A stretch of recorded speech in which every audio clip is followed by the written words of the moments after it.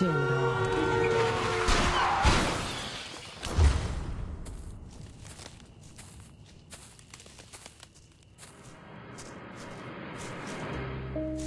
Are you all right? Please help me.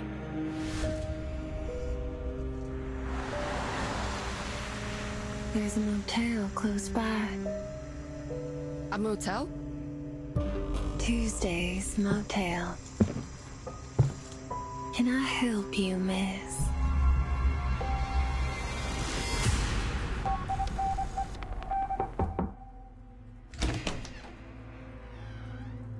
Who are you?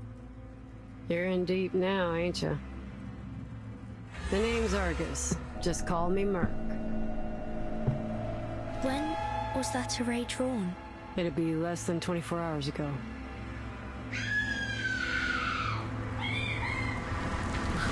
I didn't do this. Gunpowder in his fingers. But this ain't no ordinary pistol. You're in for a lick of trouble, that's for sure. Take me to his room. What are we after, boss? Firstly, I'd like to know what happened to her. Second, whether the Order of Enlightenment has been here. Why did a Xeno officer come to this place? This motel. Those calls are meant for the dead. They say the deepest despair comes from hesitation. It won't fool me. Can it really be that simple?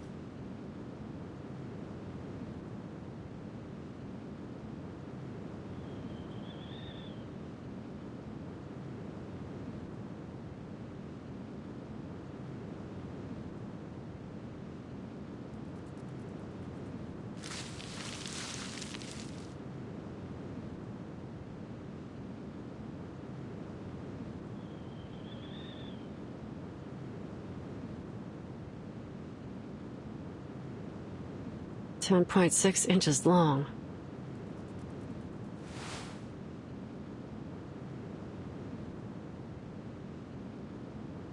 Signs of limping.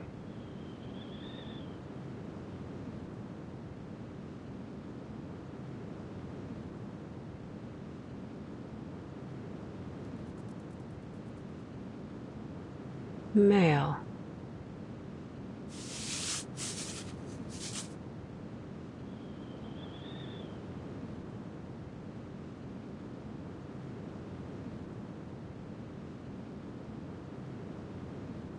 Around 20 years old.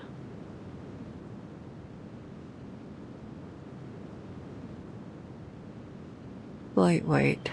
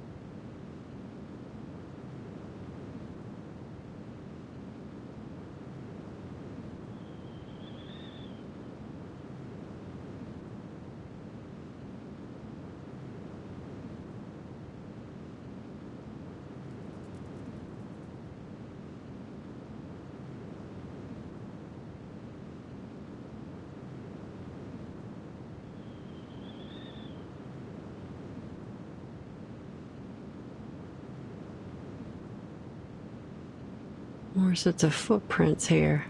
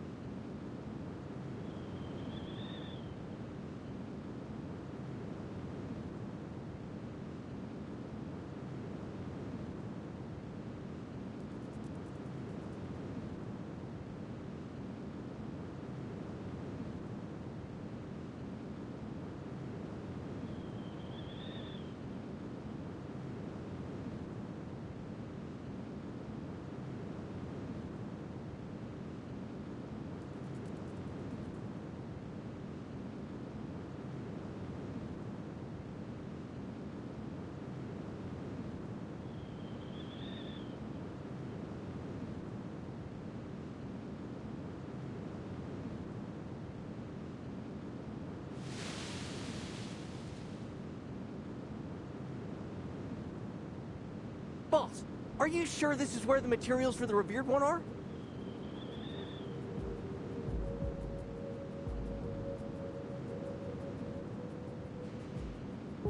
There isn't even a single trace of human activity here, let alone a market.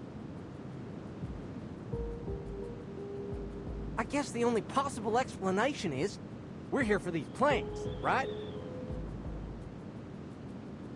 Of course not, you idiot.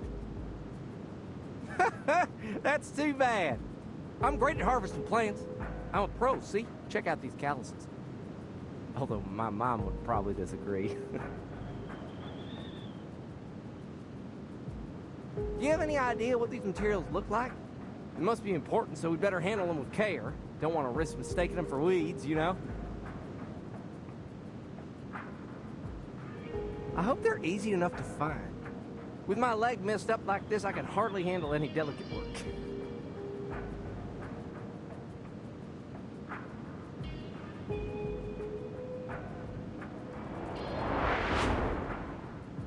That's him. The one with the limp. Sorry about this, man.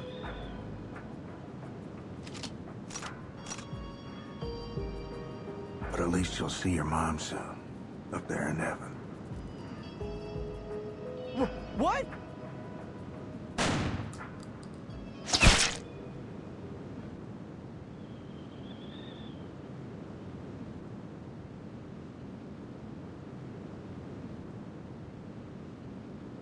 Who's there?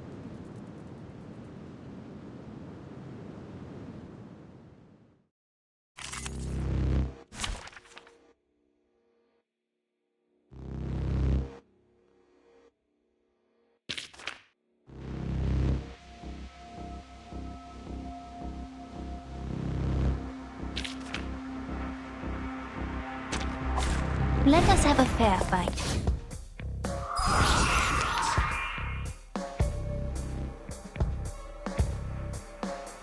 Copy that! A simple arcane trick. Hey! Y'all just here. Guy's eye, Lily! Bang, bang!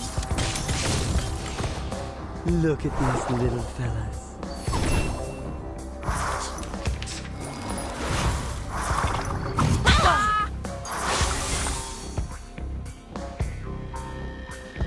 Oh, please, I know how to use it. Easy lah!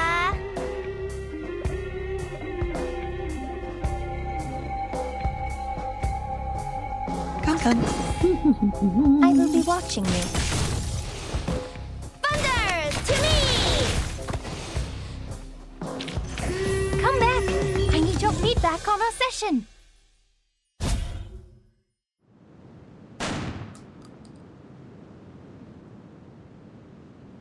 What are you waiting for? Get your ass out of here.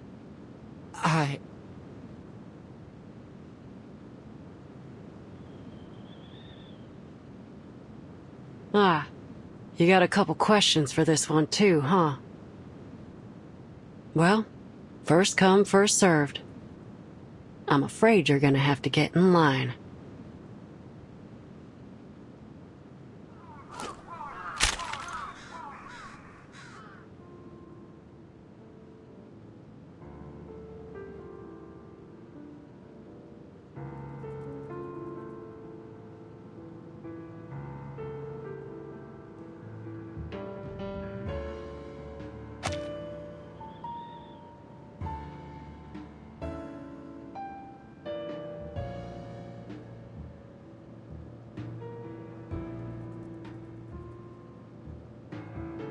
Alright, here's how we're gonna do this.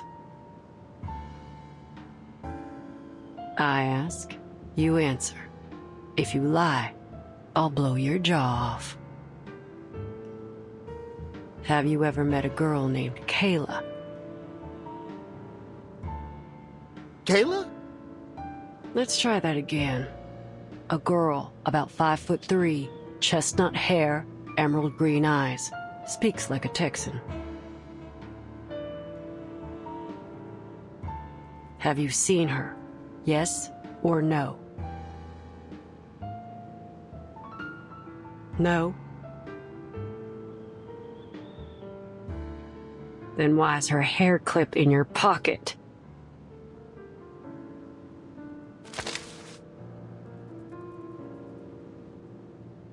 I remember. There's a girl, 5'3", chestnut hair. She's always carrying a basket. Her name's Kayla, too. But her eyes ain't emerald green. They're...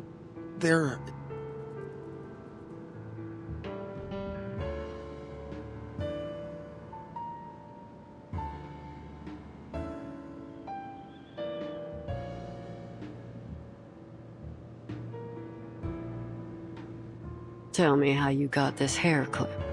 The more detailed, the better. We just bumped into each other by chance. She dropped it on the road, and I thought my daughter would like it, so I...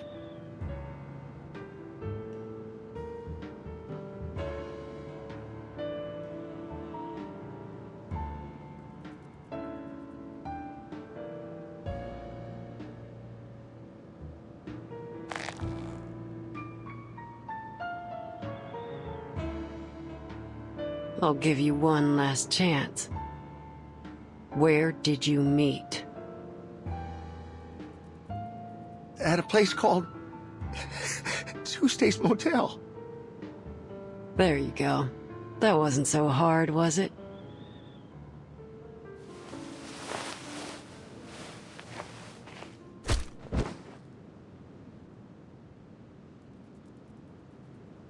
Next time, just spit it out. Save us all some time. Are you with the Foundation? The Foundation?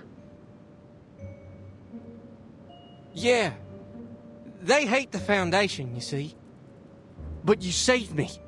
I need some help. My mom...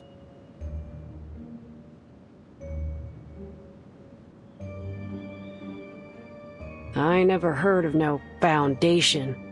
And I don't give a you-know-what about what's going on between you and them. Got my own matters to deal with. I'll leave him with you. Keep the gun. You figure the rest out yourself.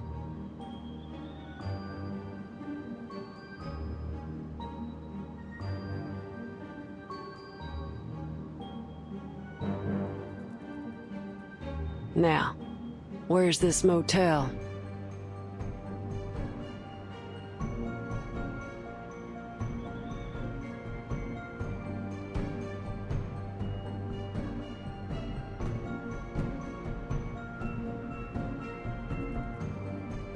Listen, you saved my life, so I owe you one. I have to warn you, that motel... Save your breath. We're done here. Wait!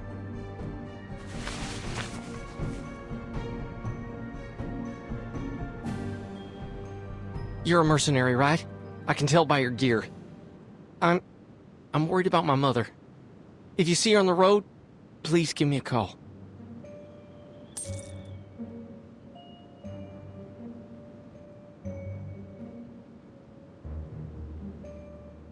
Here's a photo of her.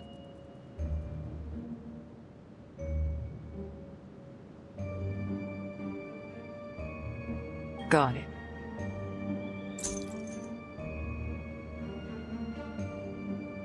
And here, my phone number.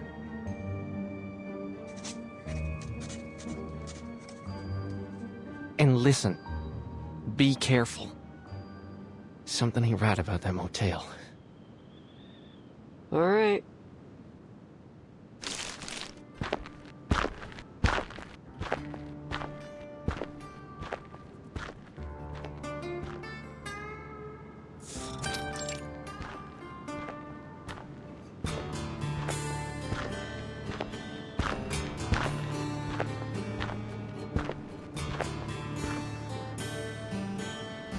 One sheep, two sheep, three sheep.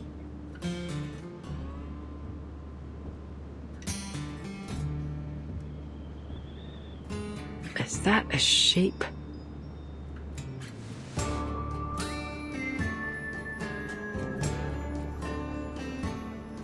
Two sheep, three sheep. Funny how we hit the hay every night, just like kids hit the books every day.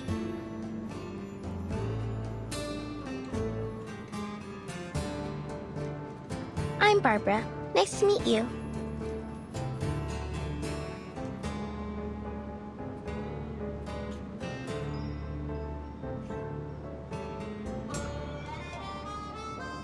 You're in my way, ma'am. I've tried waving and shouting at the drivers, but none of them stopped for me. Thankfully, pacing around the road seems to have done the trick.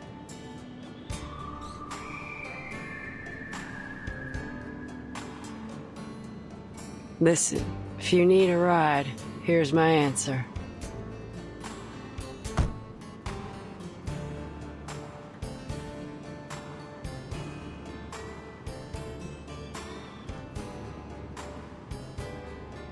No. My driver left me here, probably because of that scraping sound on the car roof. That scared him half to death. Everything happens for a reason. Destiny's brought me to the right place, I think. Could you give me a ride? I'm on a business trip, so money is no object. It ain't about money. Oh, a disappointing answer. But I understand. One must be vigilant. If you don't mind me asking, miss, what happened to your eyes? They're bloodshot. It's best not to drive with your eyes in such a state. You have a much higher chance of getting into an accident. That ain't none of your concern, Miss Sheep. See ya.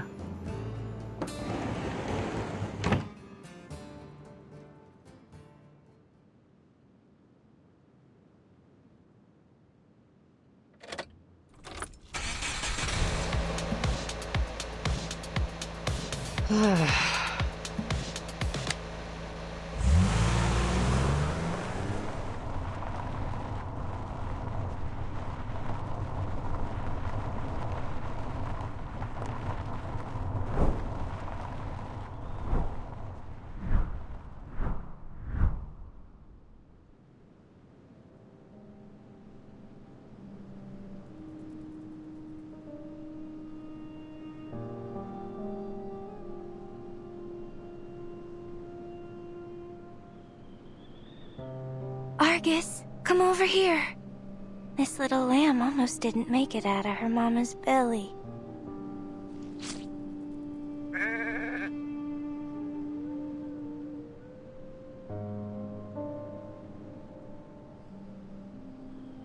That's life.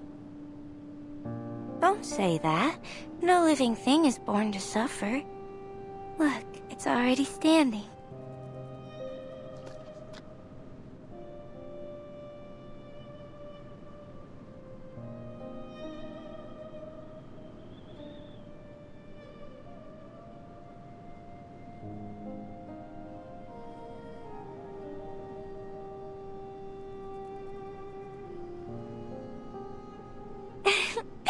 What an adorable little thing.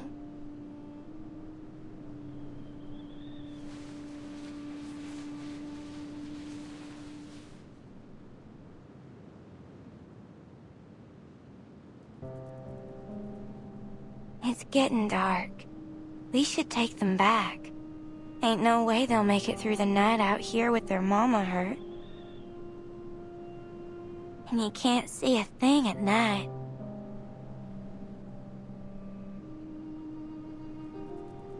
You're right. Let's go.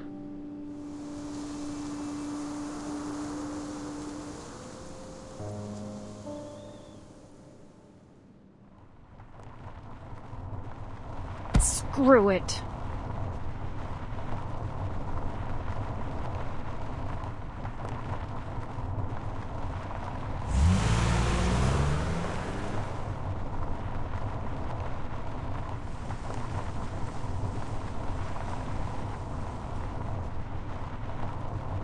I should have minded my own damn business.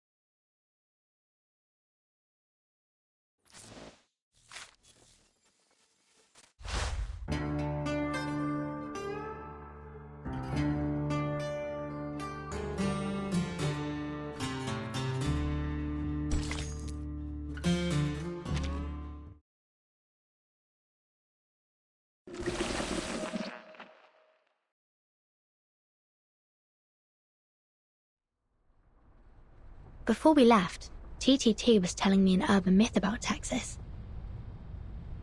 Huh, sounds about right.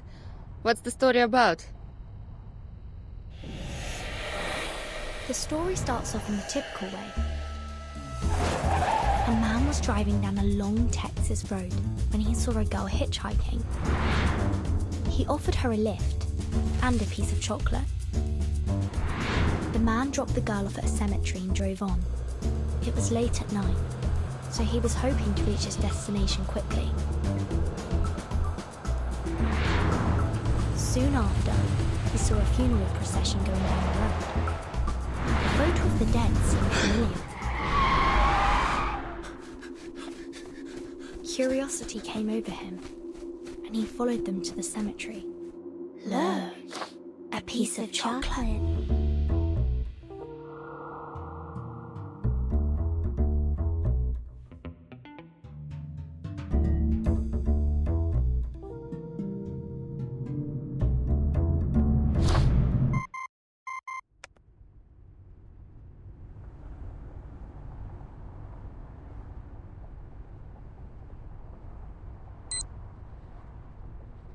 Give me a moment. I have to take this. It's from the Foundation.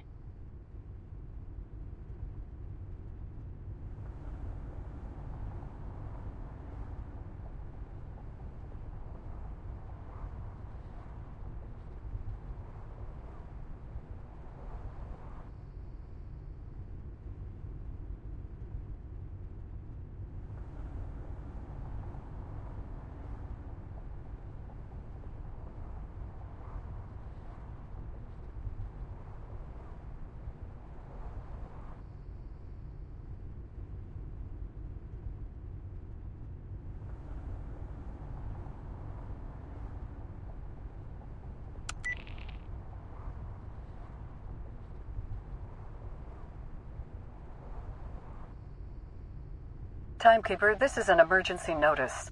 The Xeno base in Texas, USA has conducted a large-scale evacuation.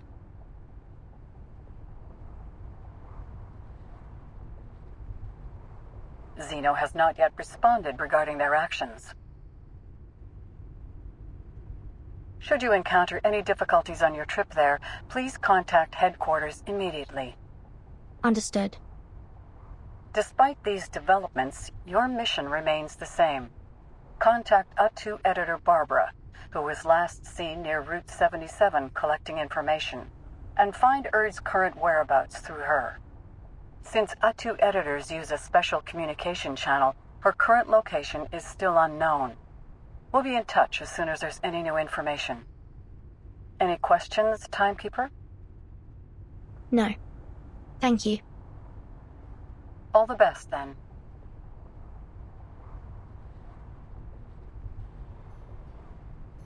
What did they say? There was a mass evacuation at the Xeno base in Texas. What's that all about? They called me 2 days ago, saying that Red 38 was still under routine maintenance in their armament factory. But now, all of a sudden, they're gone? How am I going to get my Red 38 back now, huh? If they hadn't taken her away for inspection, we wouldn't be traveling in this little car, wasting all day on the road. The operator only mentioned an evacuation.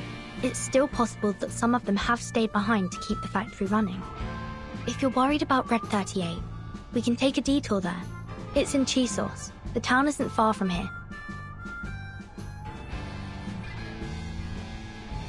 Hey, mister, can you take us to the cheeses? It's just a little detour.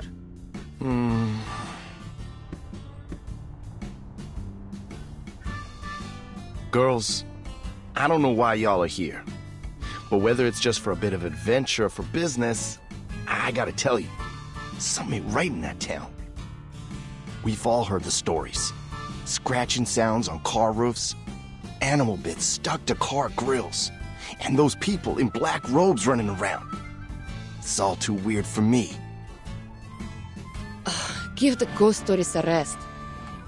Look, if you're trying to negotiate a higher price, at least be a little smart about it, instead of trying to spook us with a few tall tales. You got me all wrong. Who in their right mind would throw away the cash in their hand unless they were forced to? Benjamins are good and all, but they ain't worth my life.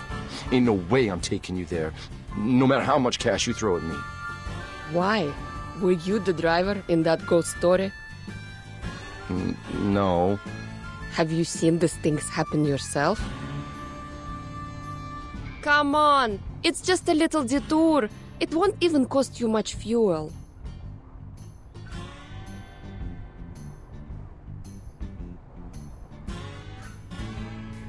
Sir? You see that? It's fogging up.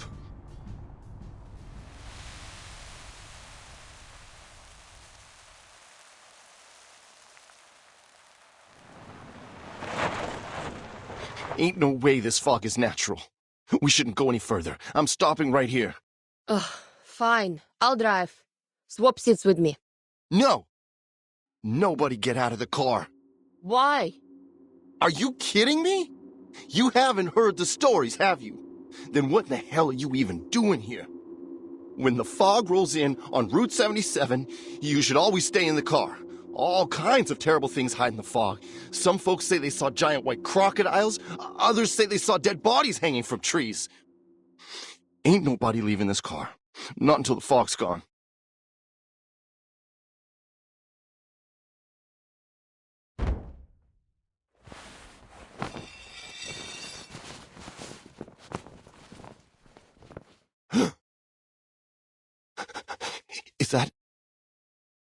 Is that? Oh, come on! Don't tell me you're scared of this stuff. He's fainted.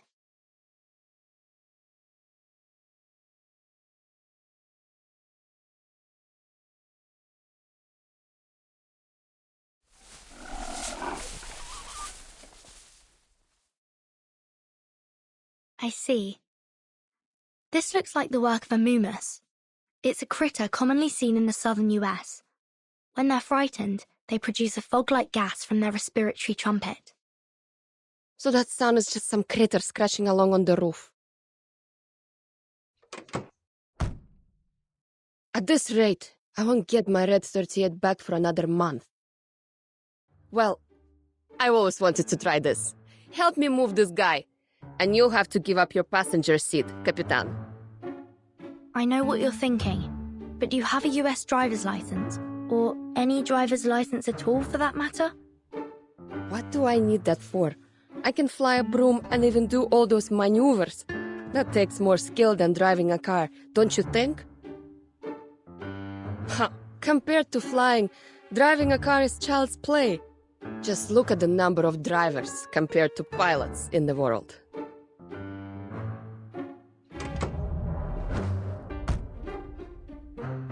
Now, where do we start?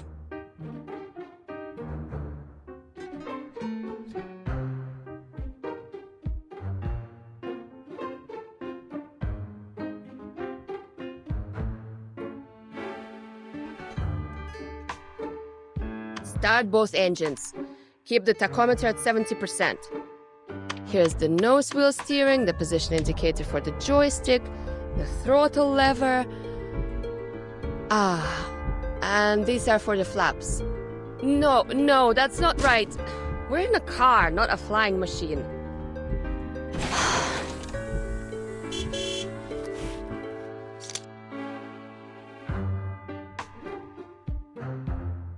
Let's just get out, Capitan. Can't wrap my head around this hunk of metal. Good decision. If these critters are responsible for this fog, our solution is simple. We drive them away. Let's go.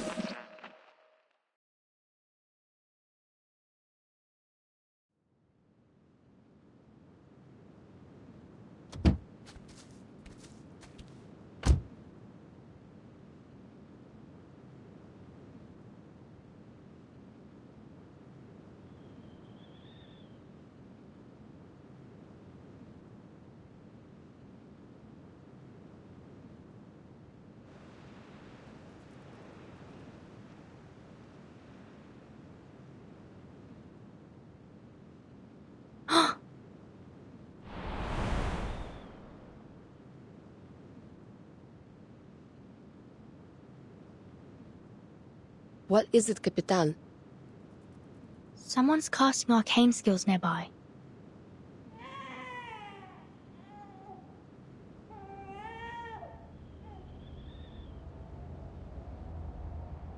Do you hear that?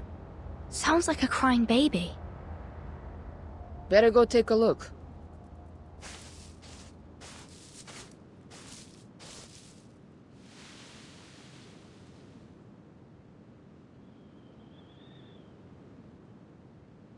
You know, a Texan soldier once told me about a notorious bandit back in his hometown many years ago. He would record the sound of a crying baby and play it outside the homes of single mothers. Then he'd wait, ready to attack them if any of them opened their door to look for the baby.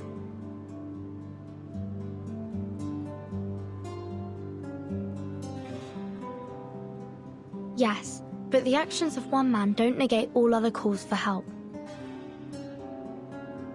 Of course not. It's just a reminder to be ready for anything. We're close now. Prepare yourself. Got it.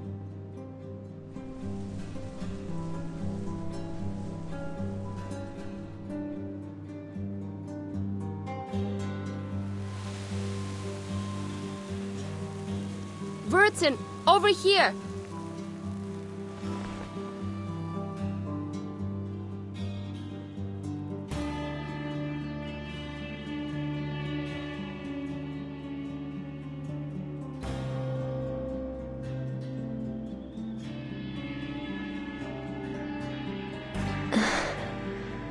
Hello.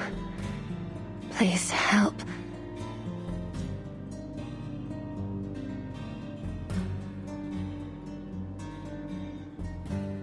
Are you all right, miss?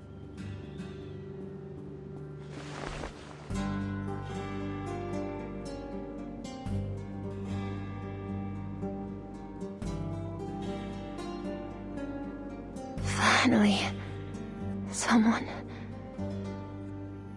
Please, help me. These critters won't let me leave. Every time I try, they knock me back. My baby's starving and crying. If you hadn't come, I really don't know what I would have done.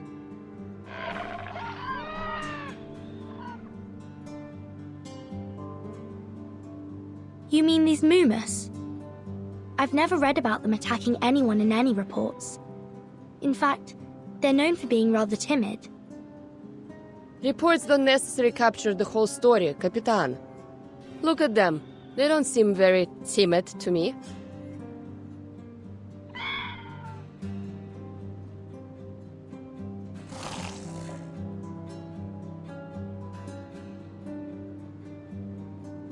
Careful, it's going to attack!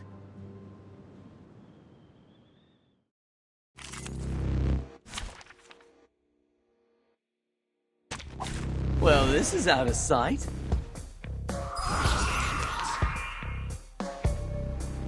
Easy lah!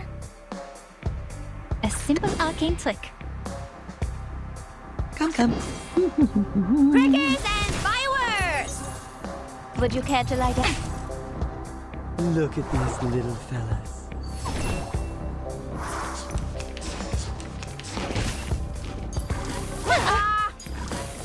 Shame on violence. Oh, please. I know how to use a simple arcane trick. Copy that! I will be watching you. Didn't see that coming, did you? Thunder Talisman, scientific version! return to my long-term mission. Rest.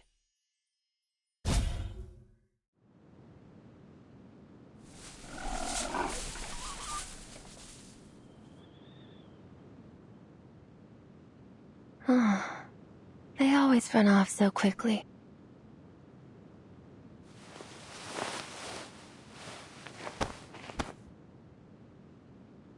Are you alright?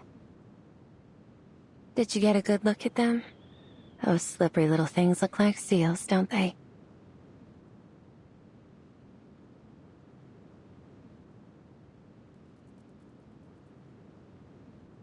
They always jump on passing cars and rub their flat hind legs on the roof, making that coarse, scraping sound.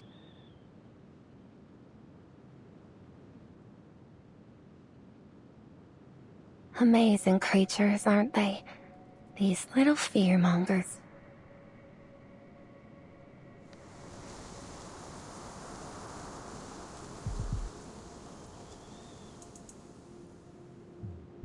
But they are, in fact, easily frightened.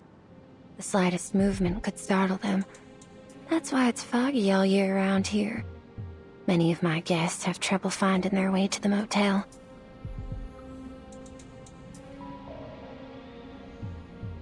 Are you ladies looking to check in at the motel? Motel? Yes, Tuesday's Motel. If you're looking for a comfortable bed for the night, it's the place to go. Anyway, thank you so much for saving us. I owe you one.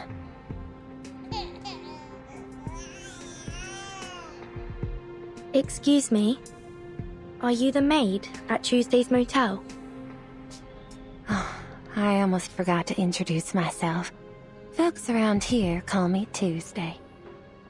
Hey, Tuesday, over here.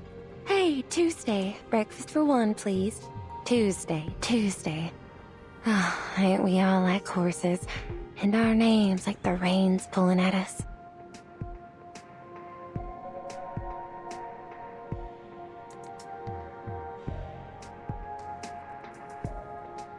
Do you need a place to stay, ladies? Thank you for your kindness. But our driver's still in the car. We can't just leave him there. And our luggage and travel documents are still in the trunk, along with our cash too. Let's head back now that the fog has cleared.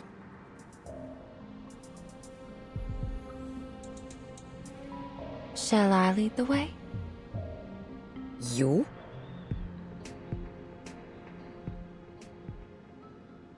What were you doing out here alone anyway?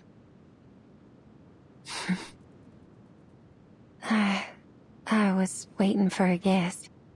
It's been 2 hours and they still haven't shown up. I thought, rather than waiting here, I would pay you back for helping me. I assume you parked near Route 77? Let me take you there.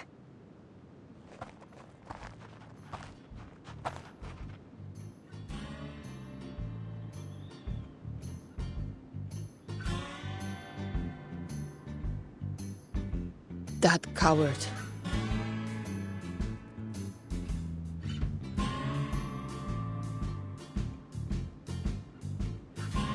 He just threw out our luggage and took off.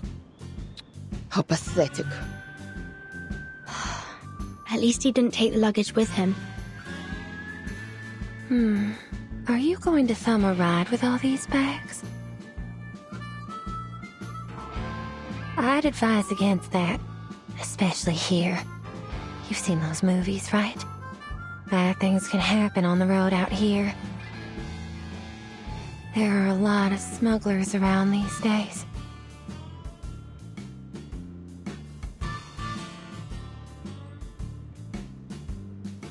Did you say your motel wasn't far from here? Yes.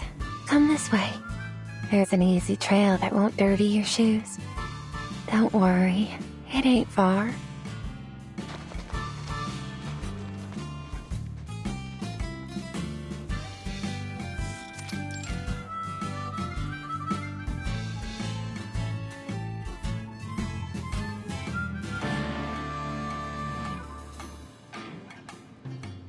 When night falls and the signs are lit, a weary traveler may find a comfortable place to rest here.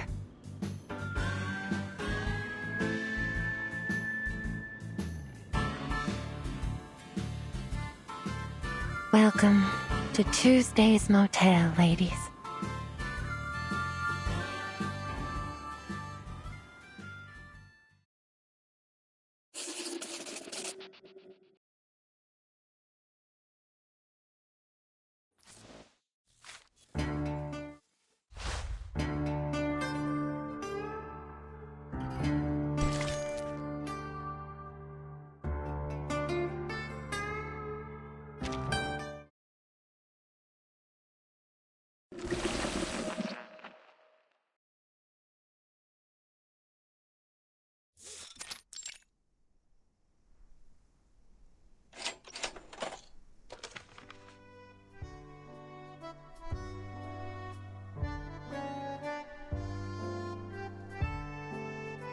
That'll be $25 altogether. Will that be on card or cash? Cash, please.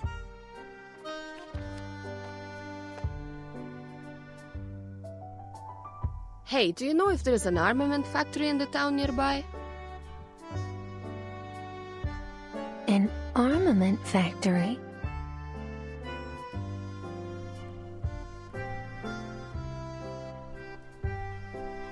Yes, there is one. Would you like a map?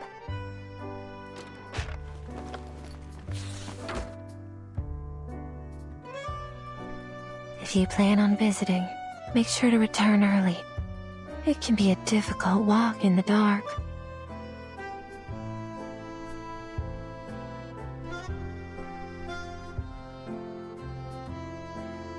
Doesn't seem far from here. It's about an hour's walk. I'd recommend leaving tomorrow morning. It's getting late. It's best not to be outside at night. Thanks, but I'm going right now.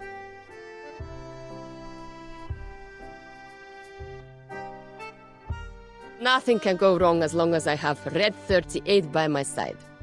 Call me if anything happens. Like what? I can handle myself.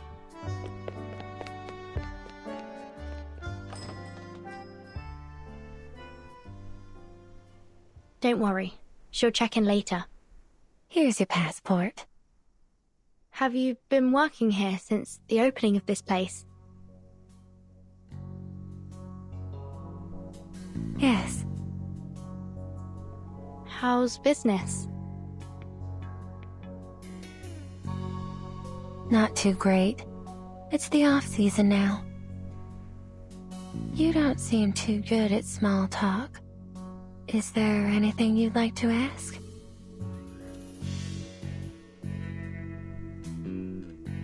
I do have one question. Have you seen a sheep-headed arcanist around?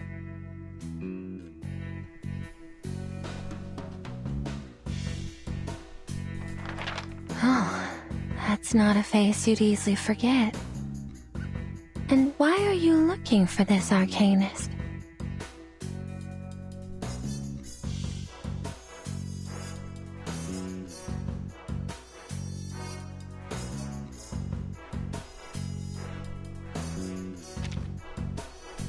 World peace?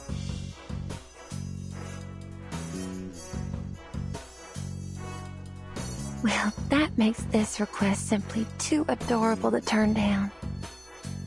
Well, I'm sorry to say that I've never met an arcanist with the head of a sheep. I can help you ask around if you...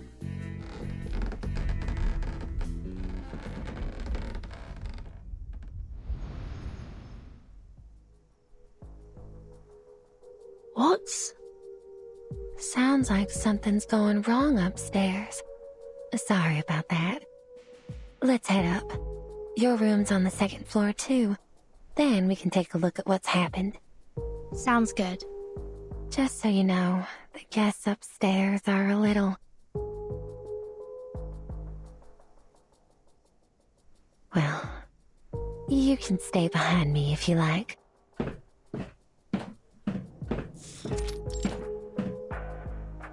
How about it?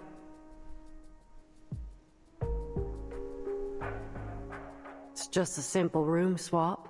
I'm sure it won't be no trouble at all for a generous lady such as yourself.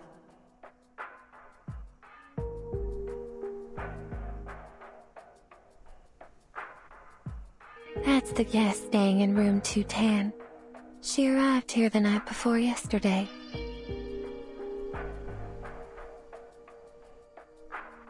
She was injured when she came in. Seems it didn't take her long to recover.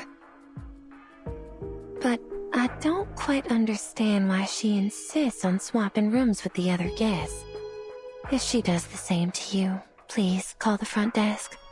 I'll do my best to help. Why didn't you offer her your help? She needs it more than I do. Oh, things don't work like that here, miss. Everyone has their own secrets. With the variety of guests we get, it's best to keep your mouth shut, or else somebody will shut it for you.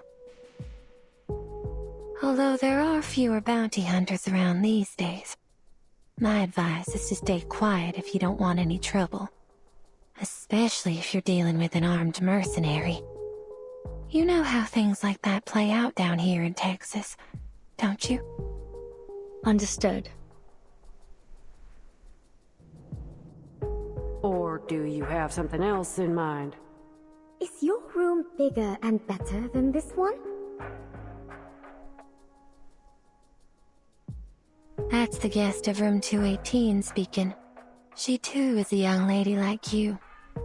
You remember all the guests and their room numbers? You'd remember her too if she'd been staying in your motel for a month. Miss Kimberly's been here for just over that.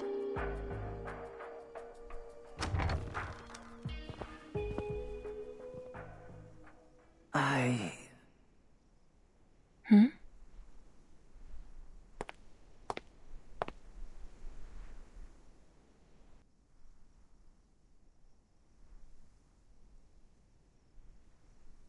Mirror. The mirror. Mr. Stefan, are you coming out for some fresh air?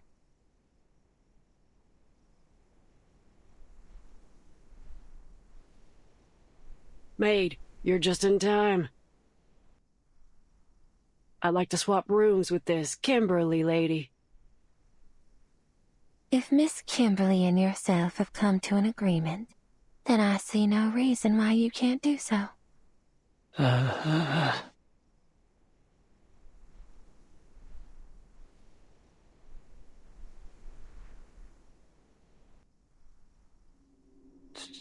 Timekeeper? Have we met?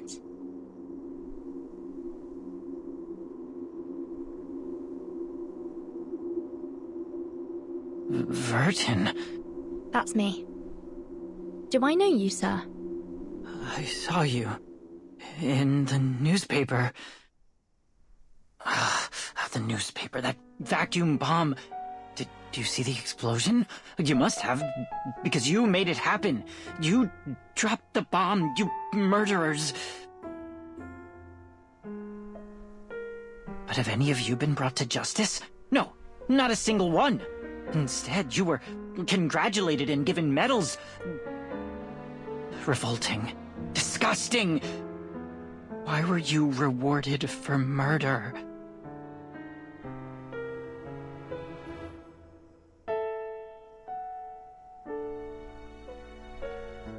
Meanwhile, I'm stuck in this hotel. Lord, is this what my life has come to? But we've never met before. I don't even know your name, sir. Of course you don't know me, but I'll get the truth out. I'll expose your crimes to the public.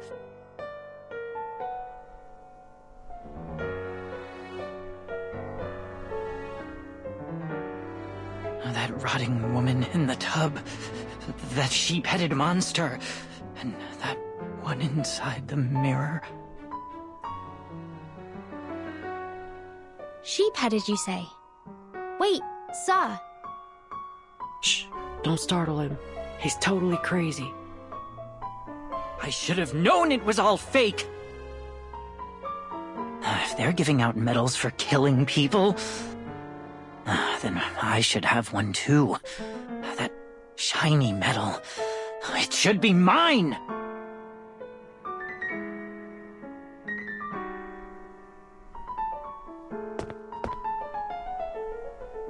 Stay back!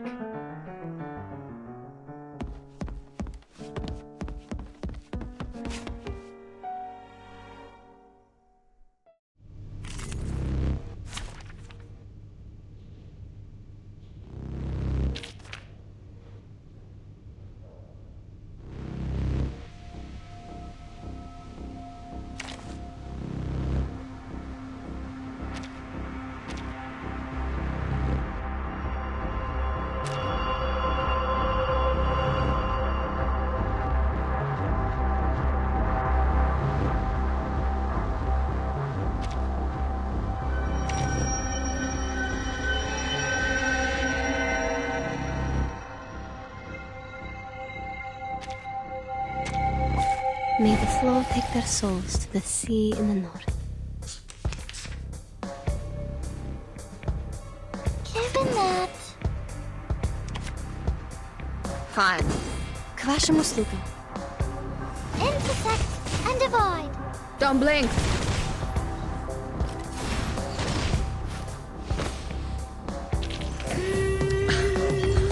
Red 38 is about to return.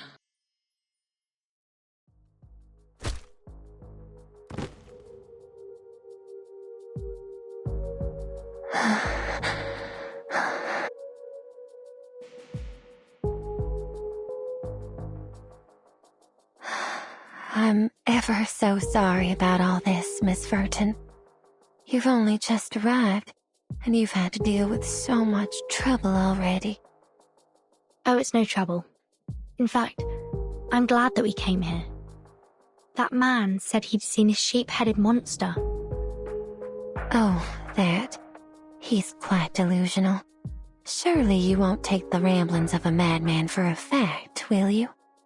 He's been peculiar since the day he checked in. He spasms and twitches, and pays little attention to his surroundings.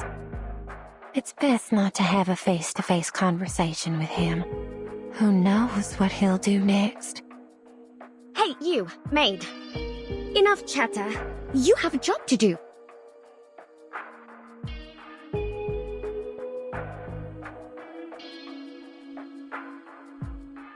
I've accepted the offer this, Miss Argus made. What's next? What should we do? Apologies, Miss Kimberly. I'll be with you in a moment. Could the both of you wait for me at the front desk? The rooms need a tidy up before they can be occupied. You may take a rest on the couch in the lobby while you wait. Miss Verton, I'm afraid I'll have to leave you here. Do you mind going to your room alone? Not at all.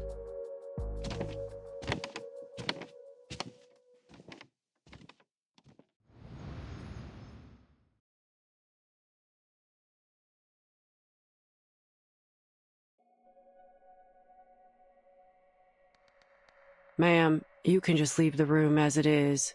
If you clean it, it'll interfere with my work. You might want to check on that Kimberly lady.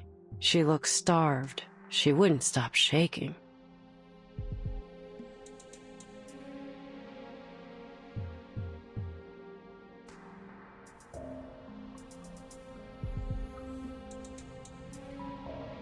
Oh, Miss Kimberly, would you like something to eat?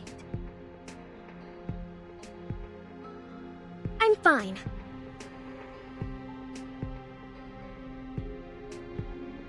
I agreed to change rooms, didn't I? Why are you two still mocking me?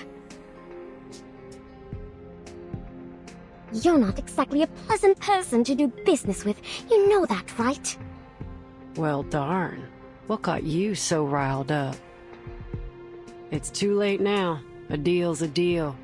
You can backpedal if you like, but it ain't wise to mess with the girl packing heat down here in Texas. Later, Miss Kimberly.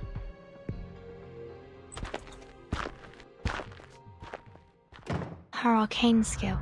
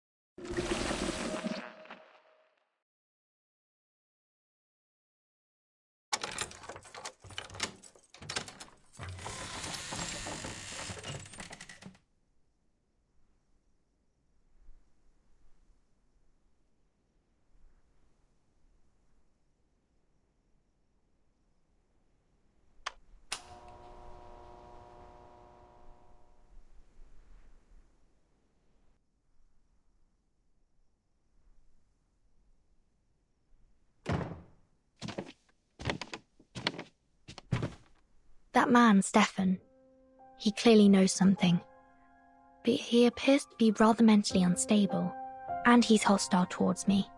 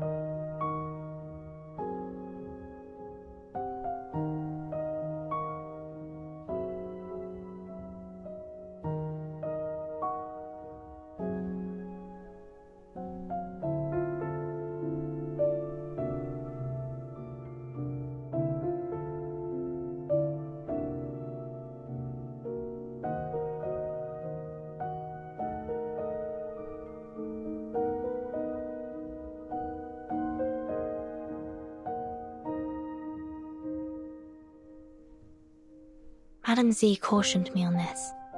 I must be extra careful when dealing with people like him. Should make sure I have a backup plan in place before proceeding.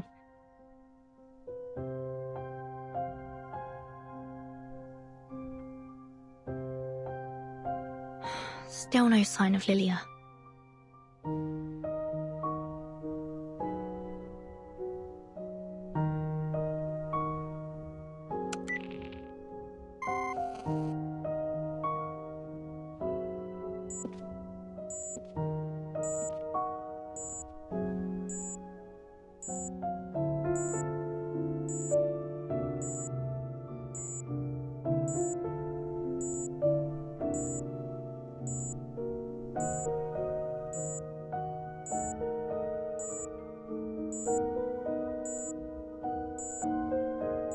Did she get in trouble?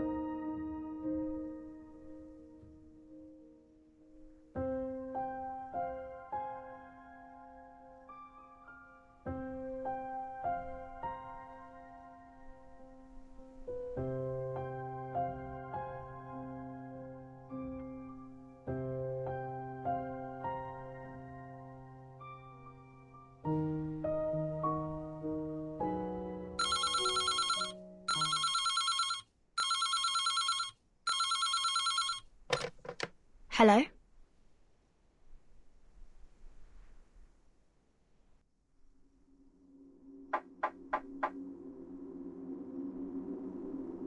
Hello?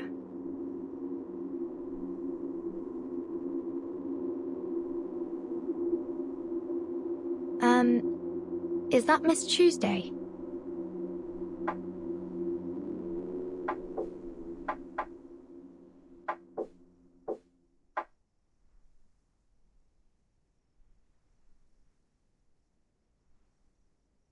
Oh, I think I know what this is. That's an R. E.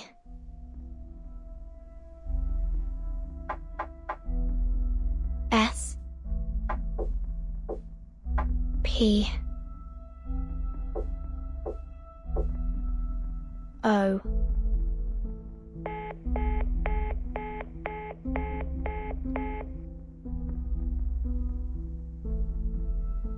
Respond.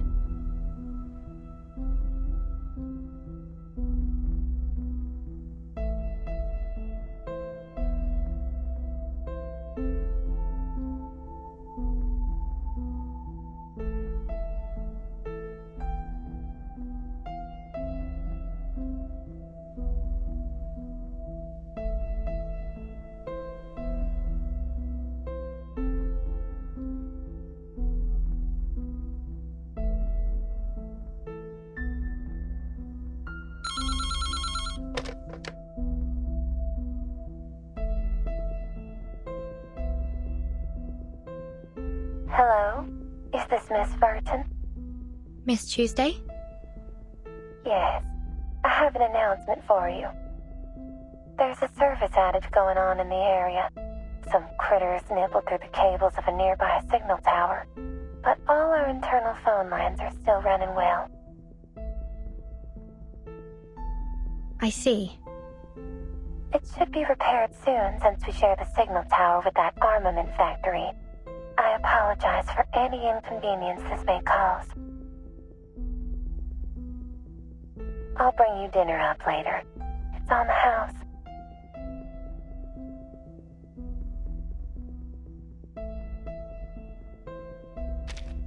May I ask what's on the menu? We have one free meal a day, a ham sandwich, and a glass of milk. If you'd like to have something else, we've also got roast chicken and hummus and a few simple Mexican dishes. Thank you. I'll ask my friend what she thinks when she comes back. Oh, and the kitchen closes at 9. Please take note of that. Is there anything else I can help you with? I'm good for now. Thank you.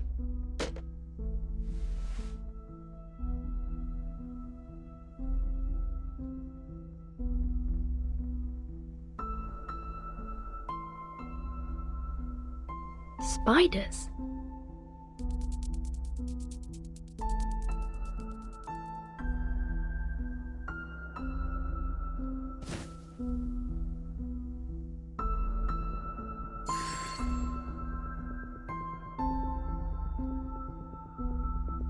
Is that an arcane array? The pattern's familiar. I've seen it somewhere before.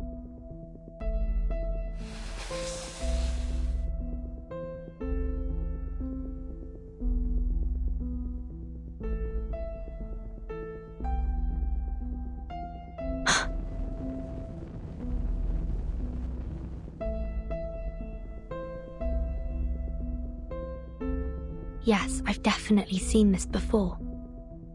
When I was in school.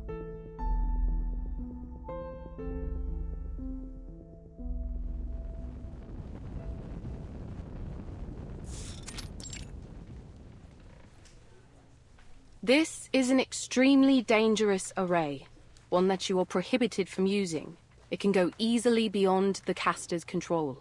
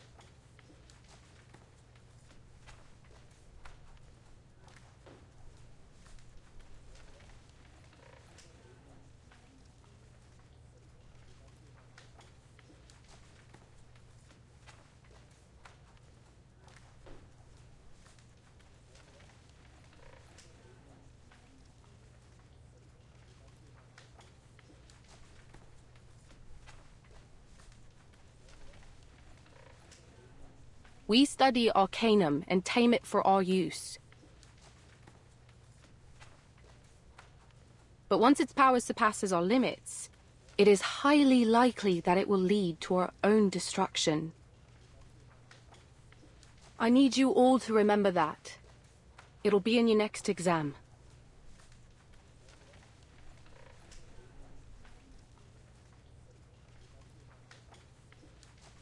Verton, are you listening? The instructor just said it'd be in the next exam. If you like, you can check my notes.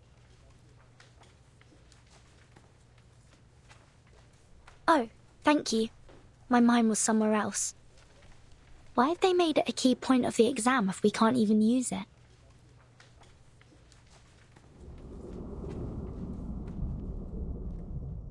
I see. They didn't teach us about arrays so that we could use them.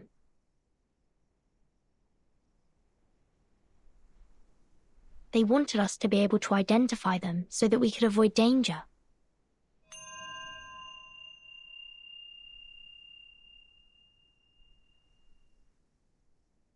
It's highly likely to cause an explosion or other severe consequences if I act too hastily.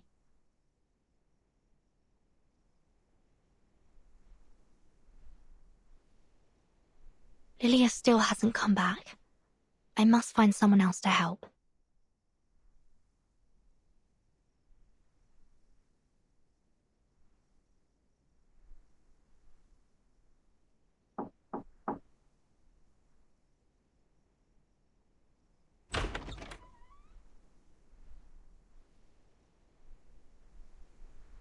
Hey, we met back in the hallway, remember? Now it's your turn. What exactly do you want from me, miss?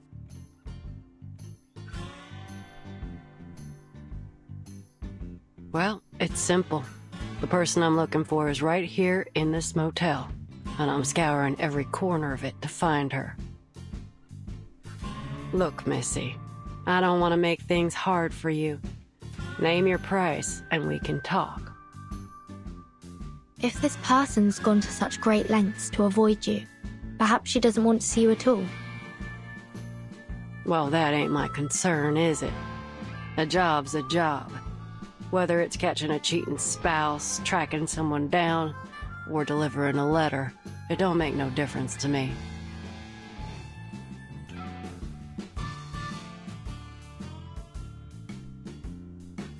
Very well. But you'll have to look elsewhere, I'm afraid. There's no one but me in this room. Huh. Look, I know what I'm doing. How about you turn around and take a good look around the room?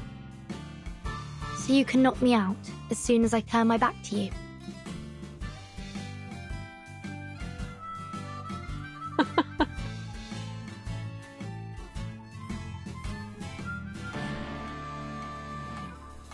Missy, if that were my plan, I wouldn't have spent all this time talking to you. I much prefer to do my business pleasantly. I don't like to see things get too ugly. I see. Fine. If you don't want to turn around, I'll tell you what I see.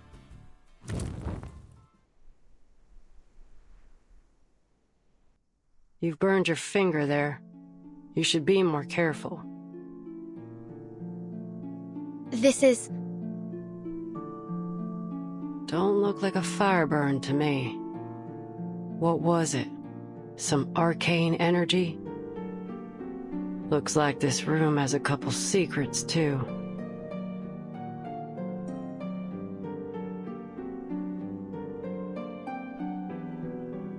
So you touched an arcane array, and its power burned you. How's that for a guess? Pretty close, huh?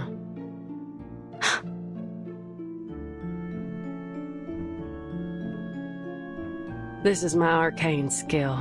It allows me to see the traces that people leave behind. That's how I get these jobs, you see. Ain't nothing happening that don't leave a trace. If there ain't no trace, then it never happened. I came to your room to look for evidence, not a person.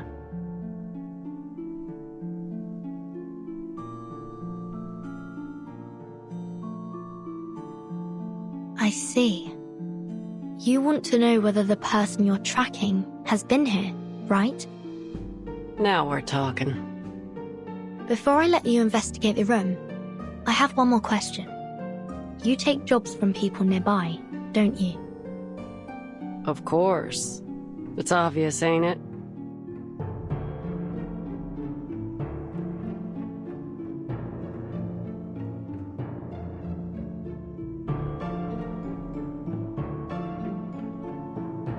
You seem more intrigued by my profession than my peculiar request. You're in trouble, ain't you? Then let me formally introduce myself. The name's Argus. I'm 26, and I have extensive experience as a mercenary. Let's make a deal. You may search this room all you like, and I won't say a thing. But in return, I'd like your assistance in my own investigation.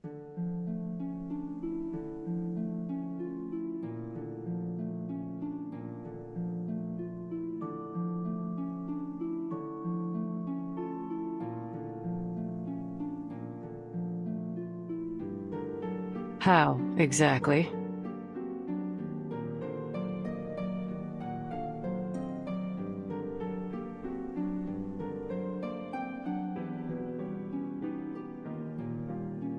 Can you tell when that array on the cupboard was drawn?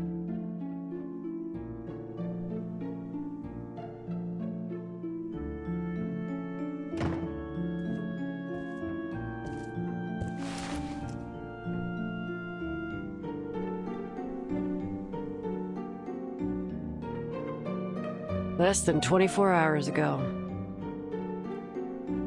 In other words, this was left behind by the last guest who stayed in this room.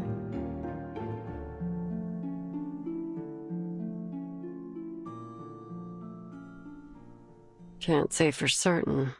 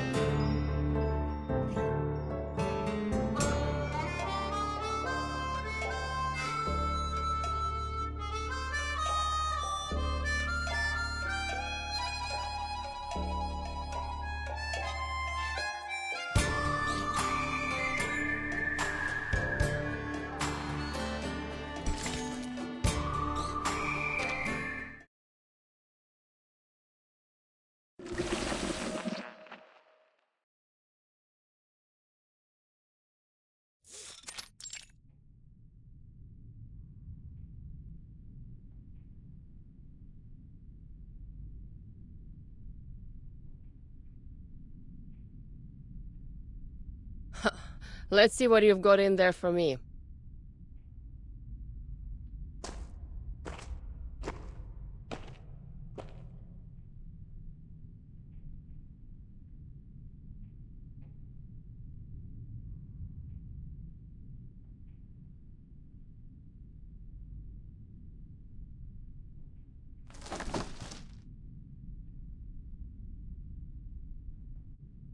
Hey, buddy!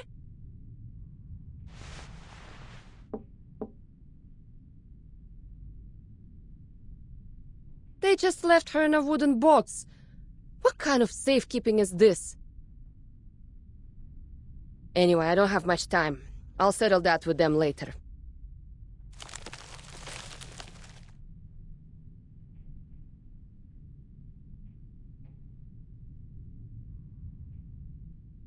Alright, at least they bothered to put a gravity ritual on it.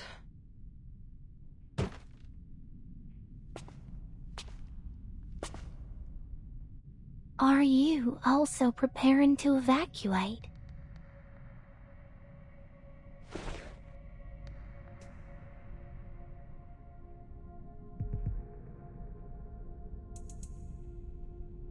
Ah, perfect timing. Are you in charge here?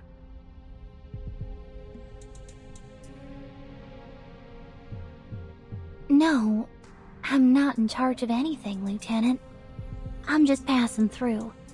I'm Kayla, by the way. I heard some rattling here and thought some of those kids might have come back to steal weapons again. These things aren't cheap, and the kids know it. Kids stealing from the military? Huh, that's a new one. Where are the guards here? Oh, didn't they tell you, Lieutenant?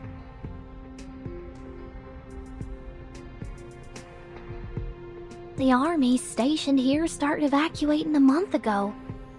There aren't many of them around these days.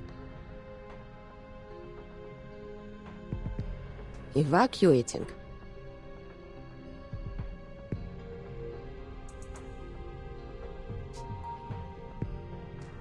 Then where can I find the soldiers that are still here?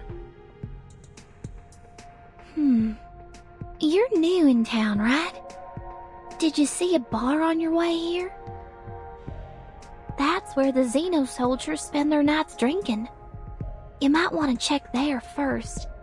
That's probably where you'll find him. Him? What does he look like?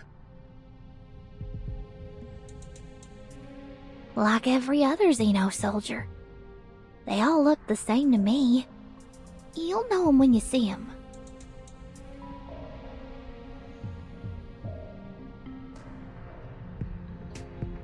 But I have to tell you, the bar doesn't like outsiders.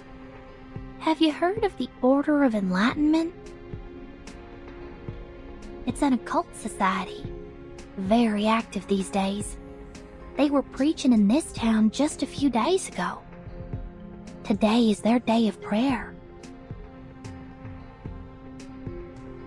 And, what does that have to do with me?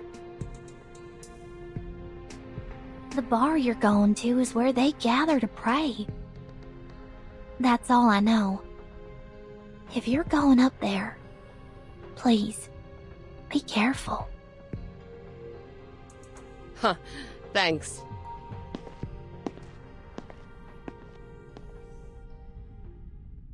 May the sufferer watch over you. Great sufferer, by your decree, the glory of former days shall grace our present path.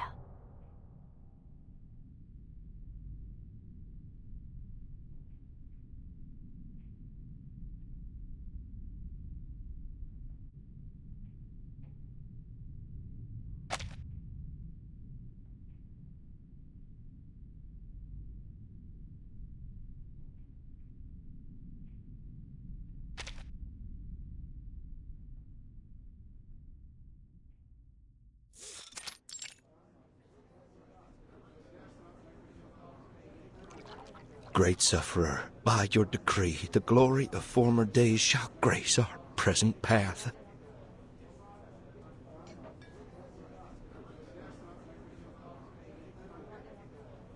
We dedicate our souls and minds to you.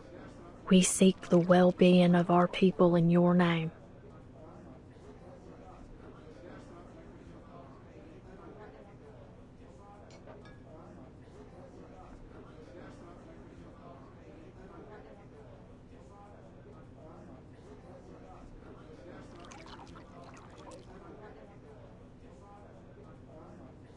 May the sufferer watch over you.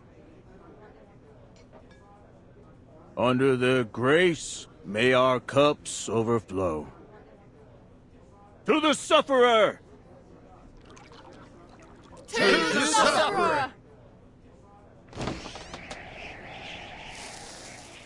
Huh? Odd time for a stranger to come. No crashing the party, am I?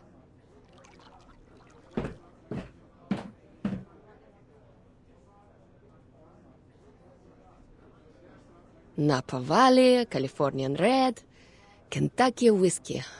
Ha! There's a lot of good stuff here. 1 vodka, straight. The best you got. It ain't business hours, lady.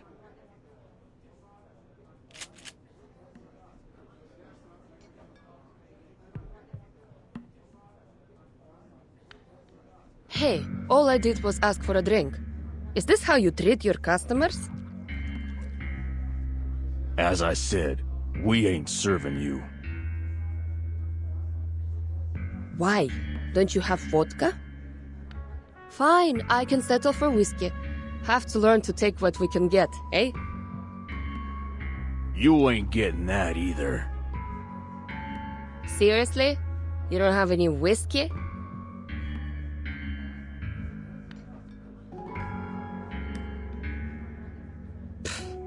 I'm starting to understand why Zeno evacuated. What's the point of living in a town where there's no real liquor? Especially for those drunkards. What's a Xeno lieutenant doing here anyway? No alcohol fuel in that warehouse of yours?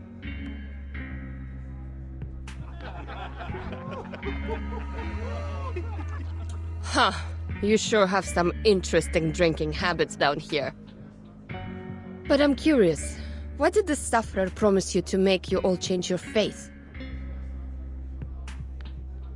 I mean, that's quite an achievement, especially here in Texas.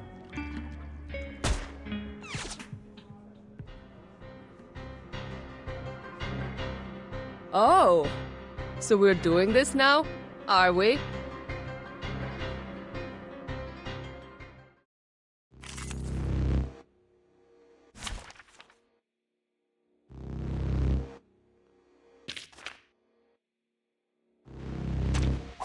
Well, this is out of sight.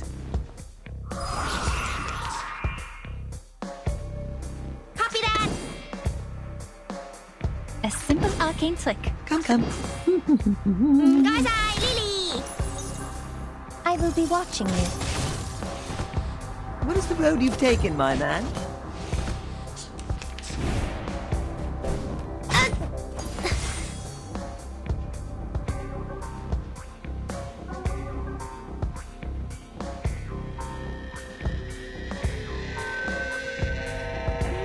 Please, I know how to use it. Easy lah. Hey, hey! The artist's here. Hold on. Thunder Talisman, scientific version. What is the road you've taken, my man?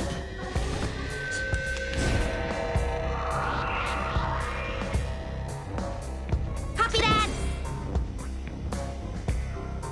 Easy lah. Come, come. Thunder to me! Thunder to me! Of course. Peace needs to be made to happen.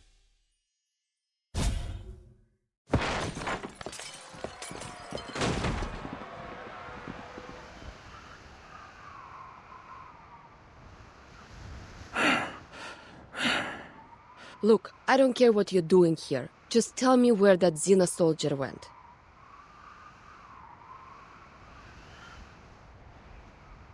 What Xeno soldier?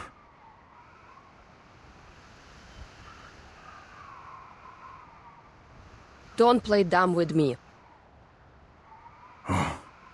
That soldier. He's a complete idiot, that one. It's obvious that Xeno has abandoned him. But he insists that they left him here. Because they believe that only he could keep the warehouse safe. Why are you looking for him now? if you decided to ditch him in the first place.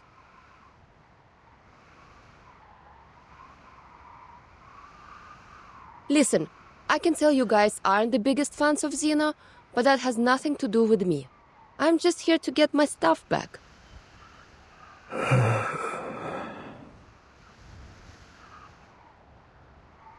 Fine. If you insist on finding him, try your luck on the outskirts of town. He might be drinking there. Thanks.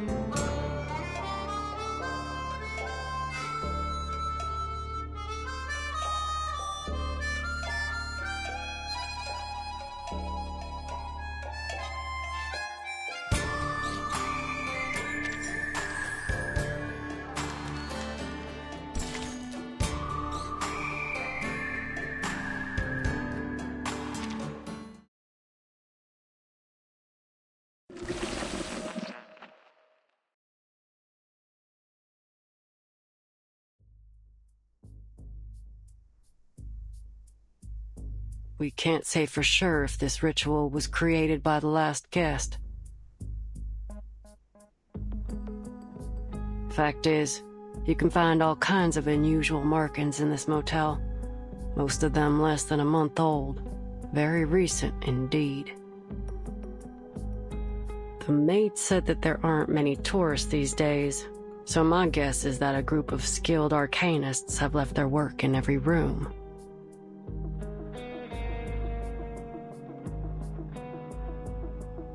Based on the markings I've seen so far, there were about 3 to 5 people in this group.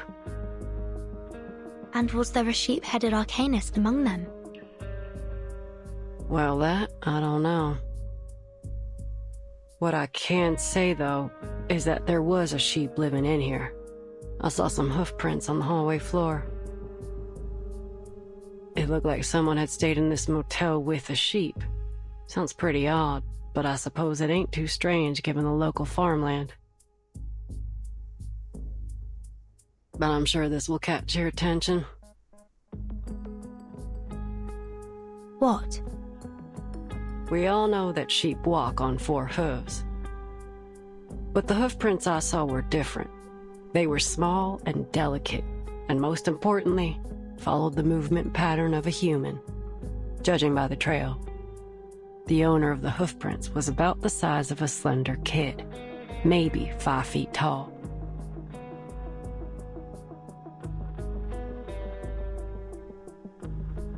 That's it? That's the one I'm looking for. Don't I know it? They can question my morals, but nobody can question my competence. So, may I enter your room now, Miss Verdon? Please. Now, let's start with this little thing. The carvings are new. No sign of woodworm damage or moisture absorption. These splinters along the edge are extremely sharp. Hmm?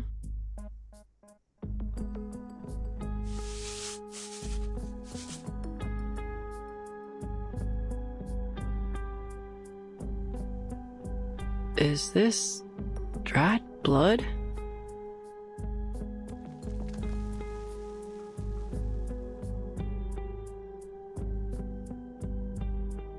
Blood was used as the medium for this array.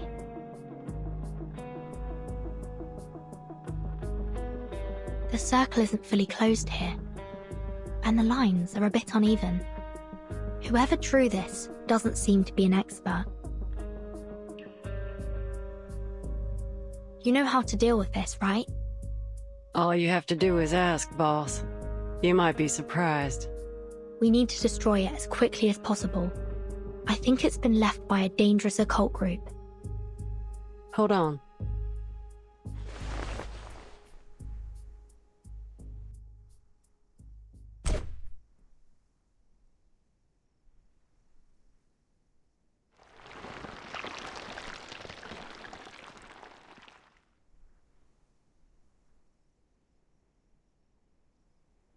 Is that blood?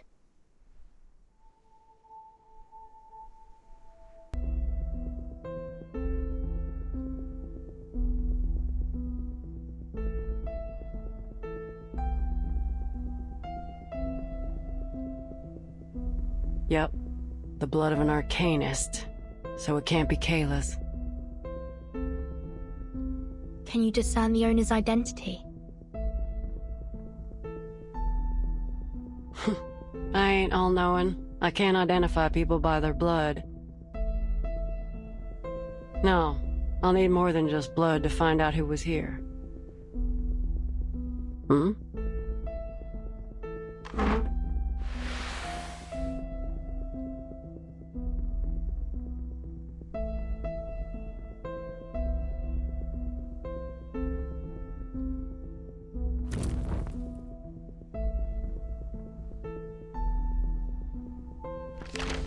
We are the beginning and the original source of metals.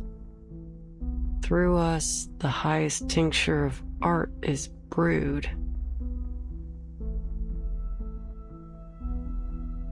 There is neither a spring nor water like mine. I heal and help both the rich and the poor. Yet I am full of hurtful poison. What the hell does that mean? It's a quote from a text on alchemy. All challenges will be resolved with the provision of sufficient and high-quality materials and the precise execution of the array. But where do we find these materials?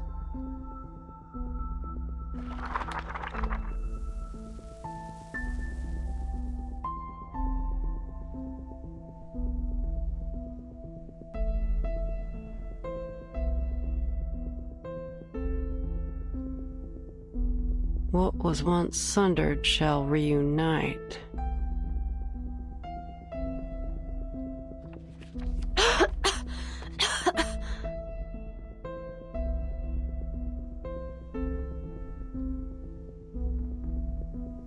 I've seen this handwriting before.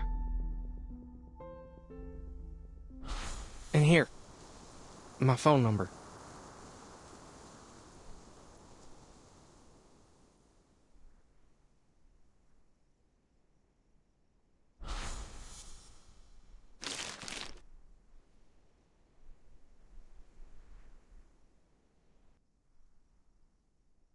Yep, this is definitely the same.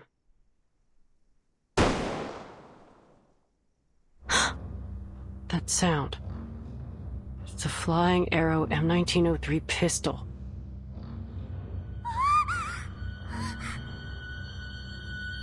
Kimberly?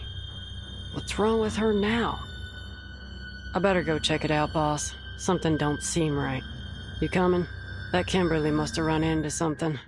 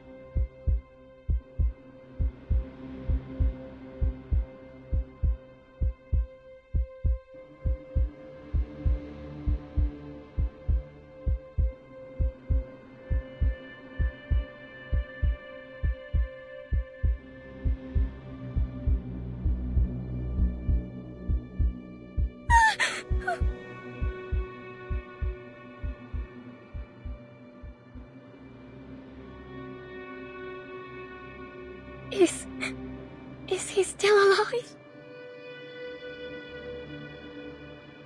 Just when I thought you couldn't get any dumber.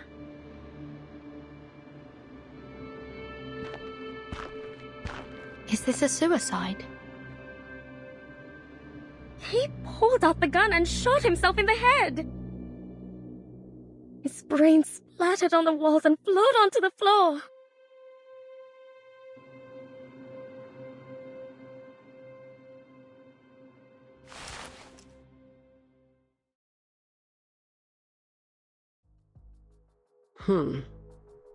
There's gunshot residue and powder burns near the wound. Gunpowder particles on his fingers.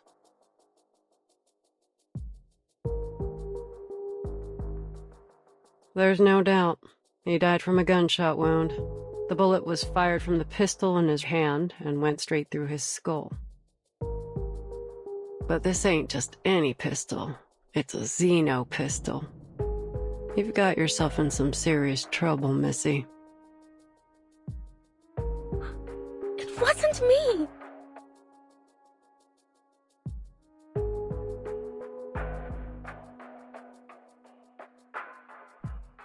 I'm just an innocent, sad, terrified girl who just happened to pass by.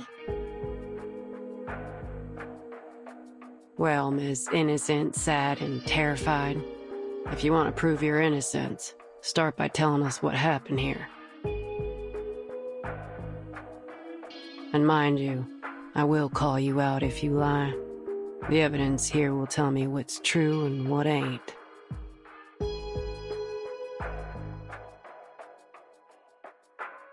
If you're so clever, then why are you asking me? Just figure it out yourself.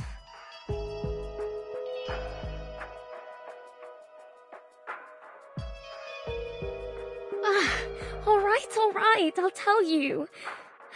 This madman has been harassing me.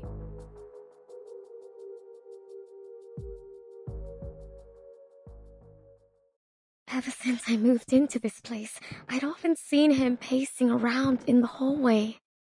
Day and night, he'd stomp around out here. He didn't care if anyone else was trying to sleep.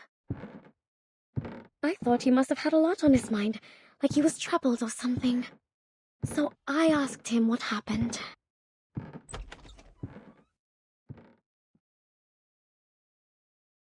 His deep, sunken eyes were bloodshot.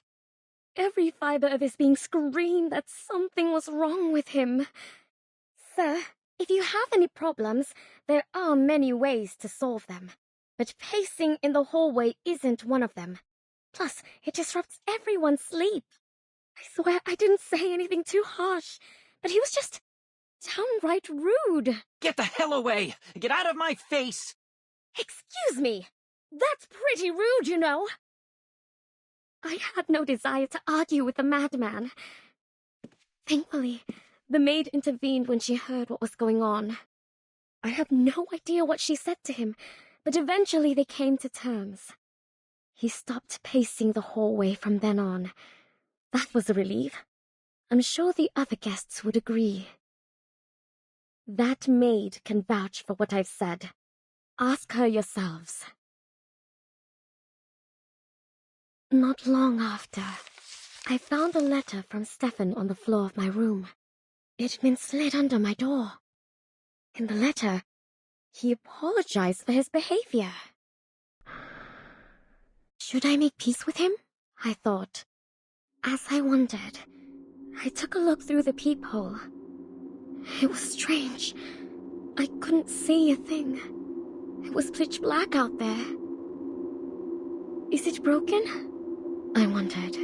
Before I could dwell on it too much, the phone rang. I was startled, but it was just the front desk calling. Hello, Miss Kimberly. Is it dinner time already? No. Is there an issue between Mr. Stefan and yourself? She seemed hesitant to speak. I know it's not my place to ask, but the situation is a little concerning. Mr. Stefan is standing at your door, his face pressed up against it, so I just want to confirm that everything's all right between you two.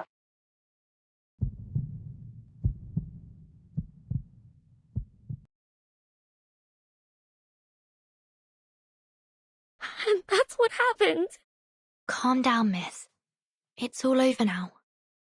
Do you still have that letter with you?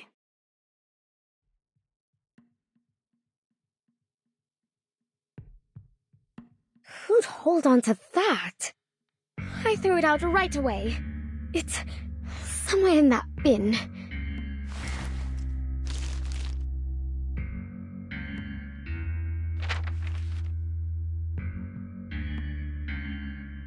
Dear Ms. Kimberly, I've got a question already. How did he know your name? You didn't know each other well enough to have exchanged them, did you?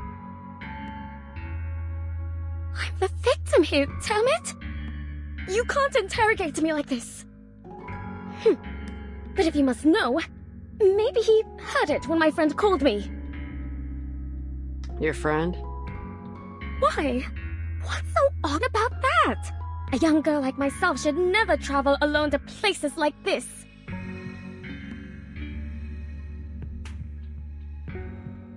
I need someone to make my bed and prepare my clothes and, most importantly, I need to eat.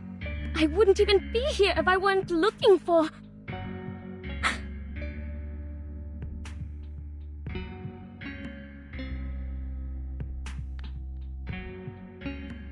I want to apologize for my behavior earlier in the hallway. Looks like a perfectly normal letter to me. No hints that this is from a man on the verge of a mental breakdown. If you won't take my word for it, go ahead and ask the maid. She was there. She can vouch for me. Please, we weren't accusing you of anything.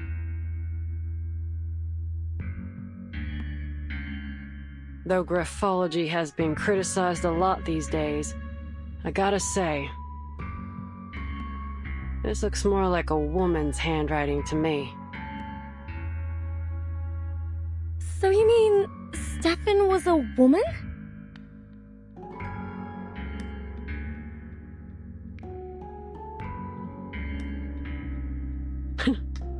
You still with us, Missy?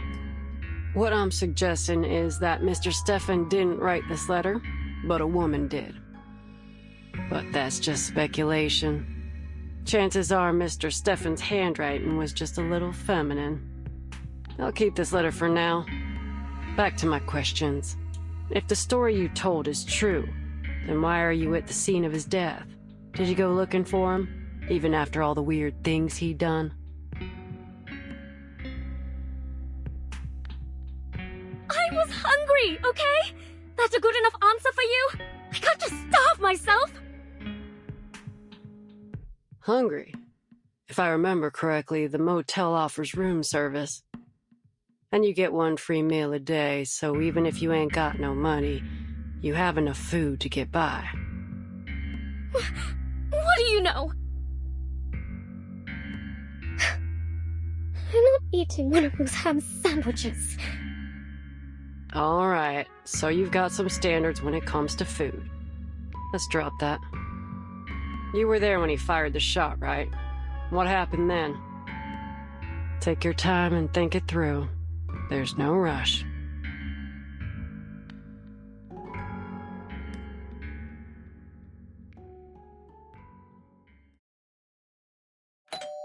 About 15 minutes ago, he rang my doorbell. I thought my friend had returned from town. She always brings something amazing with her, so I opened the door. The last thing I expected was to see Stefan standing there. Who'd have thought that he could get back on his feet so quickly after the beating he took? I was terrified when I saw him there. He towered over me, one hand on the doorframe and the other pushing against the door. I slammed the door shut I thought he'd let go. But he didn't. The door closed on his fingers. I understand now. I understand it all. You're with Zeno, aren't you? His fingers were bent at a peculiar angle. It must have been painful, but he didn't seem to feel the pain at all. The fracturing of his fingers was no more painful than a mosquito bite to him. You came to me and made me drop my guard so that one day you could turn me in for a bounty. But why me? Why are you doing this to me?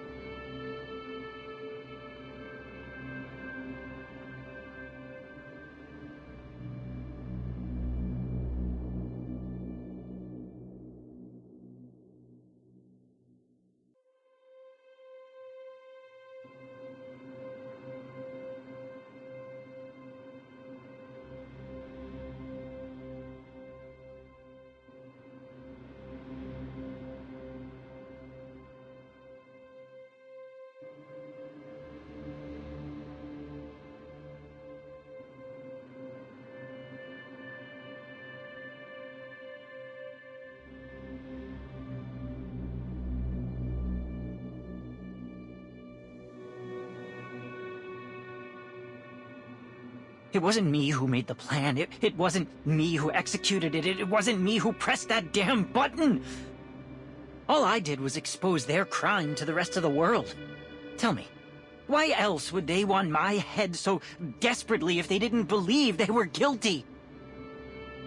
In the meantime, the actual killers are treated as heroes. But I'm the hero. Me. But all my sorry ass gets is a lifetime of hiding out in some random motel in the middle of nowhere. This world is sick. What the hell are you talking about? Come on, drop the act. Right after you spoke to me, Vertin showed up at my door. Are you trying to tell me that was just by chance? Vertin? He totally ignored my question. The world has fallen ill. I can see that now. The realm above truly does exist. How else would we have gotten the idea of a perfect heavenly realm? Obviously, it doesn't exist in this world. I don't care. Even if that place does exist, it has nothing to do with you. Get out of the way! I'm closing the door. But at least I get to decide when I step through that door, right? I had no idea what he was talking about, and he didn't give me much chance to figure it out either. I'm afraid your mission is doomed to fail, young lady. In that moment, a smile of relief came over his face, and without a moment's hesitation, he pressed the pistol against his temple and pulled the trigger.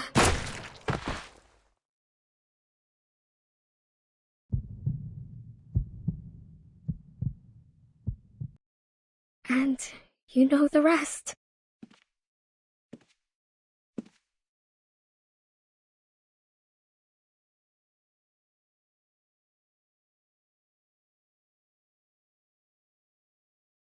What's going on in here? This man killed himself. Oh dear. There's blood everywhere. It'll be a lot of work to clean it all up, and with the weather being so hot, the room will soon start to smell. All the carpets have to go.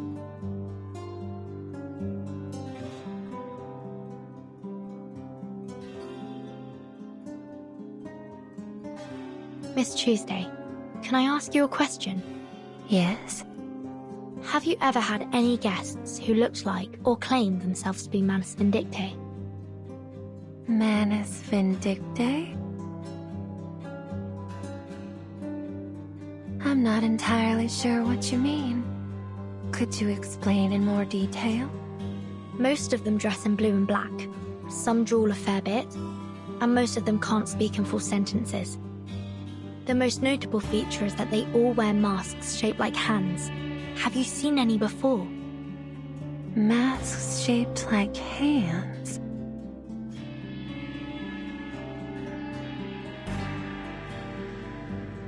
No, I've never had a guest who wore a hand-shaped mask. Never seen anyone in blue and black either.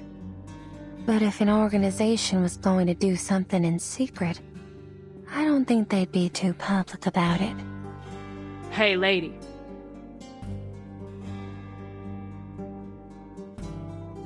Take me to his room.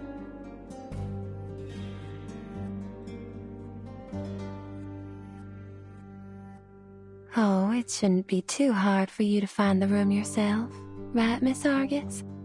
After all, that's how you make a living.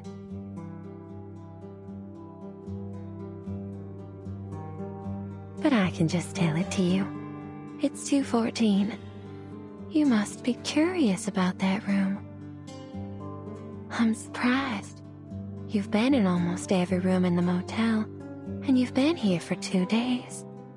You're like a child in your curiosity. This place would be much safer if you were the sheriff here.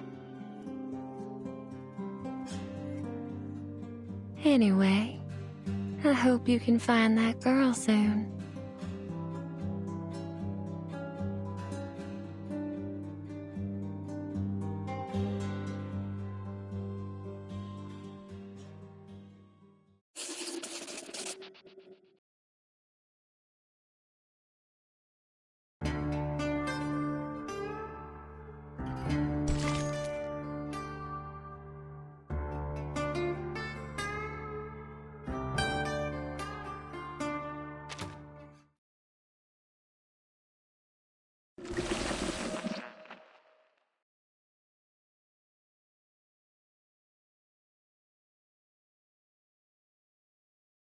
Why do you want to go to Stefan's room exactly? Is it related to our investigation? Why, of course, boss. I'm here looking for Kayla, just as you're looking for that sheep-headed... What is it? That arcanist you're looking for. Is her name Barbara? You know her? Yep, we met. On Route 77.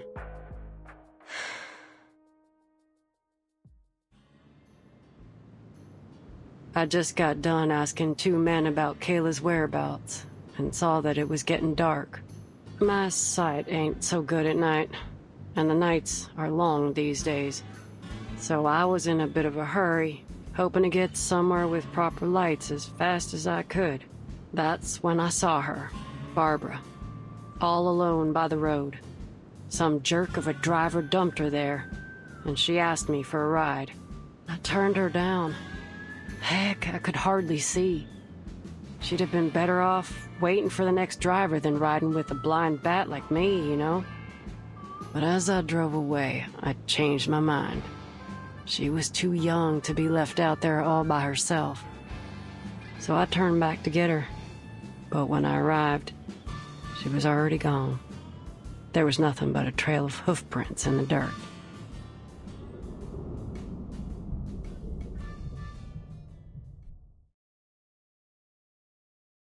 When I got to the motel, I saw those hoof prints again. I gotta say, I was kinda relieved to see them. At least she made it here safely. And is she still here? Well, I've never seen any hoof prints leaving the motel. But that don't mean she's still here. You gotta be mindful of what your mind picks up and what might slip you by. It's easy to ignore other evidence when what you've seen already fits your hypothesis. That being said, it's still likely that she's somewhere in the motel. All right. Then let's look for her. It seems we're in agreement. To room 214. 202. 203. Hmm?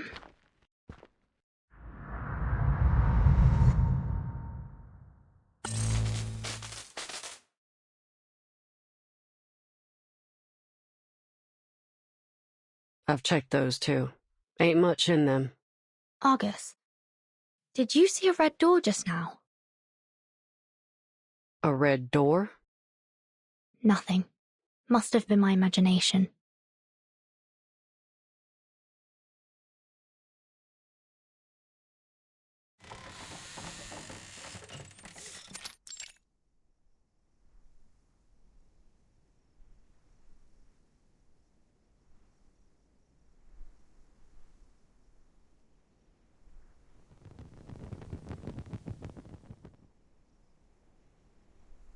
Are you alright?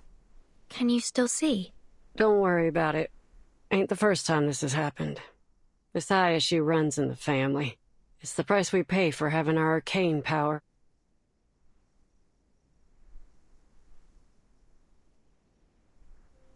Now, what are we looking for, boss? People leave all kinds of evidence behind all the time. It'll be like wandering around in the woods without a compass if we don't know what we're looking for. So if you don't want to be inundated with meaningless clues, you need to give me some directions. Alright. First, I'd like to know what happened to Barbara. Second, whether Manus Vindictae has been here, or anyone from that Order of Enlightenment. And about Mr. Stefan. The pistol he used was a xeno-military weapon, and he seemed to know about my relation to the vacuum bomb operation. It's likely that he once held a high rank within the xeno-military. I want to know why he came to this motel, and what happened to make him lose his mind here. Lose his mind here? What makes you think he wasn't crazy already? Xeno pays much more attention to its soldiers' mental well-being than any conventional military organization. It's because quite a few of them are arcanists. They're both Xeno's strength and weakness. So I'm inclined to think Mr. Stefan developed these mental health issues after entering the motel. Huh. Is that so? I gotta say, I don't know much about all this military institution stuff. Right, so here's the plan. First, locate Barbara. Second, look for any signs of Manus Vindictae or the Order of Enlightenment. And third, find out how poor old Stefan lost his marbles. And of course, I've got my own business to deal with. Tracking down Kayla.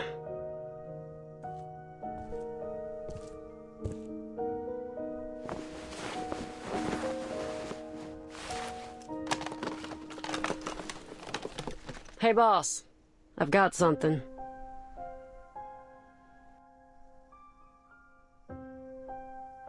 These footprints are from a spider. Looks like the little guy went back and forth along here quite a few times. I know this might not seem pertinent to our investigation, but it is worth noting. You ever seen a spider make a phone call? I'm afraid I'm not interested in the movements of spiders right now. Come on, boss. Loosen up a little.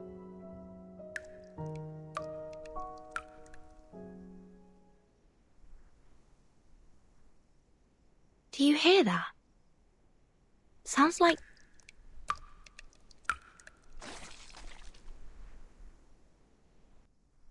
I'm sure it's just the motel plumbing. But...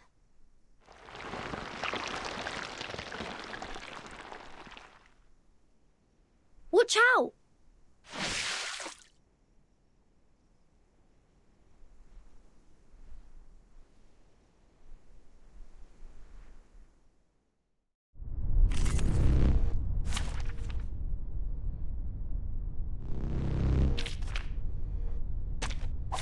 Who ate beans?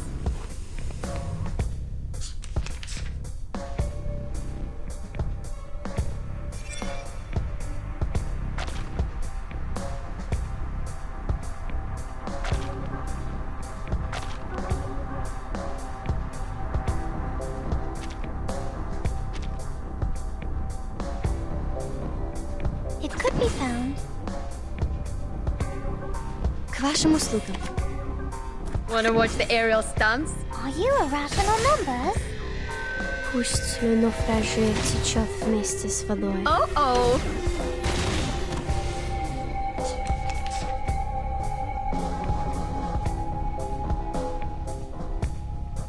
Fine. Given that... It could be found. Don't blink! We've done a good job. Now, may I have a hand towel? This place is definitely more than meets the eye. I'm with you on that. There's just too much Arcanum-related weirdness going on here. Never seen so many arrays in a motel before. But we've only found one. In your room, yeah. But there are a load more. One room has them drawn from floor to ceiling.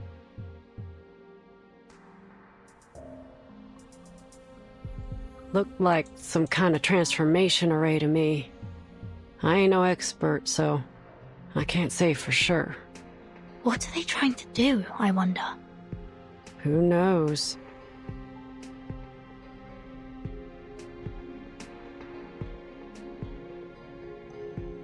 Oh, boss. You might be interested in this.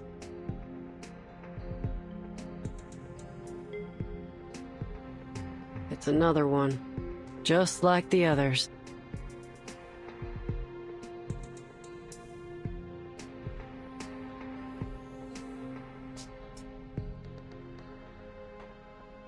I've seen this before.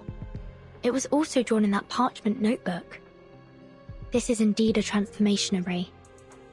But it's not in its full form. They were trying something. Check it out.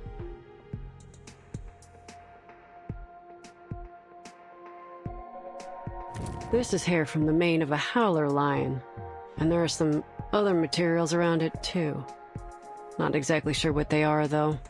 They're too finely ground. But one thing's for sure. Someone held a ceremony here, and for some reason, it didn't work out for them. This is important. The Foundation needs to know about this. Argus?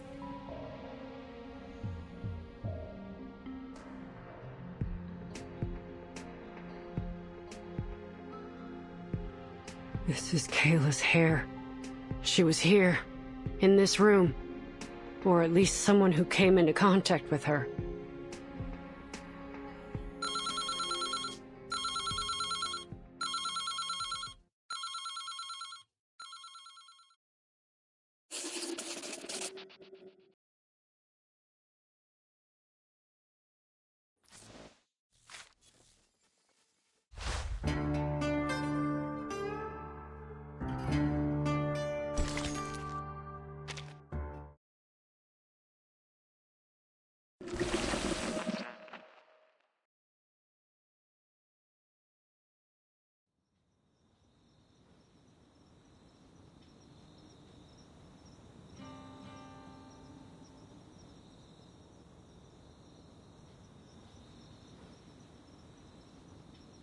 Ah, this is the life.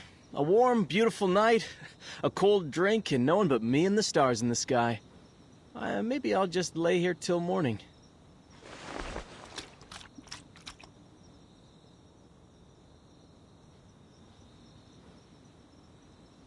A good night with good drinks!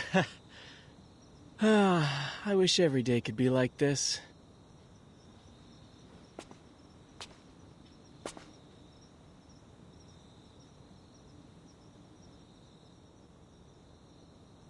Hey, buddy, you're blocking my view.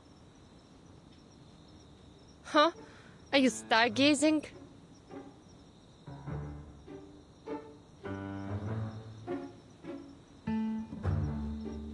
Has anyone ever told you that you sound awfully like Lieutenant Lilia? The rider of Red 38? Heard of her? No one can fly like her. Of course.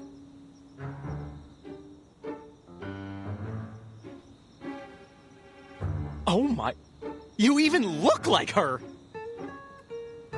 Keep playing dumb. and I'll show you what it's like to have her kick your ass.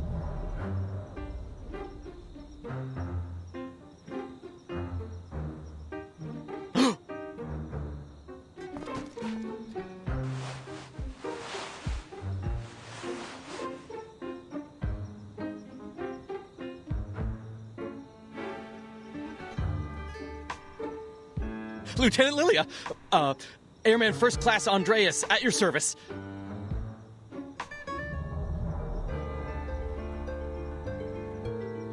Are you the warehouse guard?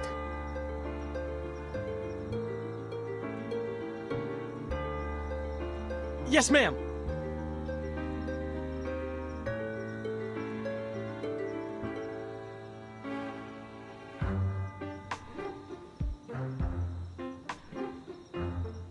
On your feet, soldier. My Red 38 is in your warehouse for maintenance, and I need you to remove the gravity ritual from it. Gravity ritual? If you don't understand what I'm saying, go get someone who does. I need it today.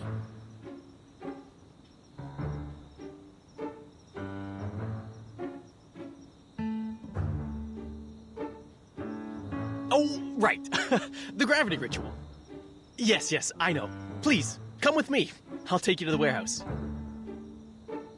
Are you certain you can undo the ritual?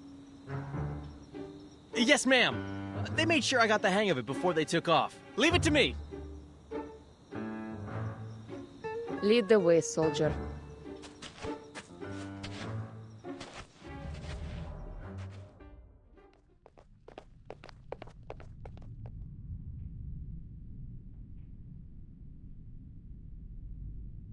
Open it. Oh, I remember this package. I thought it was some kind of joke, or someone with the same name as you sent the package. Who would have thought that you'd come to Texas yourself?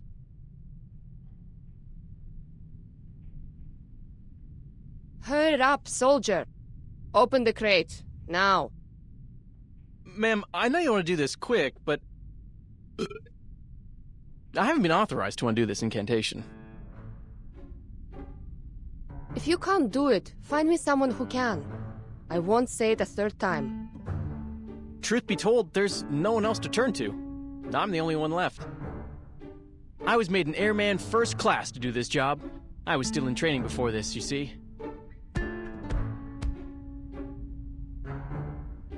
The others were either transferred back to headquarters or just left. I don't know where they are now. But since they entrusted me with such an important task, I'm sure I have a bright future ahead of me.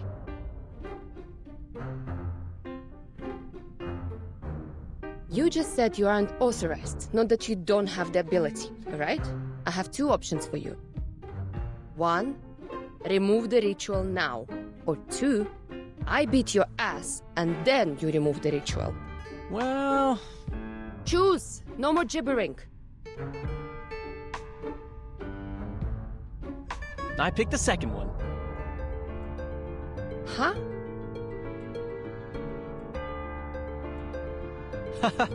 You see, I'm happy to get rid of the ritual for you, but I can't do it on my own initiative. I'm only an airman first class. I can't make decisions about this stuff. So, you have to beat me up to avoid future inquiries. One day, after I'm promoted, I'll be able to better assist you, ma'am. I mean, you're the best pilot I've ever seen.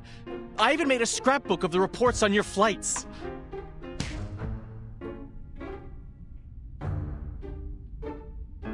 All right, no screaming, soldier. Let's do this.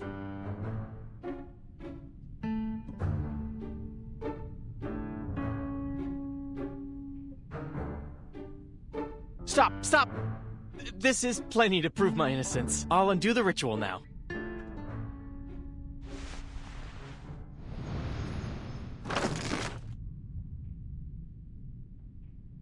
Oof, you almost blinded me there.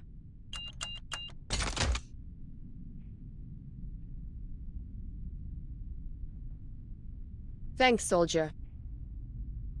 There's one more thing. Yes, ma'am. Do you know why Zeno pulled out of here so suddenly?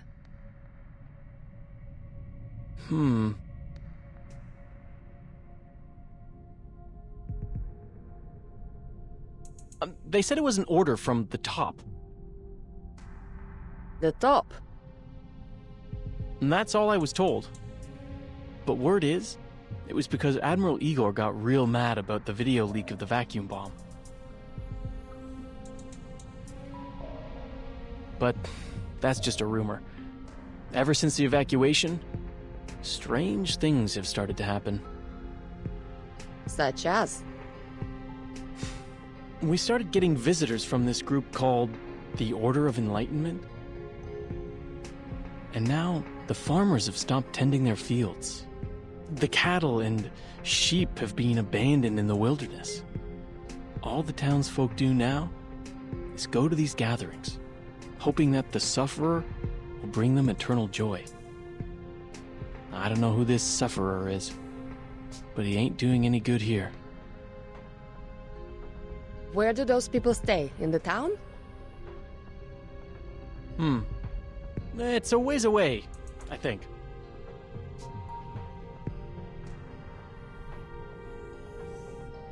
A place called Tuesday's Motel.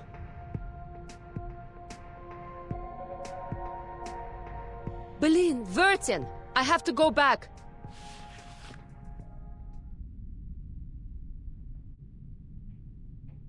Let's get out of here, girl.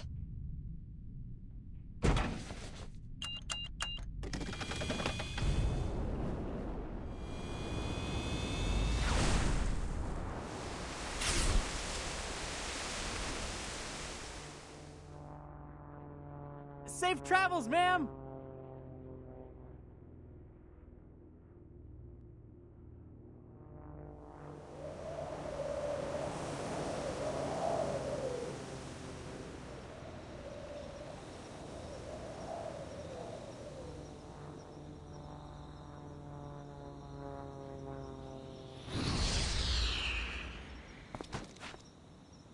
Choose this motel.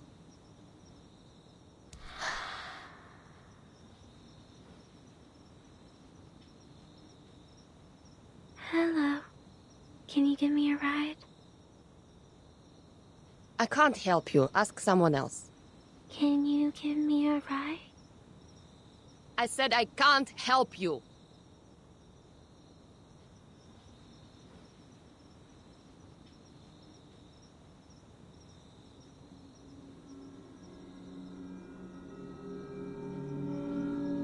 Oh. Can I have some chocolate? I met a kind man who gave me some chocolate. I've never tasted anything so... The hell? Stay away from me! Can I have that candy? More! I want more!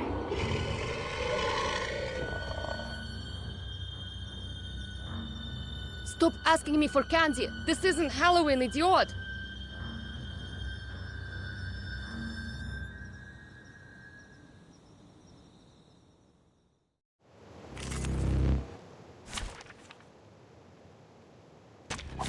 Who ate beans?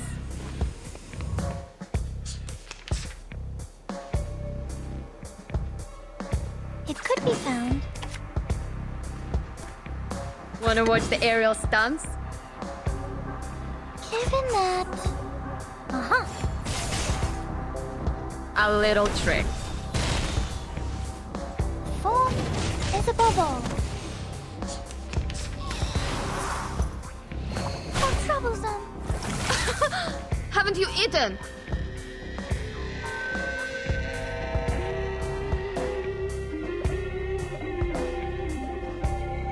It could be found. That's the direction. К вашим услугам. Foam is a bubble. Пусть le naufragé течет вместе с водой. Rivers are the scars of the earth.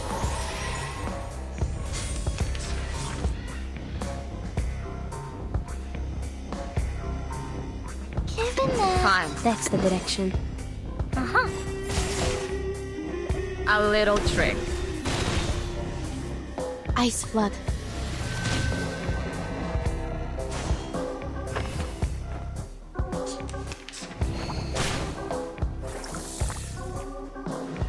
It could be found. Given that Wanna watch the aerial stunts? form is a bubble. We've done a good job. Nou, may I have a hand towel?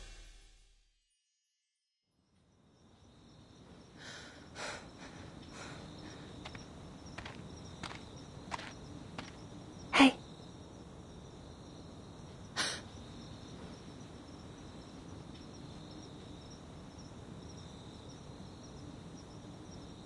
It's you.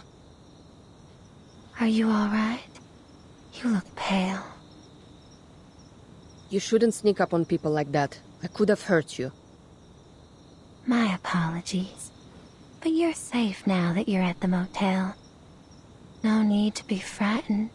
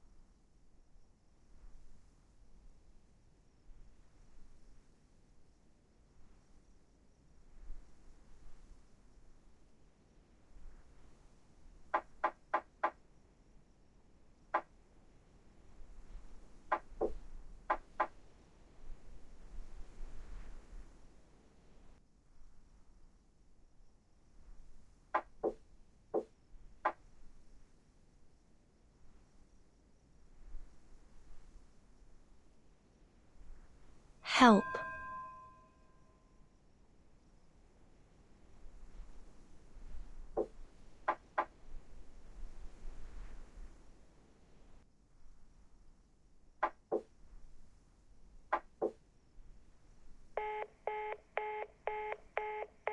B-A-A. Is that the sound of a sheep?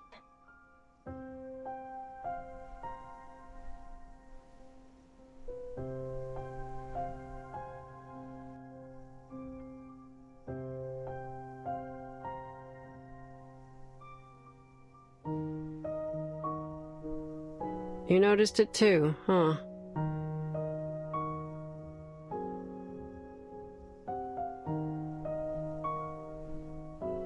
Ain't no way that's a human on the other end. It's gotta be some kind of animal. Animal?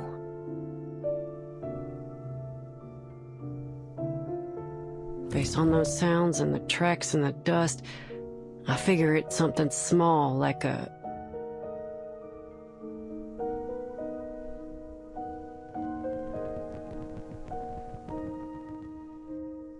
One sec, boss.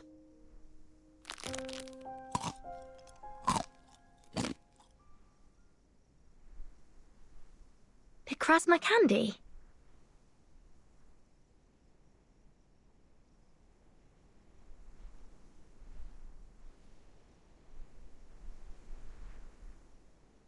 Using your arcane skill so frequently must be tiring.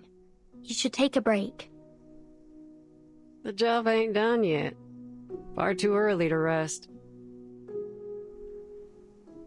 Don't worry, boss. It's just a condition that runs in my family. No biggie.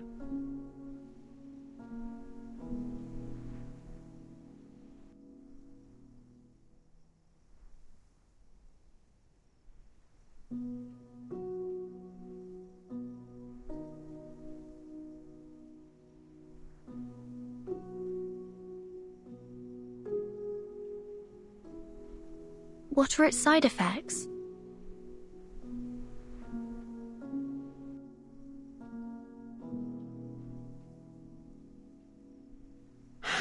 Boss, you expect a merc to reveal her weakness?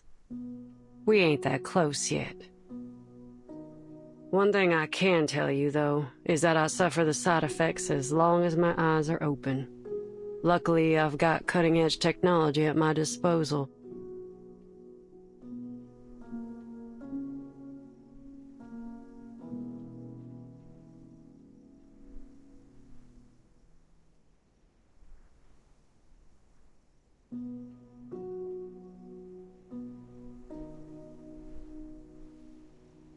They're safe, efficient, and most importantly, satisfy my sweet tooth.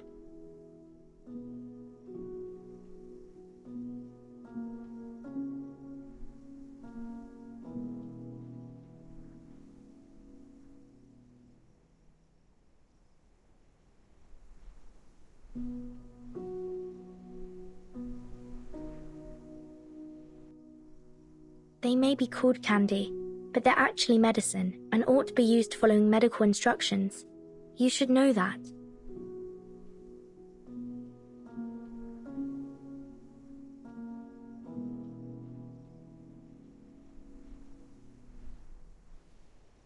Give me a break, boss. What do doctors know about my life?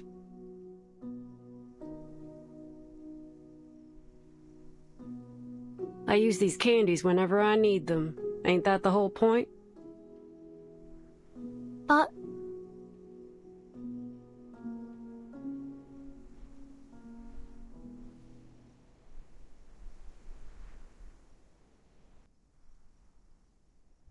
Shh. Did you hear that?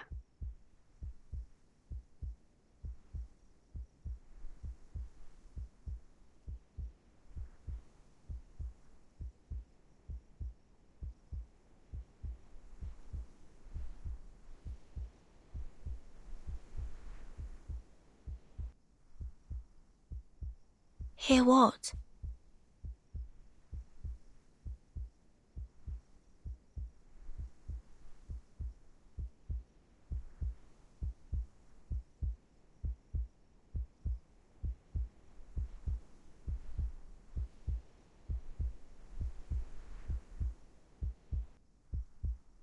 heartbeat. Right outside the door. Someone's eavesdropping on us.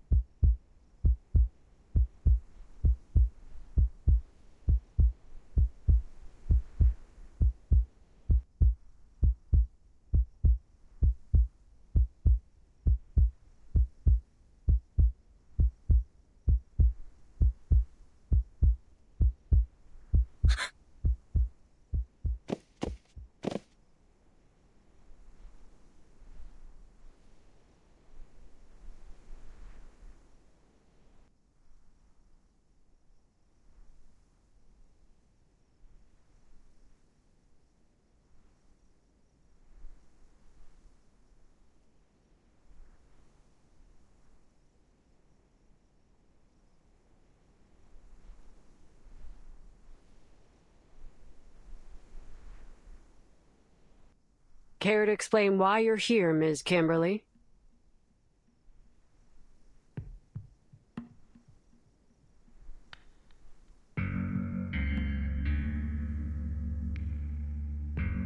Just how obsessed are you with Mr. Stefan, huh? Even now, after his death?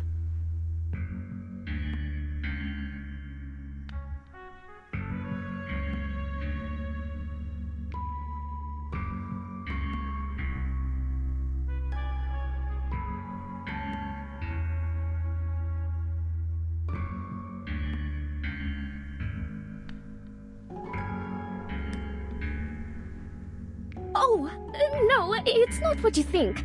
I was just looking for my toy and it just so happens. Toy?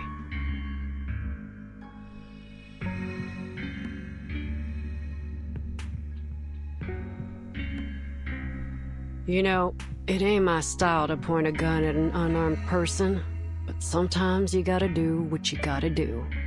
Especially when they're speaking with a forked tongue.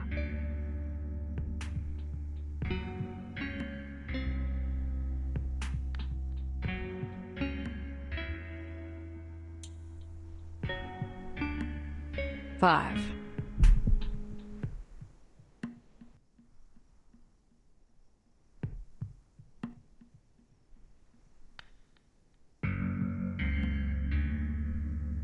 I told you, I was just looking for something.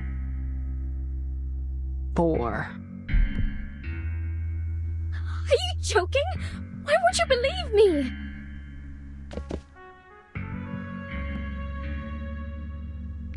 Three.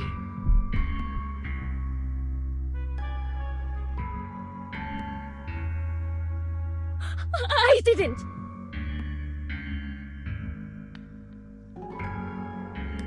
2.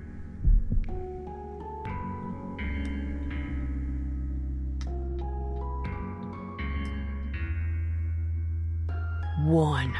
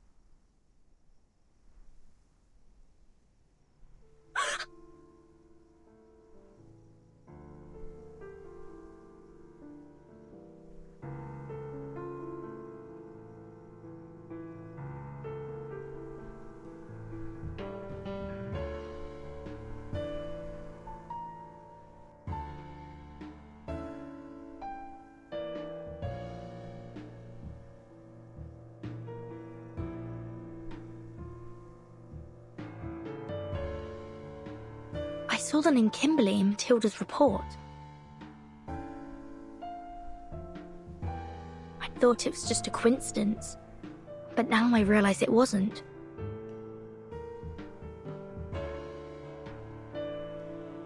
Miss Kimberly, you're a member of Manus Vindictae, aren't you? I swear, I didn't do anything wrong. All I did was follow my partner like the people in black told me to. Who's your partner?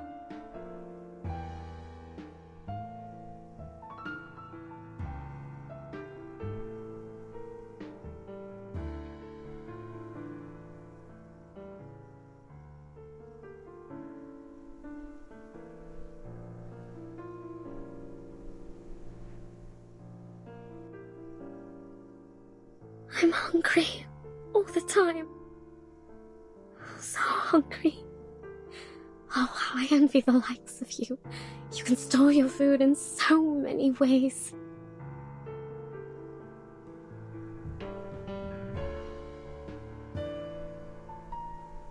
You have enough bread and water in your barns to last an entire winter. Your pastures are full of meat and dairy products. But my food?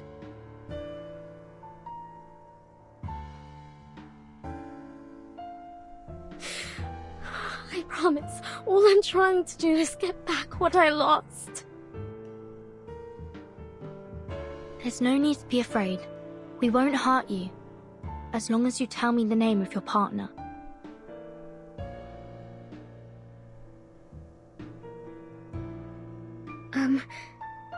If I tell you her name, will you let me go?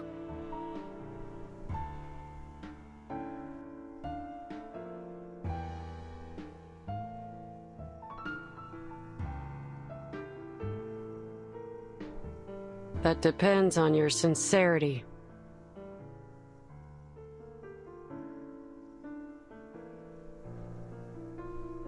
She's called Miss Grace. What's your purpose here? I don't know. Those people in black told me to follow Miss Grace's orders, but she hasn't asked me to do anything since we got here. She must be hiding something from me, but I couldn't care less. I just want to eat.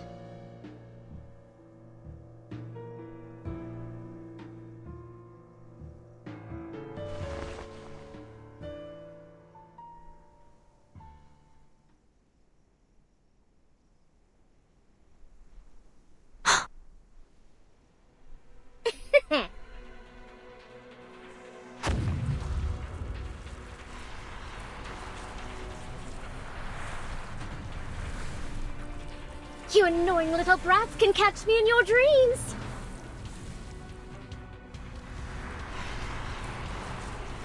She's casting a teleport ritual. Argus, your assistant. We can't let her get away.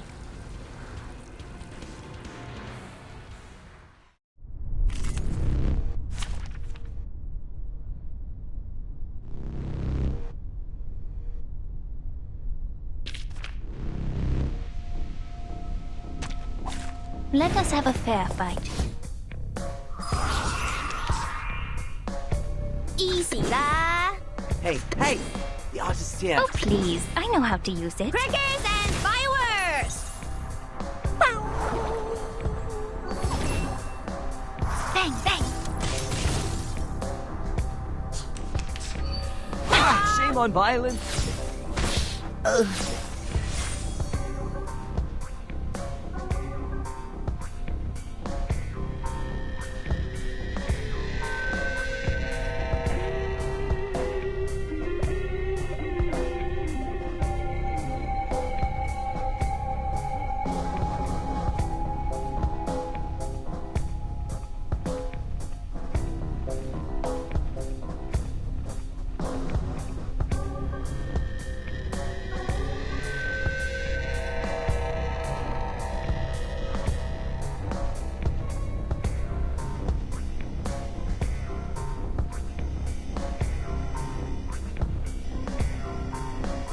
a simple arcane trick.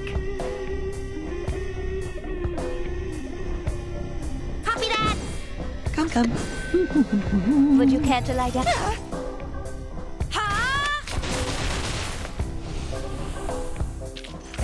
Of course. Peace needs to be made to happen.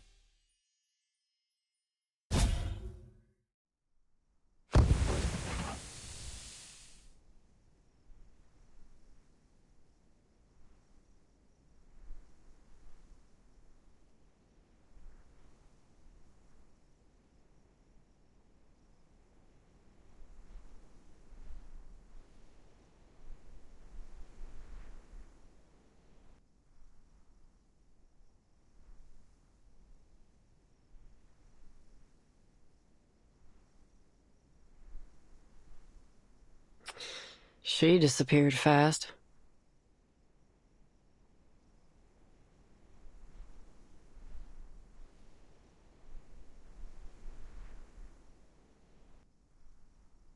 At least now we can draw some conclusions.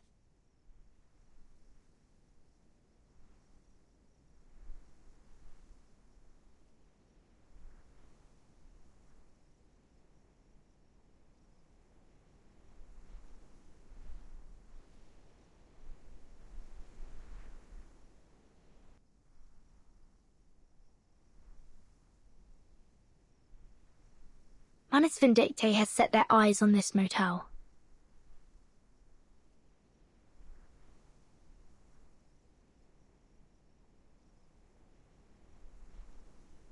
Under the name of the Order of Enlightenment, they used this place as a base and conducted some failed ritual experiments before they left.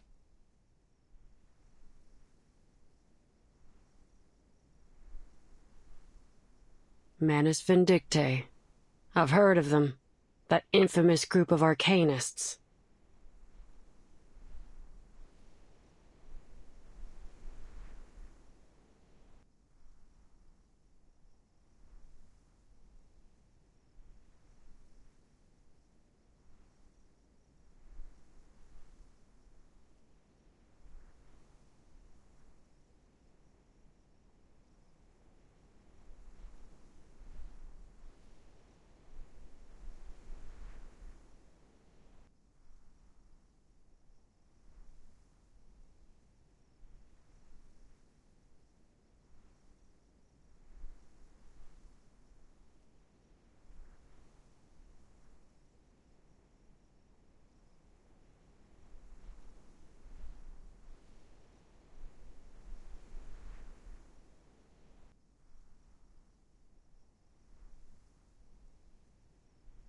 If Kayla falls into their hands, things won't turn out well, will they?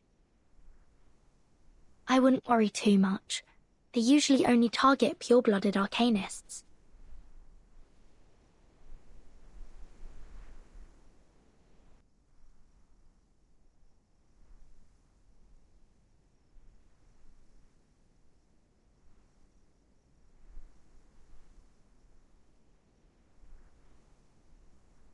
All right, that's a relief. Kayla's bloodline is 100% human. But why would Manus Vindictae choose to come here specifically?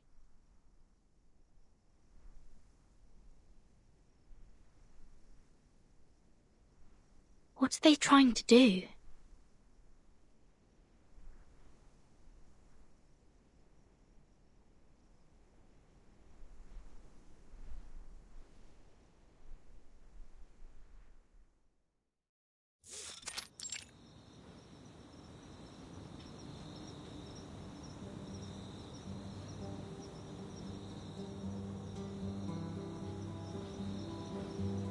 I was worried you wouldn't be able to make your way back, so I lit the porch light for you.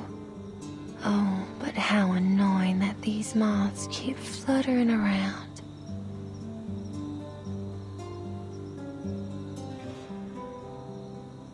Cut the crap, lady.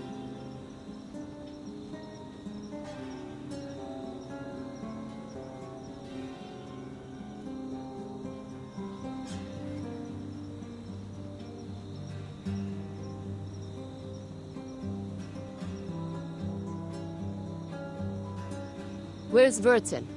Take me to her.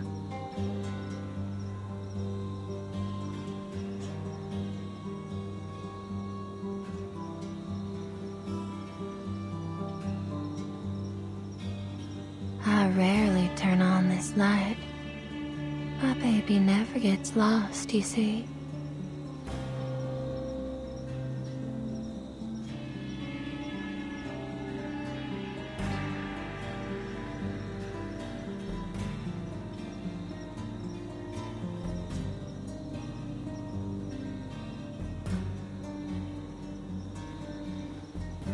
But a young, spirited child such as yourself always needs a light to lead the way. Am I right? To the weary traveler, this light is a shelter. To a child, it's a mother. And to you, what does this light mean to you?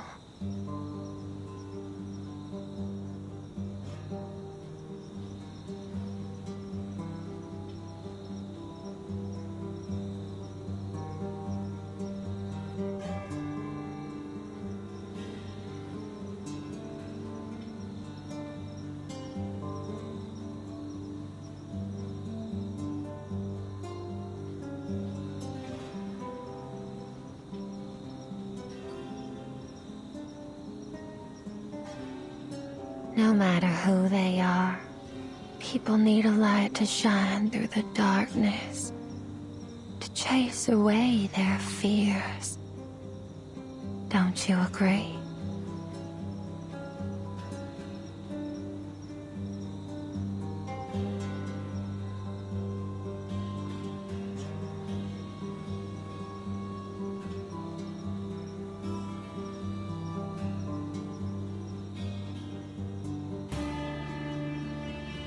Are you a member of the Order of Enlightenment? Order of Enlightenment? Oh, you mean those troublesome guests? Guests?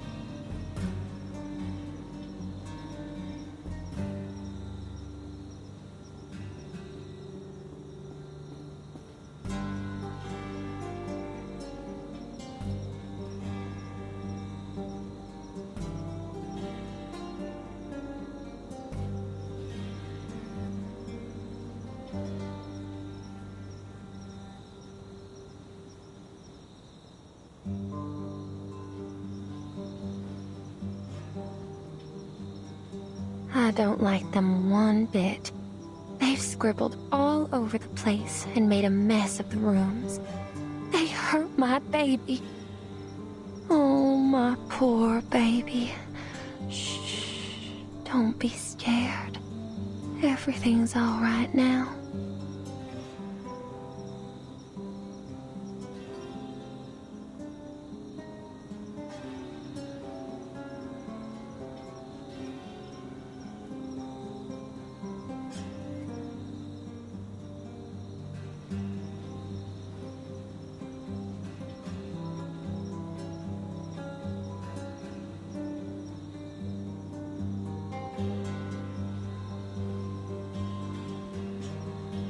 Are they still here? Oh, of course. They made an offer that I couldn't refuse. After all...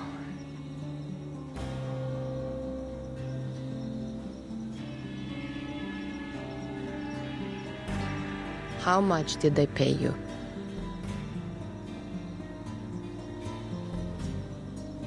Oh, you are naive, my sweet child. There are countless things in this world that money can't buy.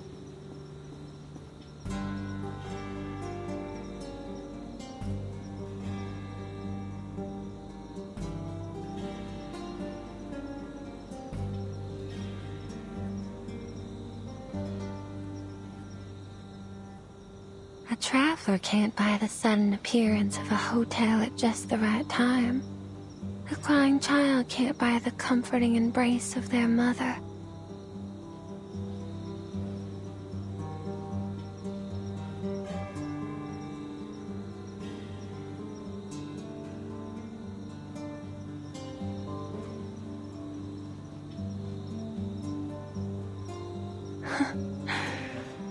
And I can't buy that thrilling satisfaction brought by sweet darkness.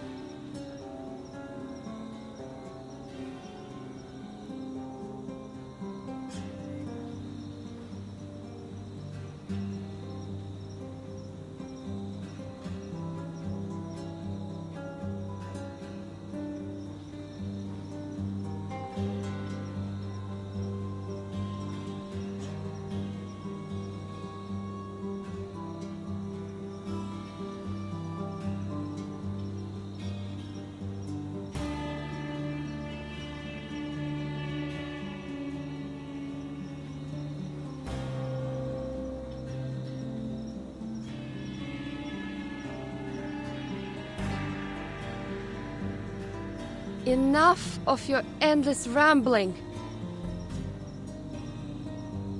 I can't waste any more time talking to you. I can't.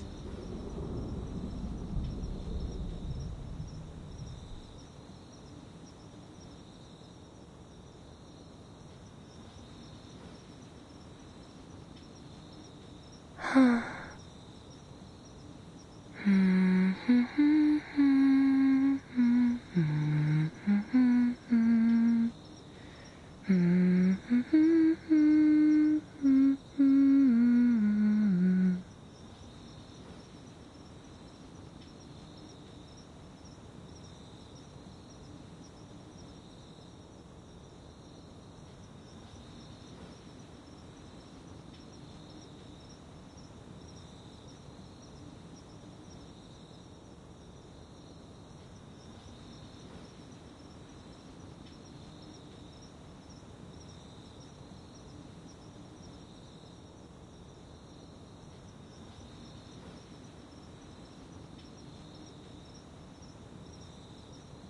Sleep tight. Just leave everything to the adults. Yes, what a good child you are.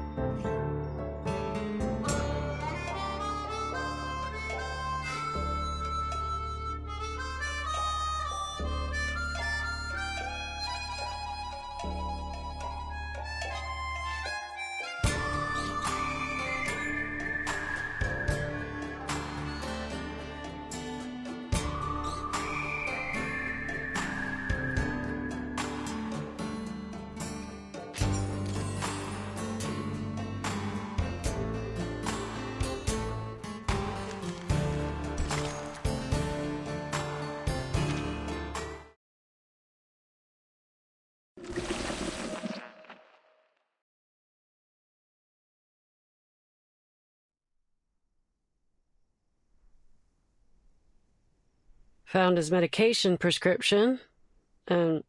oh. Is this his notebook?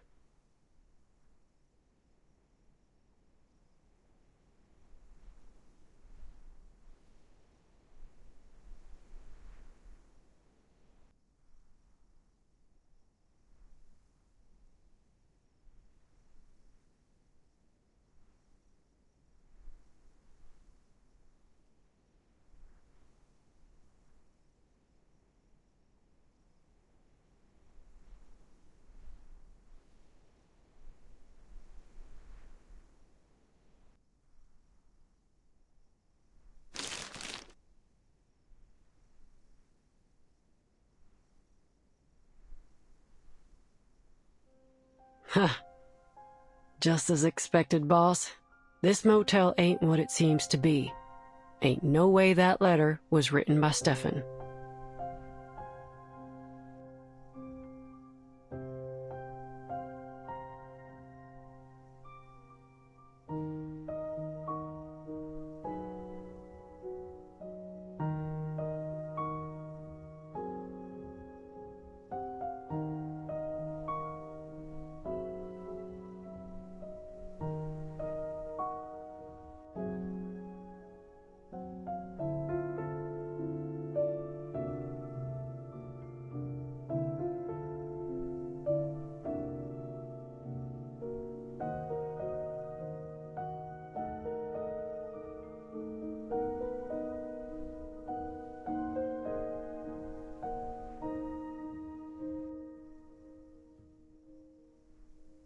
Take a look. The writing in this letter is delicate and slender, while the writing in this notebook is total chicken scratch. Even a blind person could tell they're written by two different people.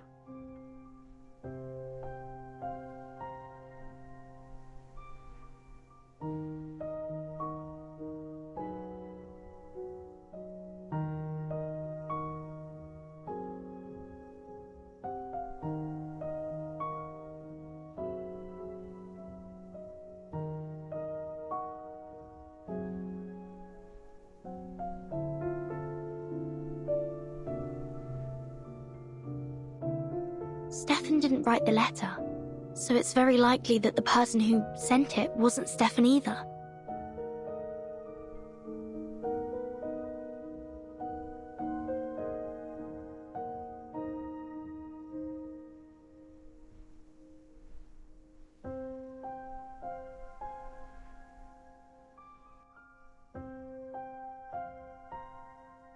And this...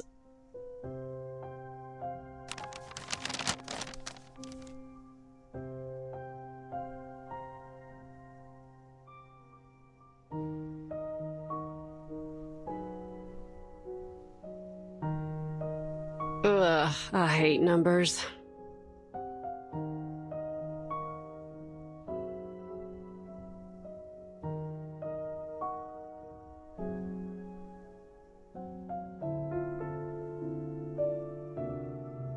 I'll leave this one to you, boss.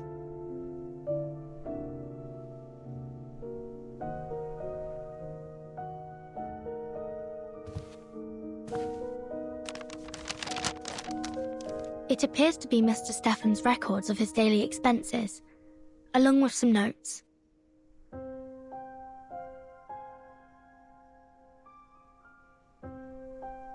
Cigarettes, alcohol, and a significant amount of psychiatric medication.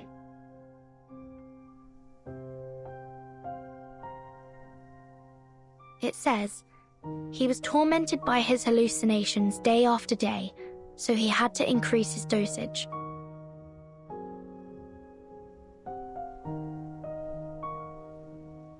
And it says he saw a room numbered 707 here.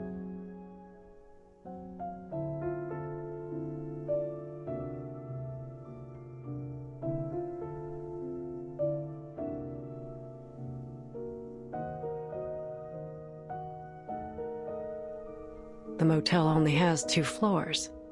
There can't be a room starting with 7. Did he describe it at all? He said the room had a bright red door that seemed completely out of place, Maybe it was just one of his hallucinations.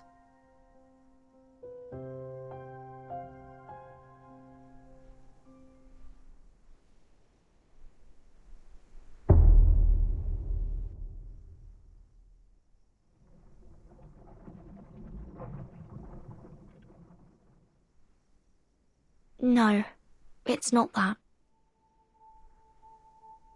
He also saw all kinds of things. A pair of twins in the hallway, long hair hanging from the ceiling, and...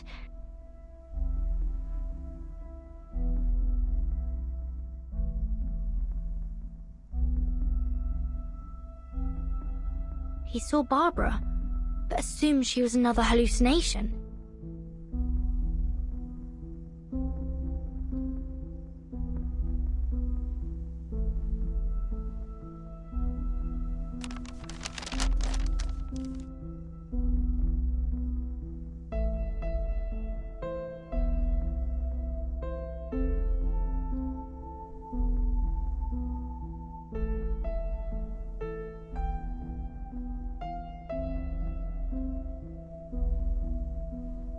This proves that Barbara's been to the motel.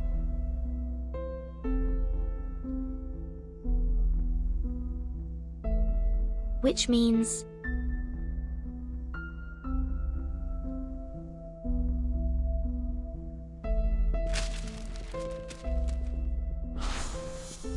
Well, I'm sorry to say that I've never met an arcanist with the head of a sheep. I can help you ask around if you... Why did she lie to me?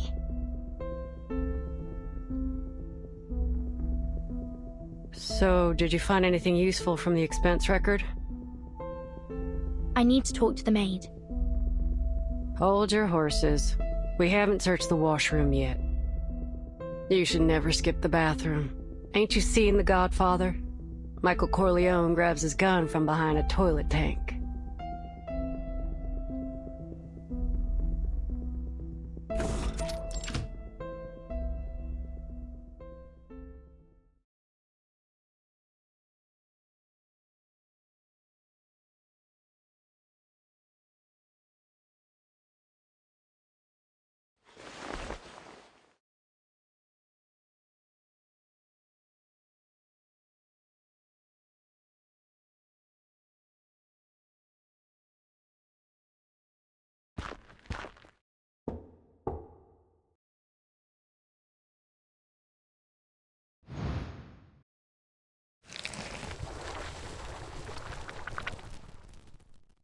Argus, Argus, you've come to me.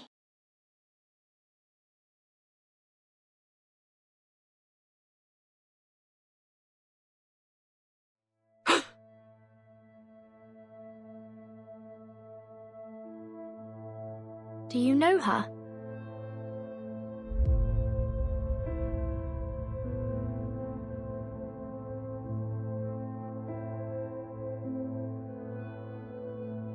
Argus! Argus!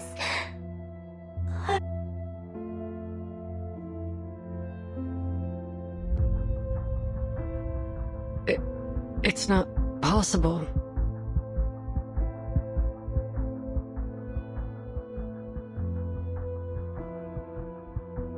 Is that Kayla? No, there's no way that's her. If you knew Kayla like I do, you'd say the same. This distorted reflection in the mirror is probably a result of the excessive arcanum in this motel. A ritual similar to Bloody Mary used to be quite popular among the kids in this town. If you look into a mirror at exactly midnight, the spirit within will morph into the shape of the person you desire most. But if you respond to the spirit's call, it will drain your soul from your body. I always thought those were just myths. So did I. But after all the strange things I've seen, I've become less surprised. These spirits feed on the energy of our souls. That's why you should never trust a word they say.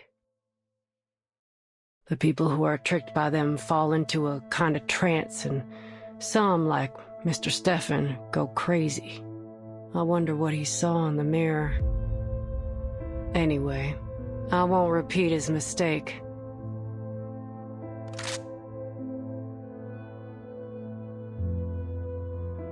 For mercs like me, the deepest despair ain't external danger, it's internal hesitation. If some pale imitation makes me hesitate so easily, then how can I claim to be able to protect others? You've got to be able to stand your ground. A cunning criminal would use every excuse to defend themselves in court, and a scheming spy would wear all kinds of disguises to gather information on the enemy.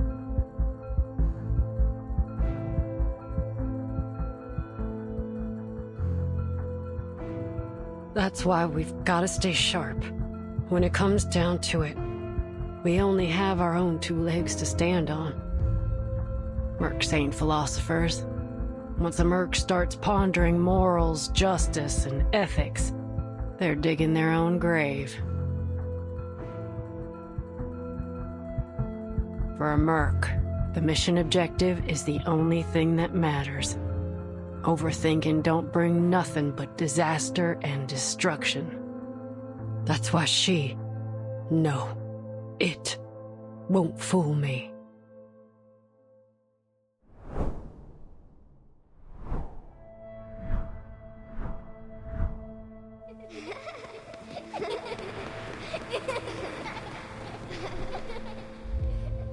The folks on the ranch adored little Kayla.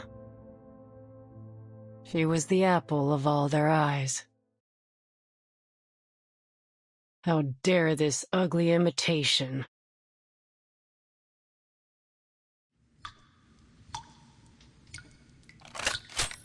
So...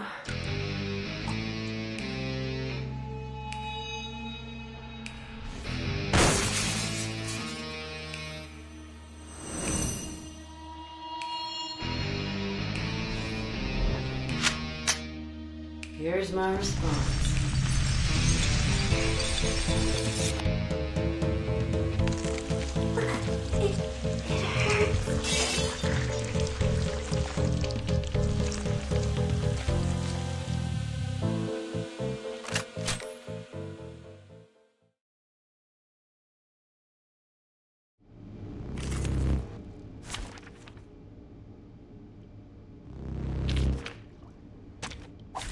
Who ate beans?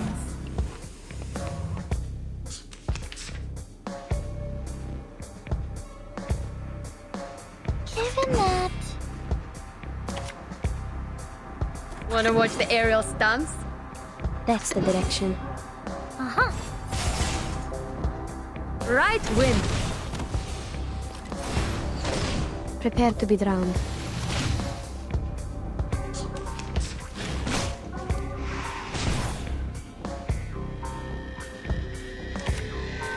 Fine. It could be found. Wanna watch the aerial stunts? Oh-oh! Form is above all. We've done a good job. Now, may I have a hand towel?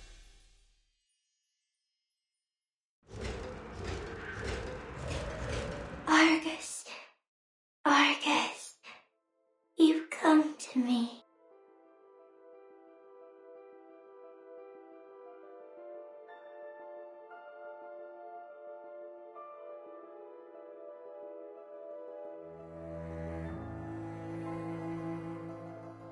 Let this serve as a reminder to remain vigilant. If there were a deceitful Spirit of the Year award, I'm sure that would win.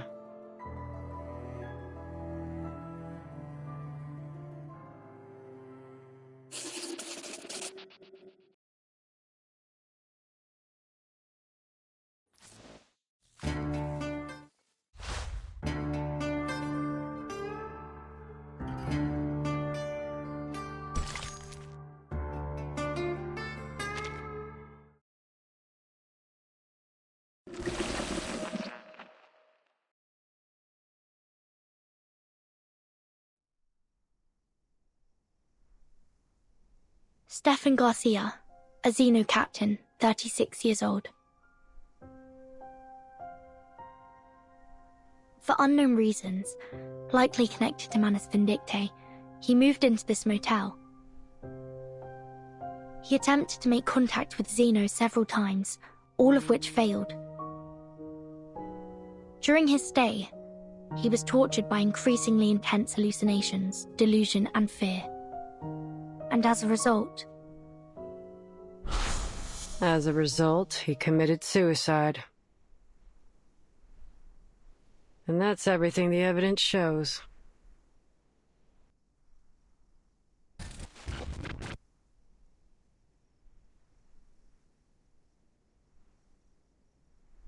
no. We must have overlooked something. A military officer killing himself. A phone call asking for help in Morse code. Not to mention Manus Vindictae. Where's this going, boss? We've encountered a series of bizarre events, one after another, ever since we arrived at this motel. The rituals in the rooms, the officer that went mad, the spirit in the mirror, and Manus Vindictae. Only one person remains uninvolved. Are you trying to say that she's the mastermind behind all this? She should know more about all this than anyone.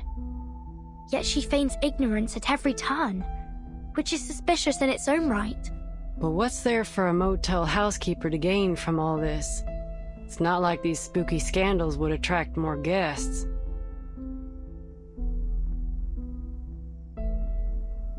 Unless someone else is pulling the strings. But that don't make much sense either, does it? When all these unusual things happened, she was happy to stand by and watch. But by whose orders? Some larger, more mysterious organization? Give me a break. What if she doesn't desire money or power? So what you're saying is that you need to ask Little Miss Maid a couple more questions. Precisely.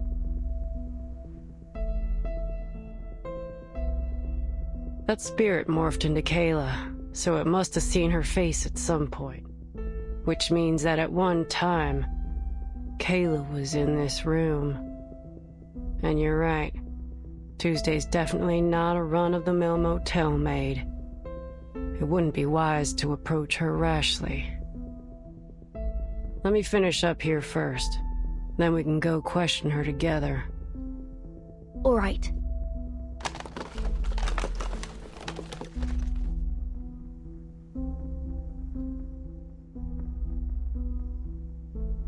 Nope. I got nothing. Let's go find that maid. I have a few questions for her myself.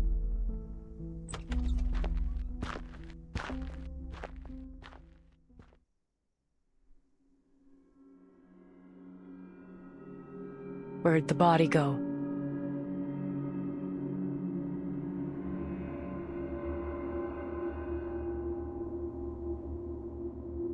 Ain't no signs of dragon neither. Who and how?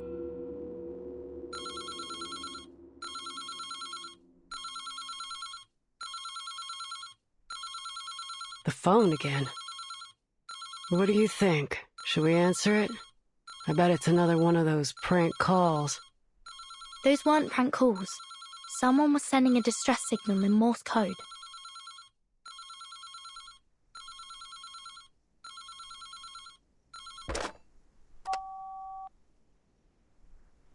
Could you tell me what year it is now?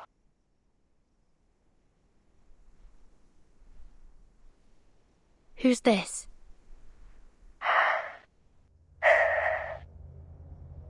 This is Barbara.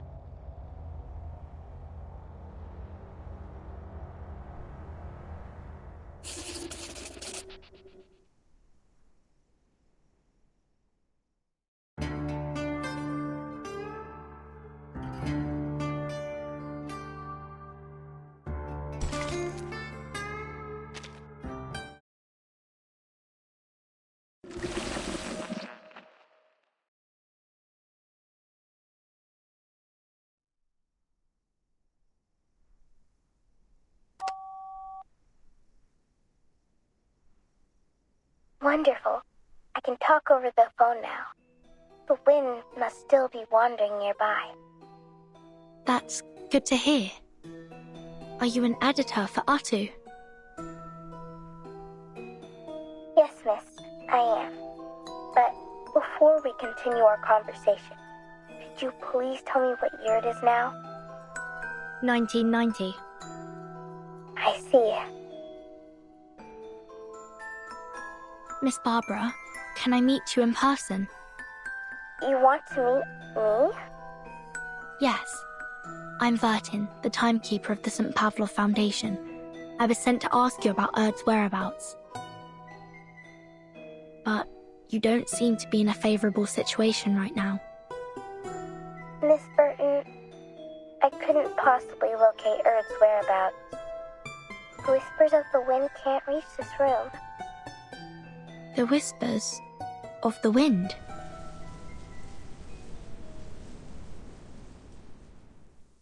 Yes, it's a special form of communication. Right. Well, is there anything I can do to help you rebuild this line of communication? Let me first explain the situation to you. Here are a few things I'm certain of. First, this isn't an ordinary motel. It possesses some kind of supernatural life force. Before checking in, I interviewed some of the residents nearby. They all mentioned eerie rumors centered around the motel these past few months. Yes, we've encountered some bizarre events here, like real-life urban legends. Second, I'm now trapped in a red room. This room is in the same motel as yours. What's different is that it blocks all forms of communication. I couldn't get the room to open, and my voice didn't reach through the phone. That wasn't until a gunshot broke this intangible restraint. This small room contracted violently, and now I can communicate with the outside world. At first, I thought it was an earthquake, but the contracted space soon returned to normal. Earthquakes can't do that, can they? Before this happened, were you using spiders to communicate with the world outside? Yes, I was. As luck would have it, there are many spiders here.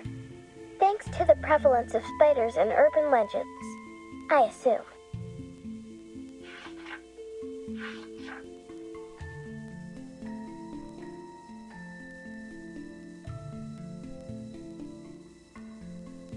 There's some paranoia about spiders living in hair. It originated in a sermon from 13th century England. A woman was always late to Mass because she spent too much time styling her hair. Eventually, a devil attached itself to her hair in the form of a spider.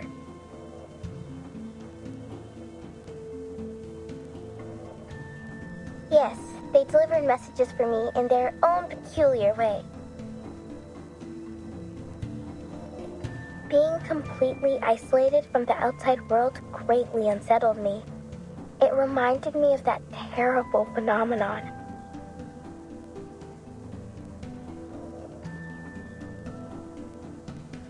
Fortunately, that wasn't the case. But you're still trapped in that room, right?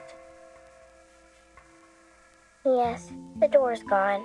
I can't get out from the inside.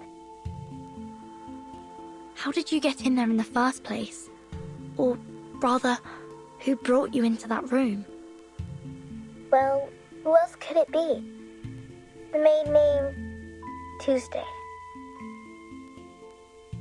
Just as I expected. Wait.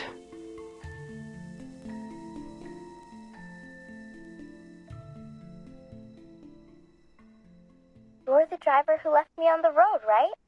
I remember your voice. Yeah, it's me. I actually changed my mind and turned back to get you, but you were gone by the time I arrived. I guess that's when you came to this motel, right? Yes, Tuesday saw me and invited me here. Oh. Did you want to ask me something?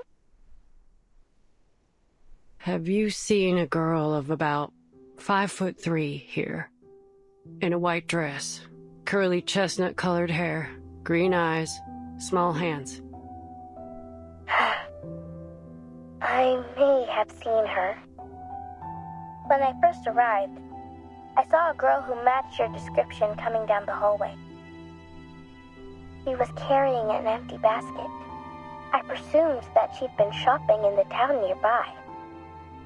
If I recall correctly, she didn't check out. Thank you.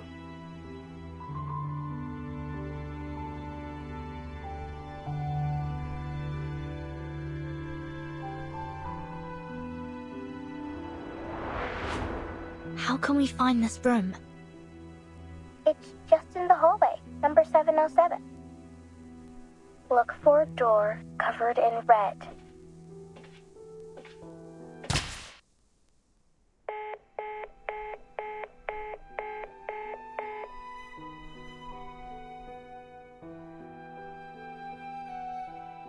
Looks like the phone got disconnected. So Barbara's in that room that Stefan saw, number 707. I'm going to find it.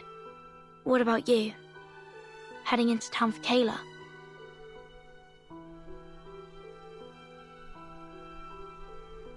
I did notice a weird spot in the hallway earlier. The maid's footprints were going back and forth like there was an entrance there.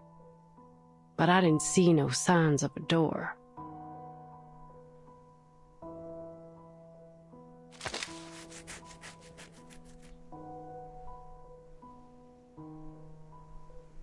I wouldn't be surprised if you died by your own gun one day. That'd be a memorable way to go. All right, enough kidding around.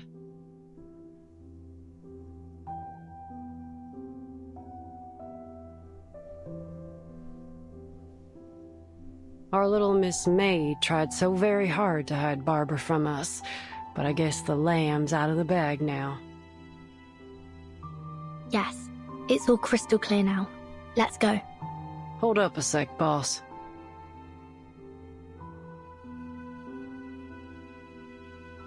Do you have any candies? I'm running on fumes here, and I ain't got no way to replenish my stash.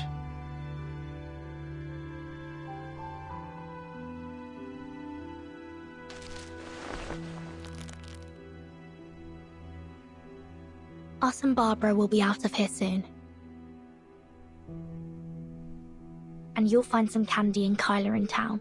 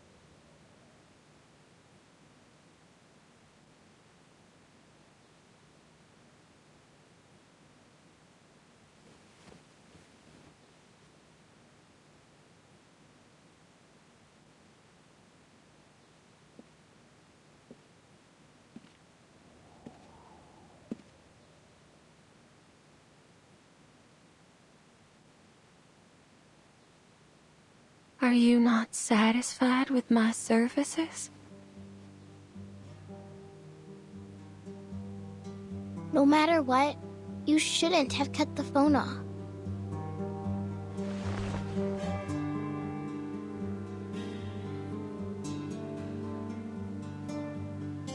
Nor should you have isolated me from the outside world.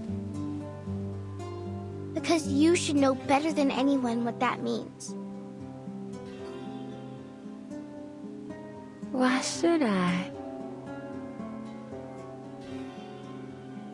All I know is that a poor, helpless child like you shouldn't be alone on the roadside. Where's your mother? Didn't she tell you to be careful?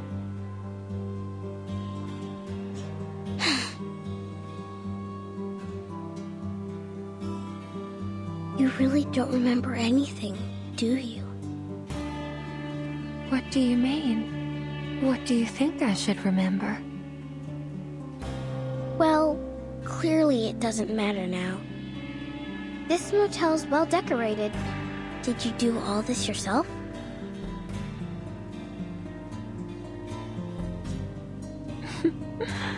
Are all children like this?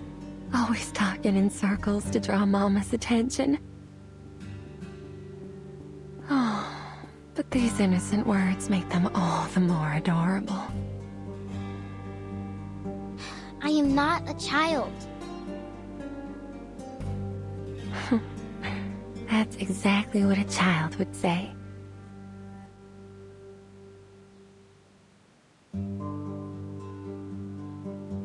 I've always felt a familiarity with you, like I've known you for a long time.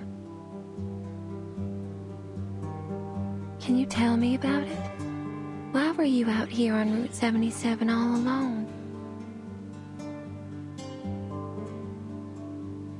Maybe I can help you.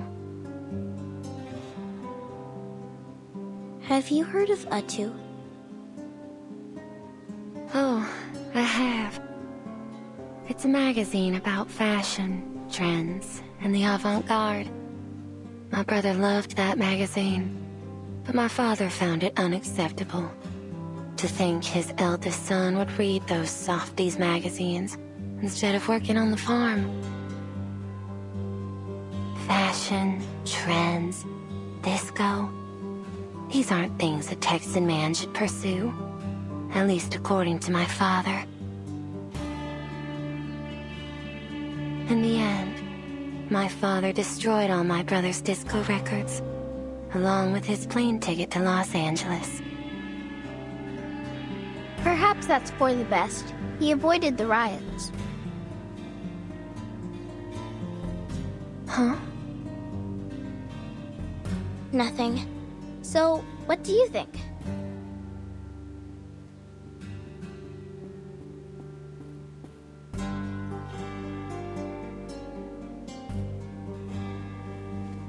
Me?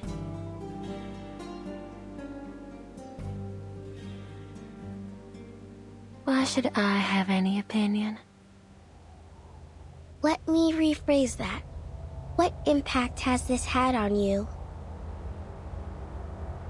Oh.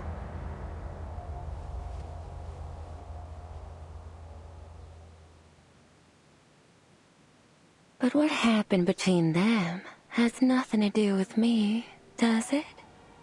These were the choices they made.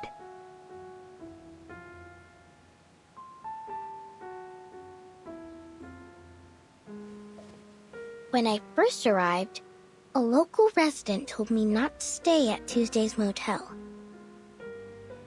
He said his aunt went mad soon after she stayed here.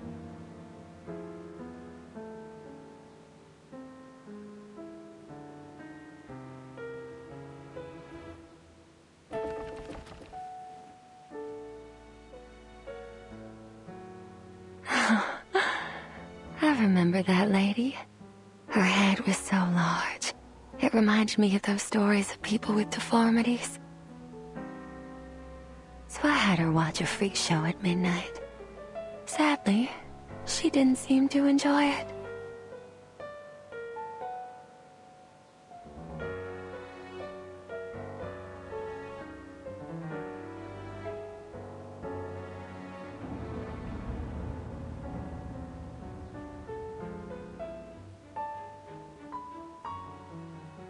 At this time of year, the farmers run their combine harvesters on the fields non-stop. The harvest is a joyful time of year, but the accompanying noise always frightens the children. Have you heard the stories? Of how naughty children get too close to harvesters and get caught in them, losing a hand or even a head.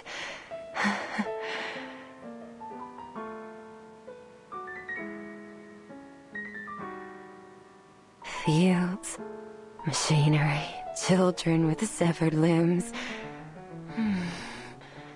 These stories are exactly what my motel's missing.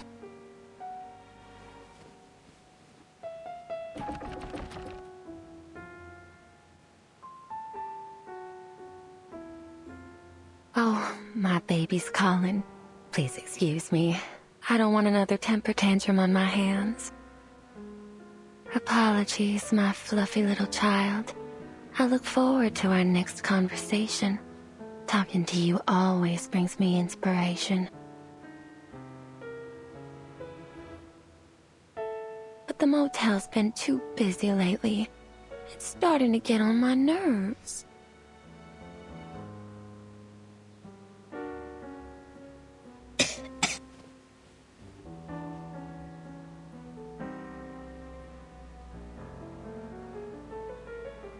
Oh, see, this is what I mean. How could I bear to send you out on your own?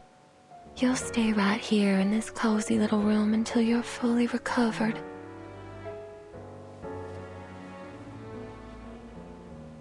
I don't need this special treatment of yours. Staying here won't cure my illness. Just get some sleep. You'll come to your senses after a good rest. I'll see you soon.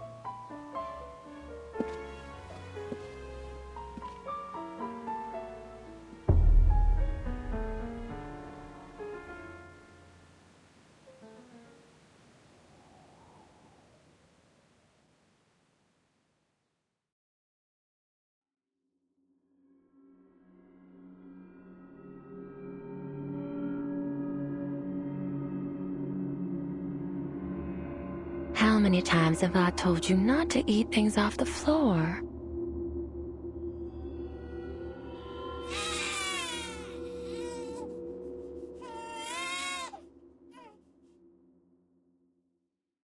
There.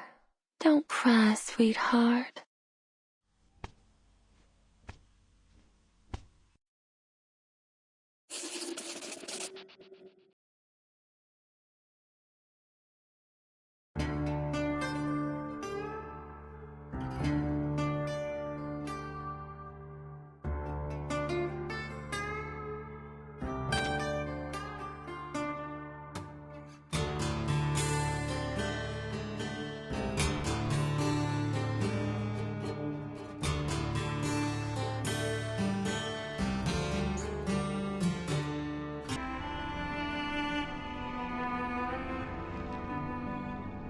Everyone in the suitcase has smooth, pretty faces. Like they ain't never had to worry about life. I know. It just seems that way, is all.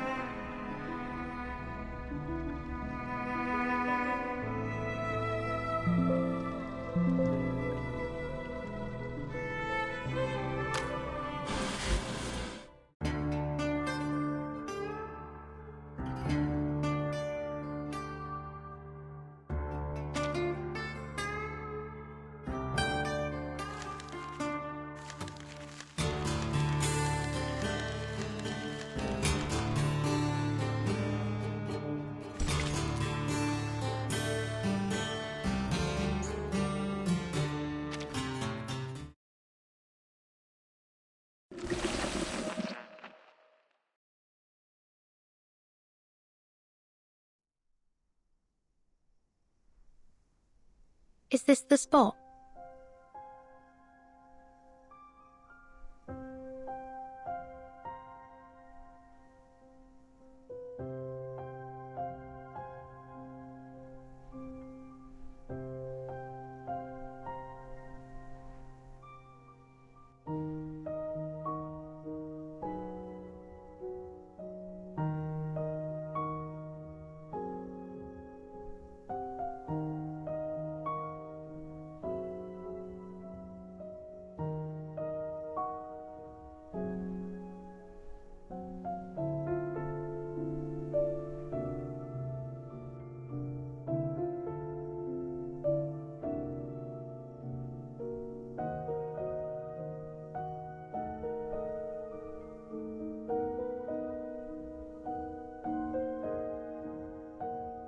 Sure is shooting.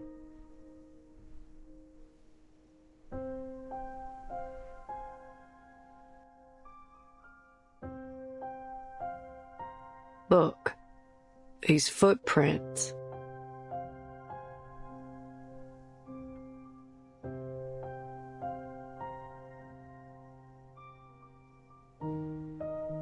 They're less than 10 minutes old.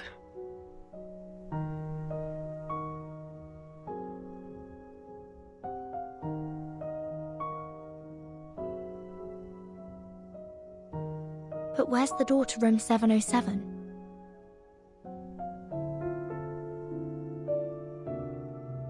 I can sense some energy fluctuations nearby, but they're definitely not from arcane skills.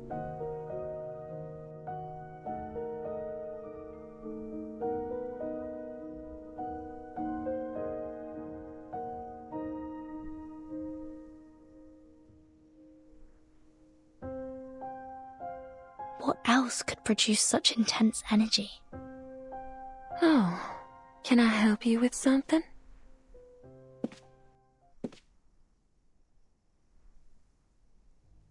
Miss Tuesday, I've got a question for you.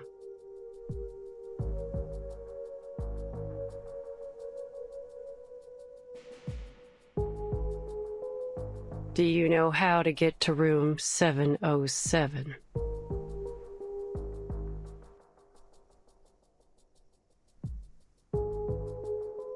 "707?" Yup. What I've been looking for might just be in that room.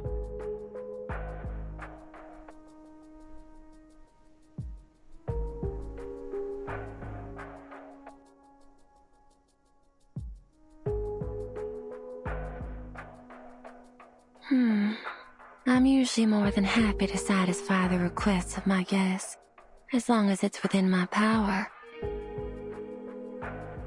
But this one crosses the line. Shame. Looks like negotiations are over. And thence we came forth to see again the stars.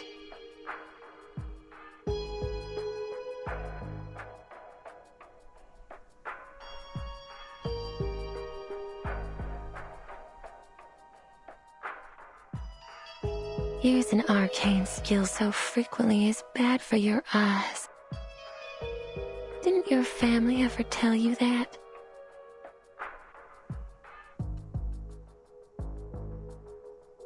So you knew what we were doing all along.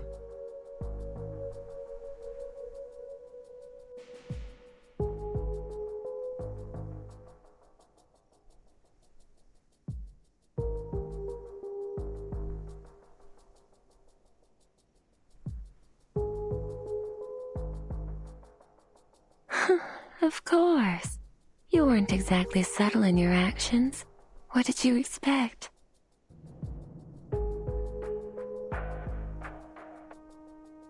But you've reached your limit now.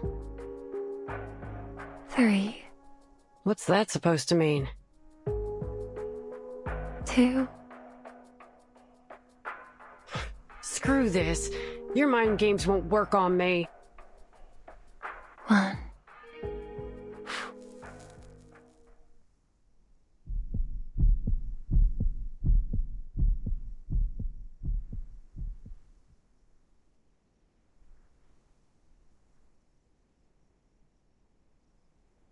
Huh? Who turned the lights off?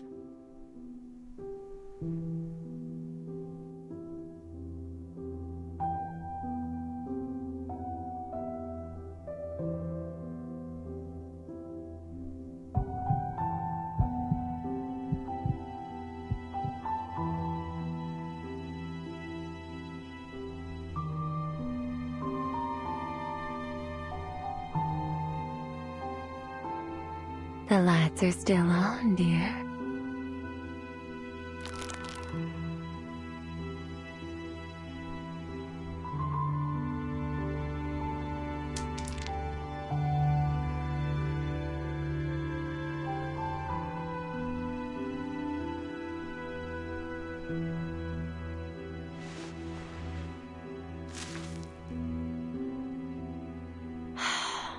You rely far too much on Picrasma candy. It can't solve all your problems.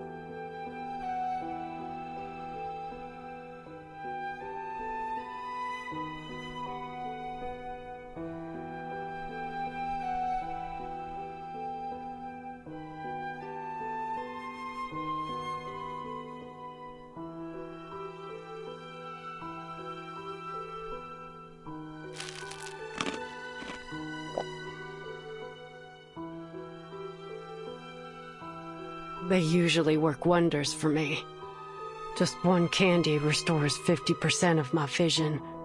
But in my line of work, 50% is never enough.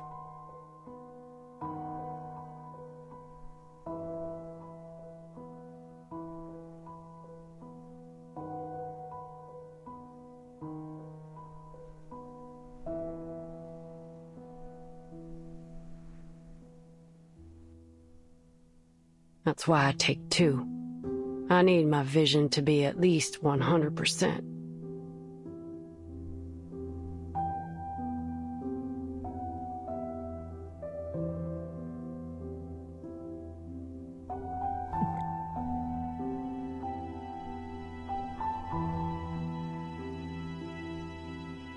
That'll do the job most of the time, but sometimes I've got an extremely challenging task. That's when I eat a 3rd candy.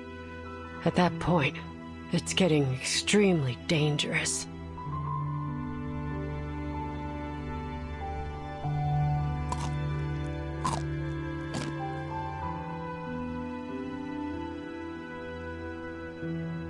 I should be able to see now.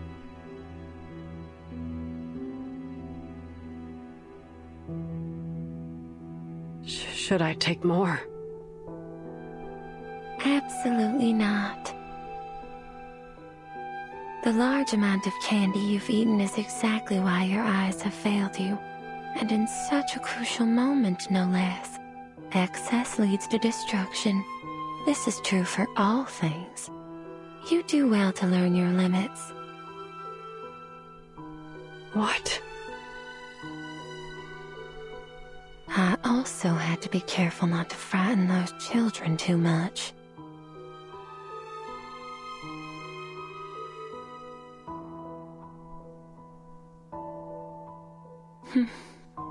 You've always put your faith in these candies, haven't you?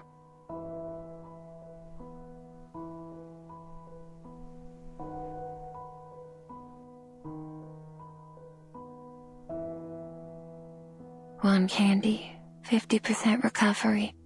2 candies, 100%. 3 candies, and you can tackle even the most insurmountable problem. Oh, how dependable they are.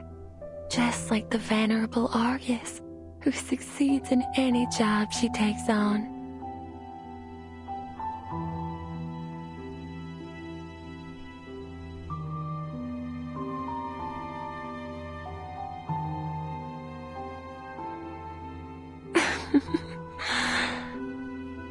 It's precisely your excessive confidence in these candies that has led to your marvelous destruction. Just as the people's trust in you as a mercenary has led you to this bottomless abyss. Oh, you poor thing.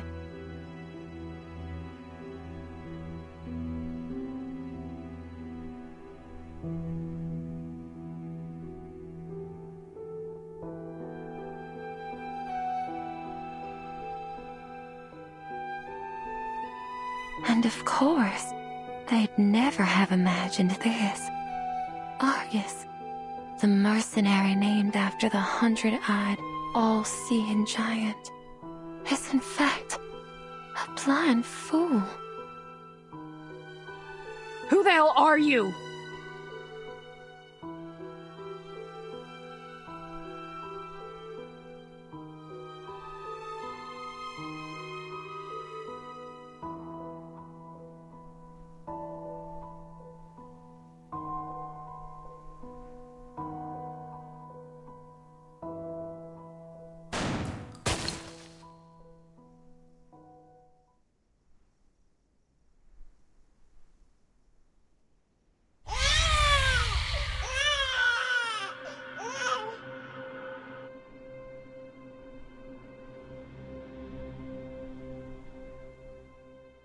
Damn it! Damn it! Missed me?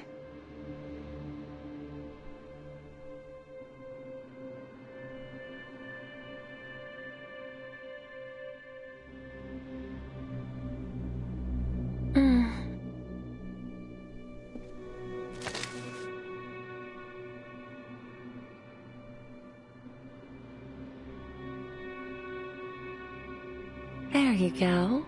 Now there's no way you can miss. But do you have the guts to pull the trigger?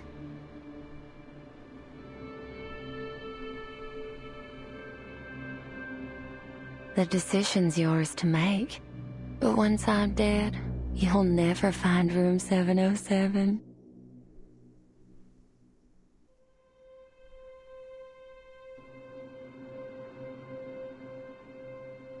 Barbara, Kayla, everything you're looking for is all in that room, isn't it?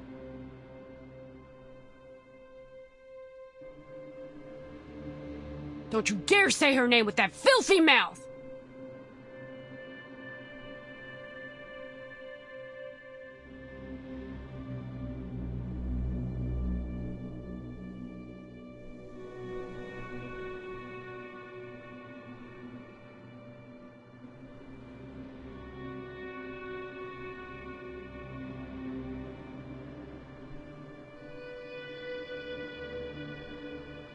But why? Miss Kayla's such a lovely guest. I very much enjoyed her company.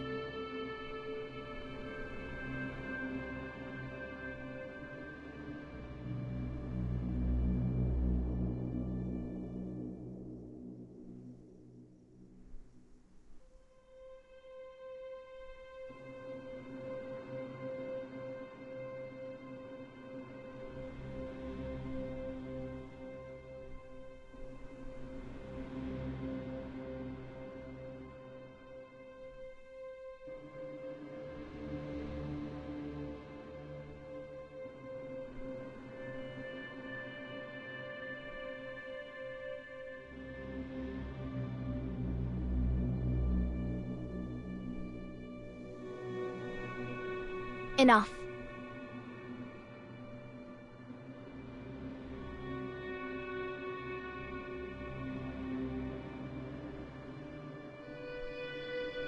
You and I need to have a serious talk.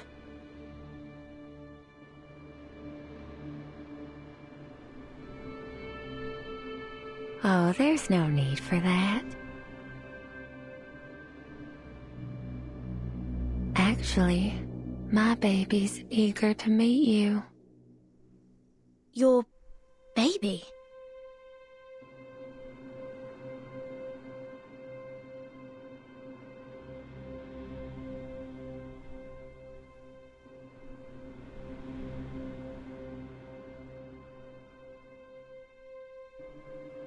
Yes. In fact, the baby is the master of this motel.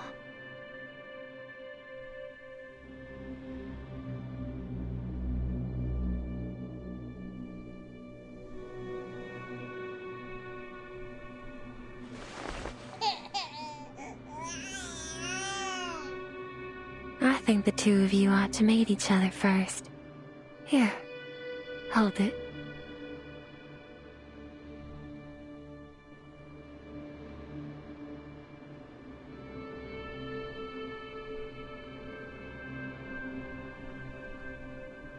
This is...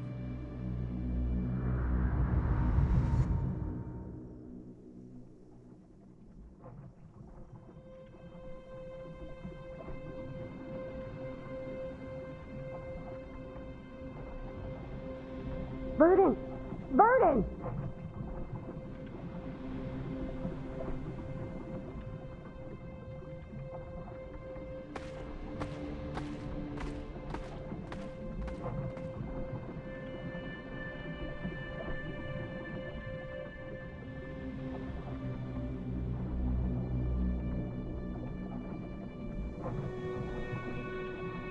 Let go of it, Verdon!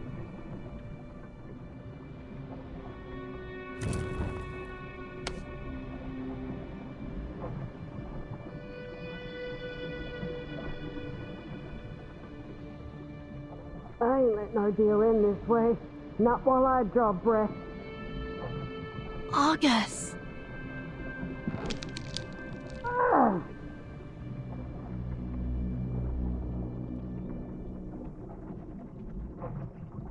Don't you interrupt them. There's no need to worry, Miss Burton. I've done this countless times.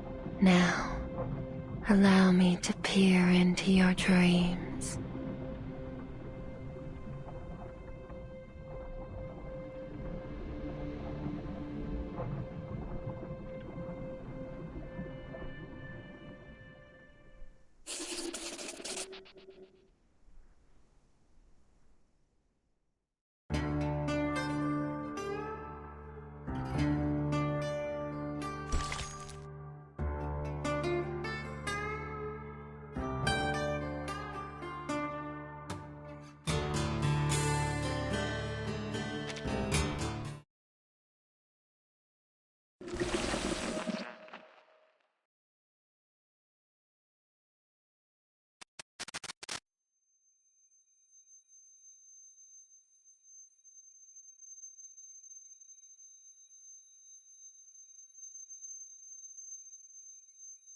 Where am I?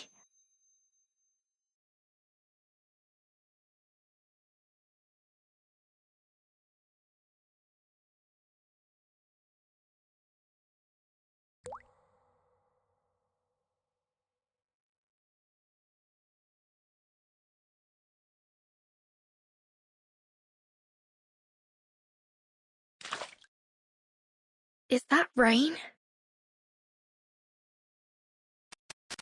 I can catch anything with a toss.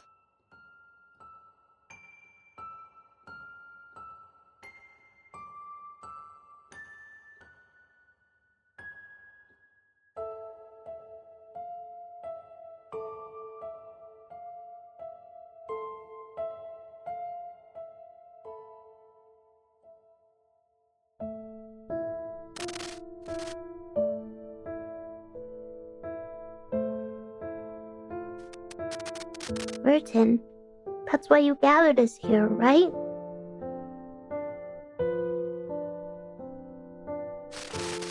You shouldn't be here.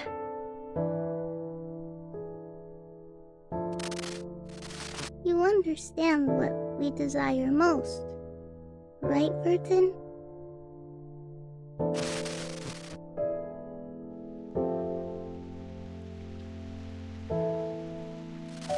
Burton, we made it, right?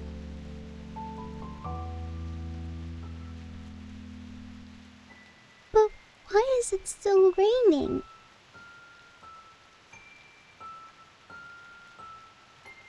Don't be such a baby, Isabella. Haven't you seen rain before?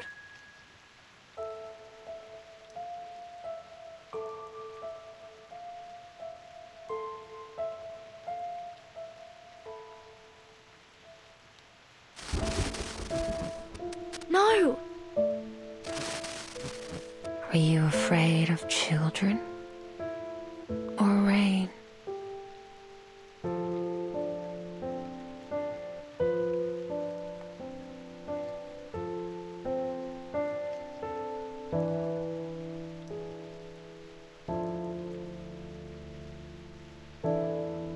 No, I'm not afraid of them.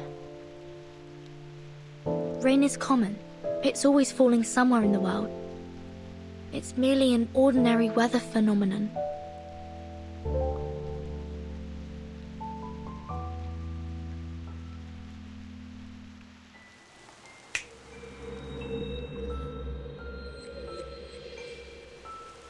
This is the kind of rain you're afraid of, isn't it?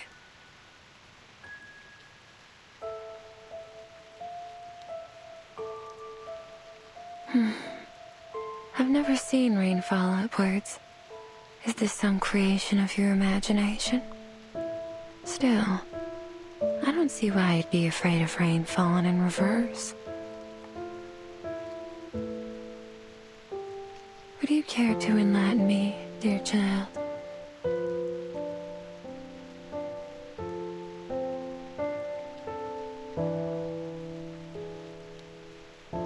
Miss Tuesday, please. Stop trying to get in my head and tell me where Argus is.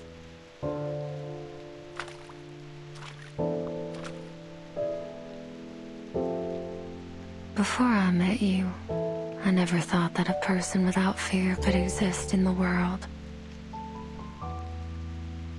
I've never once guessed someone's fear incorrectly either.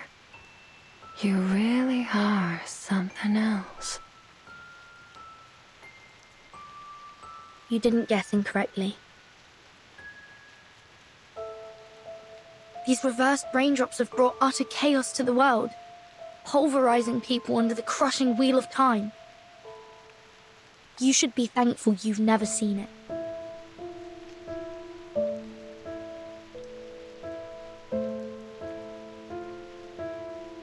But it can't stop us anymore. Because the umbrella's here.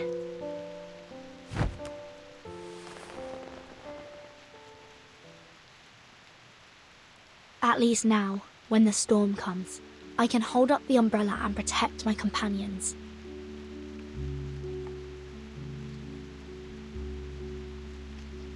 And although this ability has come too late for some, we still have a future to protect.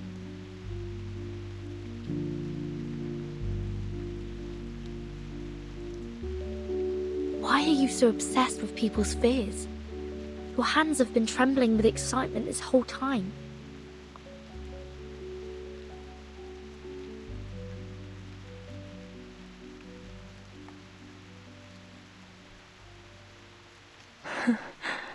So I wasn't wrong at all. Why waste your time with that mercenary? She may look tough, but she's hollow inside. Have you ever eaten a macadamia nut? Crack the hard shell, and you'll find the delicious center. Who could resist the soft texture and rich flavor of fear? Miss Tuesday, this has to end. You were the one pulling the strings here, aren't you?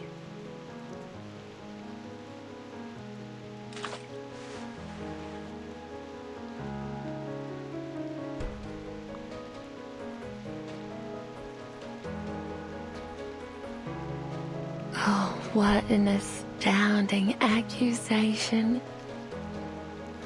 But oh, do I feel so gratified. I've never felt so satiated in my entire life.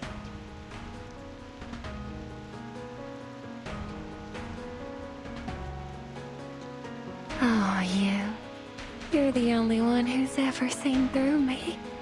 How exhilarating. However, your accusation missed the mark.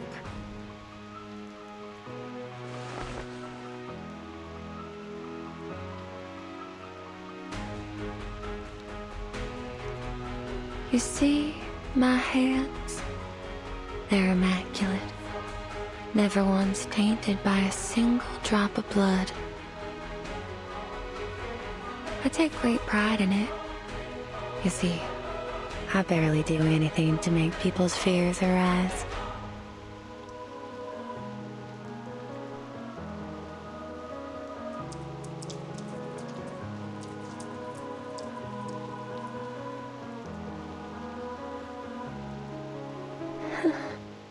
I would never injure anyone.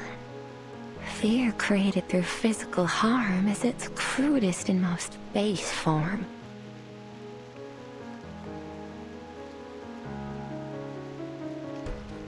What I crave is the fear that lingers in their hearts forever.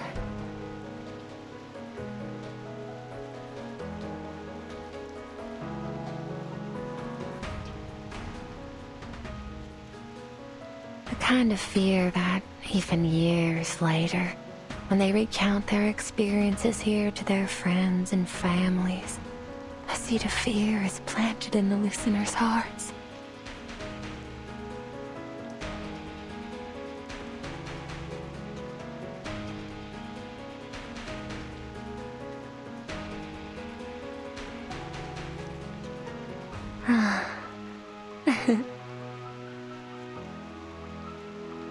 I instill fear in my guests, and they become my beloved children.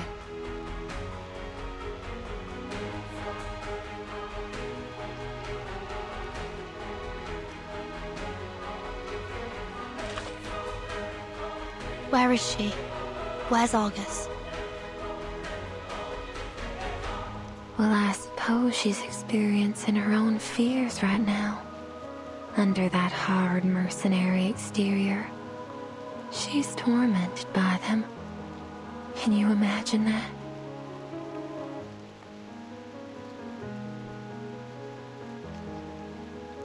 Sorry, Miss Tuesday, but I'm not interested in this vile obsession of yours.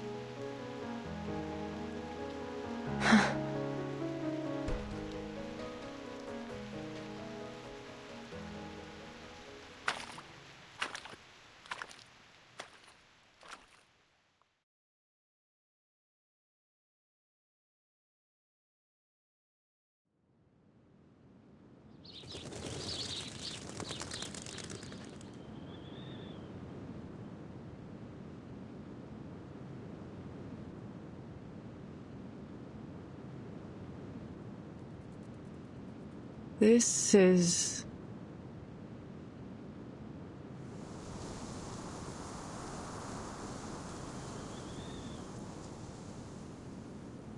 Howdy, Argus. Long time no see. We thought you'd never come back. Mr. Dennis? Why are you here?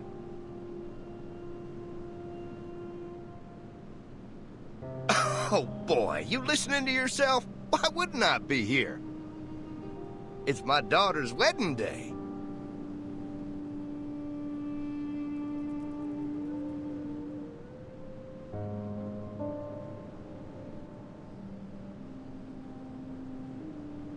Huh? Oh, well, congratulations.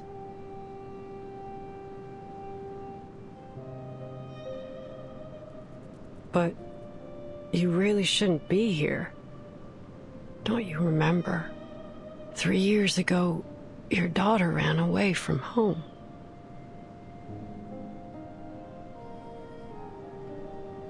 She left a letter and then went with Mr. Schaefer to a city in the northeast.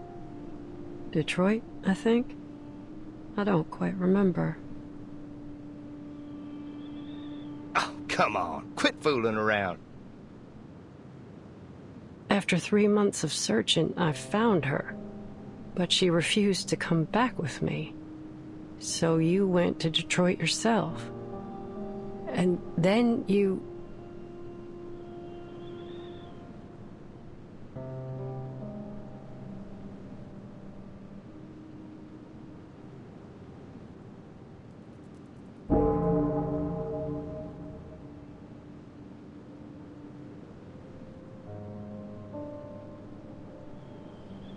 In any case, I'm sorry I couldn't bring her back.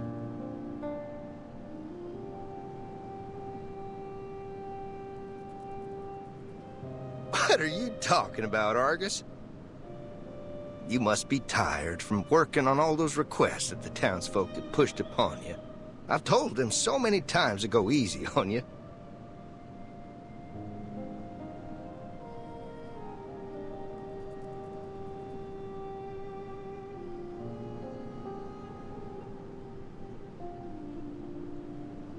That said, I have a request for you myself. What is it? Did you lose some livestock, or...?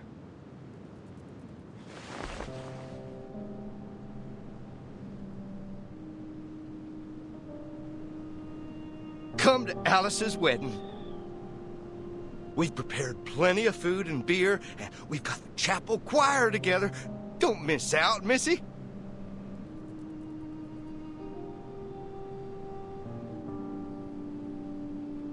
Sorry. I won't be there. Why?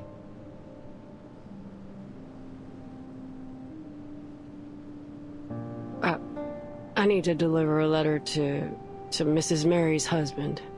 She can't go herself because of her bad legs, you see. Hey, August, I didn't ask you to deliver any letters. Mrs. Mary, didn't you...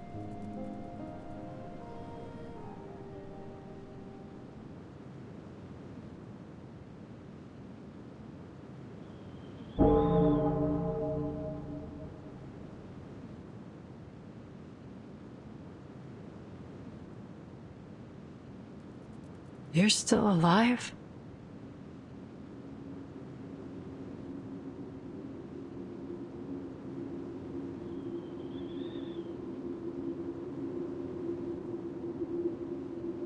What kind of nonsense are you spouting? You really ought to take a proper rest.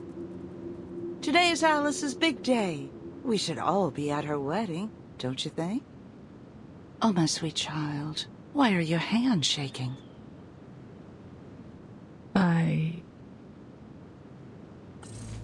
Are you afraid? Why? Are you afraid of their happiness?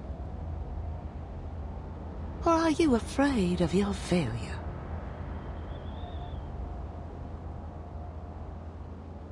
I'm not a failure.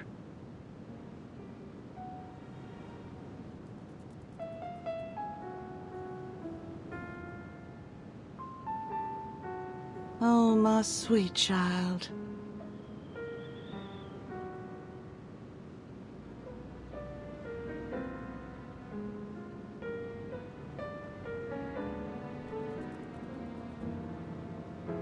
Argus, Argus, got a message to send?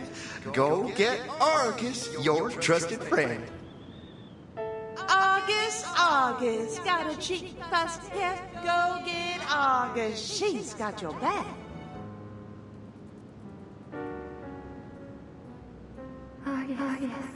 Argus.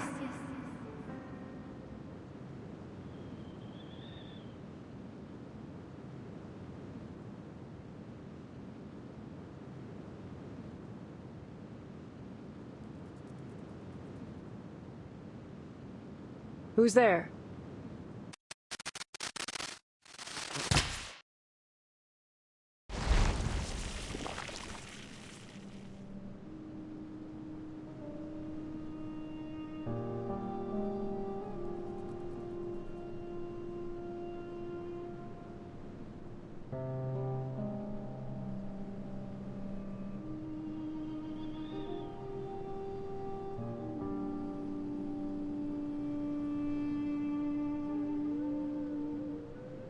It's me, Kayla. You haven't forgotten me, have you?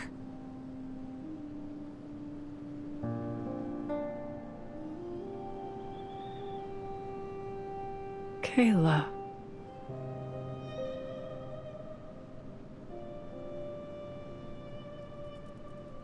It's getting dark. We should take them back.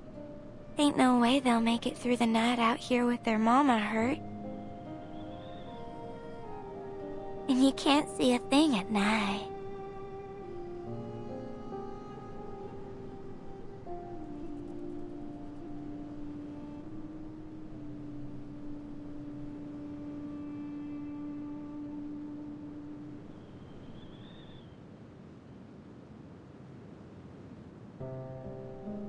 Yeah, we need to go back now. Can't delay any longer.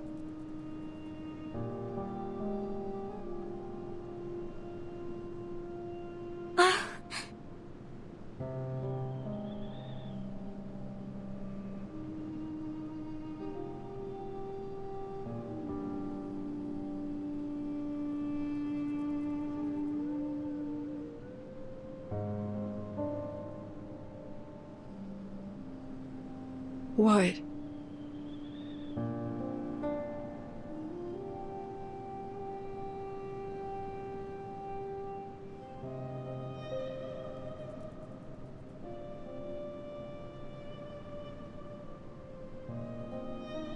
Hold on a moment.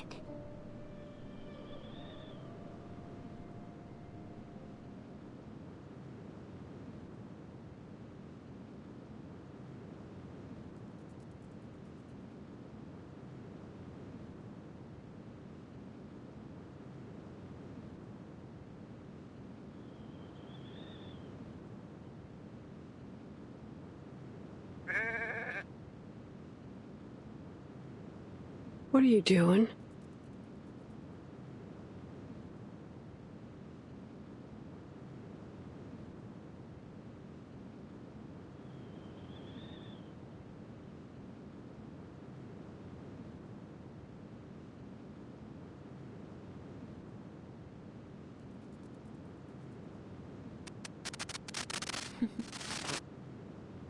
There.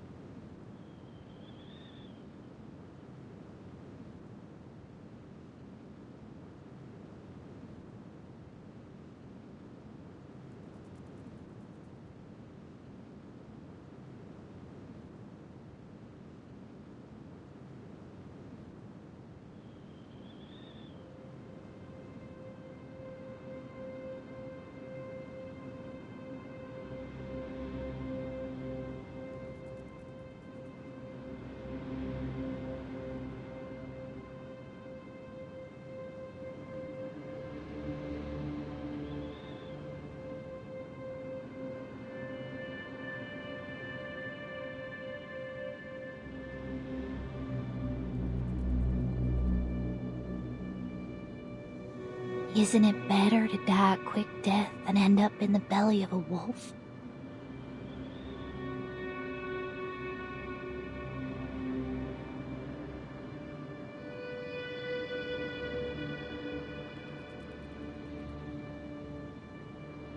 You've got no right to make that decision.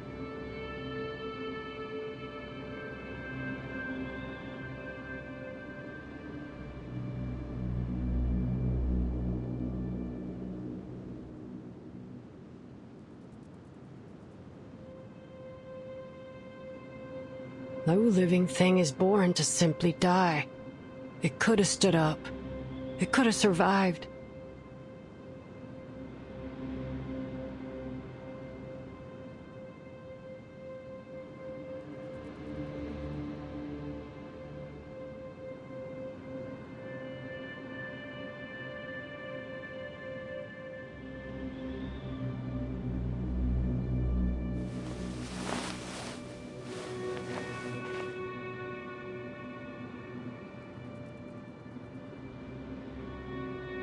We can go now.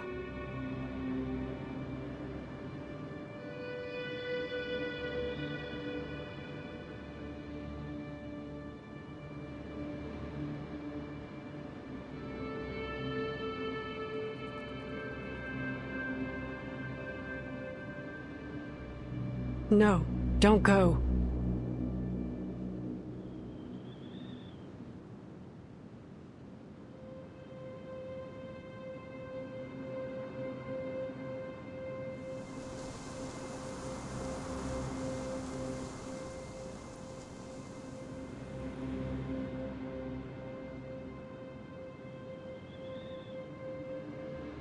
Oh, you've reminded me.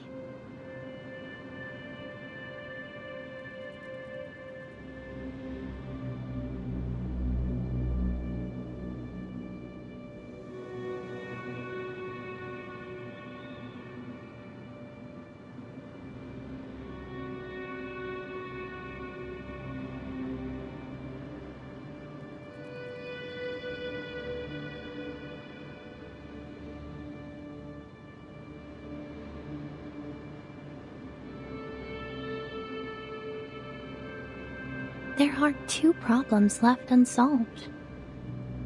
Those two. Over there.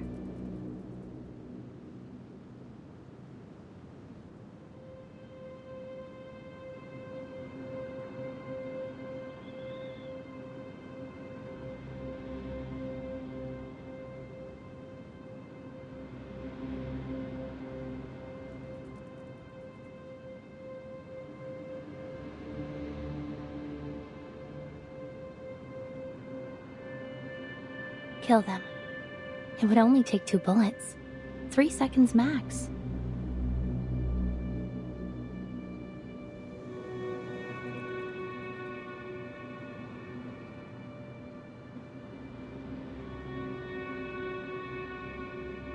As long as they're alive, they'll come after you just as hard as you hunt the targets of your missions.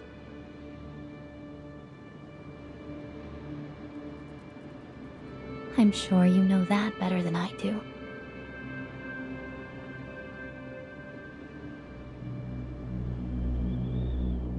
Why should I kill them?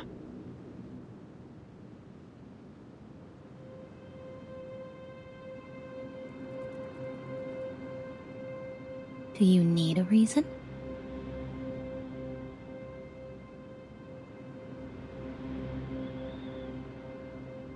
Just do as we've always done.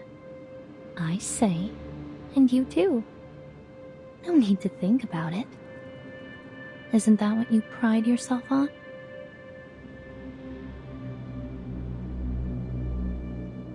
A mindless tool that blindly follows orders. That's all a mercenary needs to be.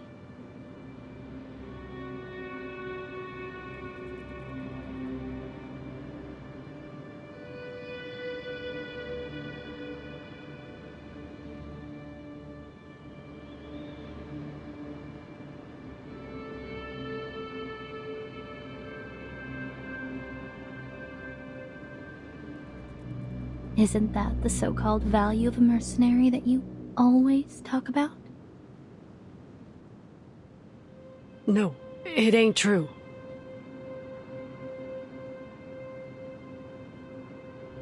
What's with the hesitation anyway? It's not like you give a damn about other people's lives.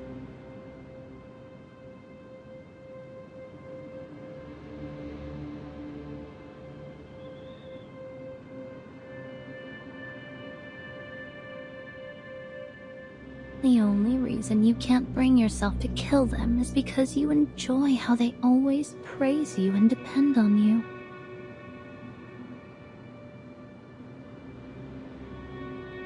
You ain't Kayla.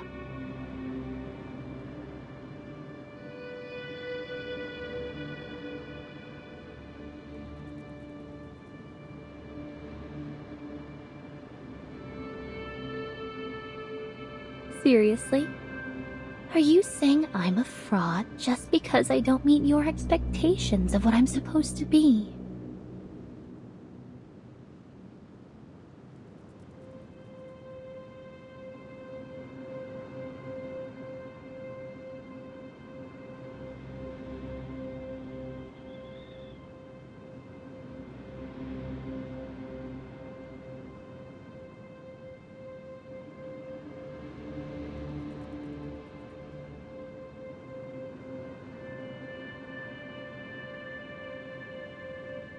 Fine. If you think I'm not Kayla, then why don't you kill me now?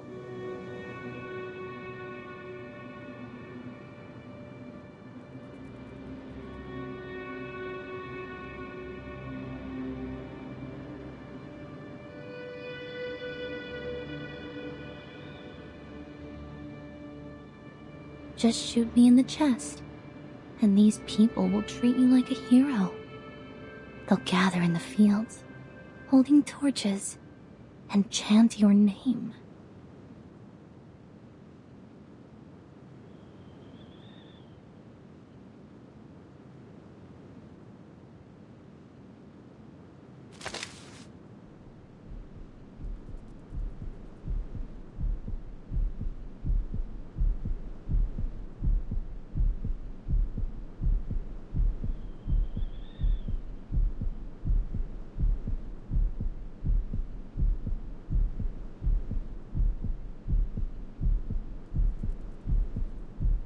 Argus, Argus, she's spanless. Argus, Argus, she's...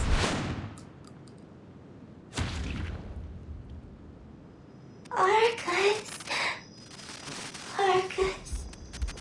The deepest despairing nocturnal danger. If there were a deceitful spirit eternal hesitation, we only have our own two legs to stand on.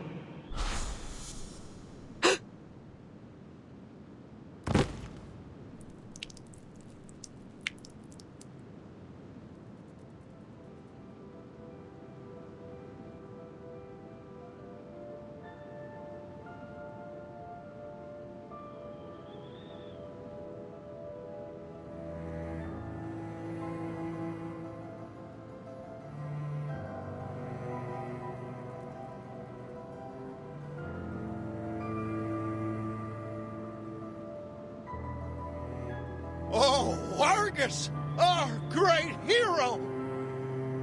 The tales of your heroic deeds will be passed down through generations.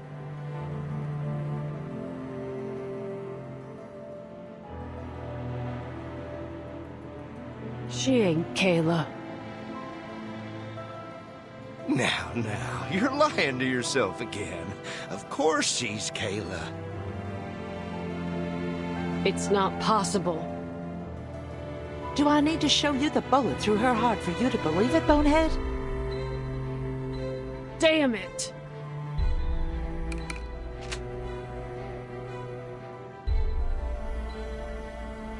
Don't pull the trigger.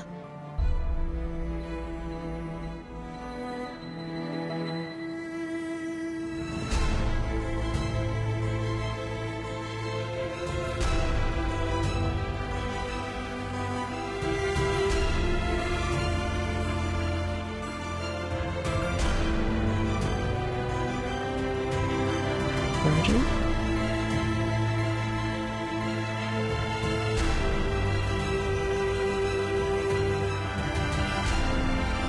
Calm down, Argus. Remember, what you see isn't real. You're still inside the motel. At least for now.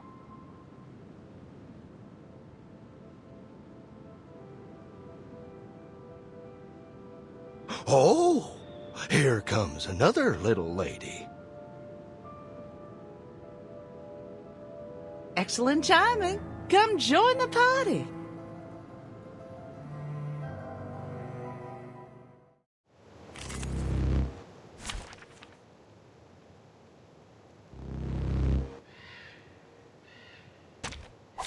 I don't like to resort to violence, but accidents happen. Sadly, these are counterfeits.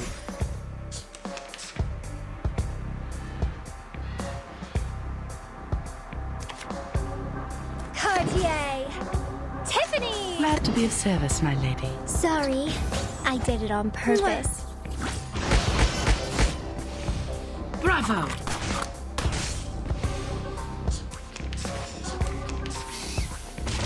Watch my clothes.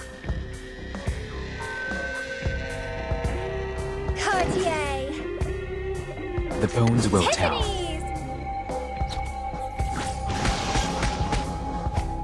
Stay away from me.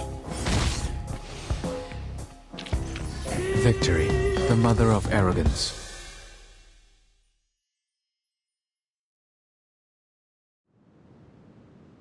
Burden.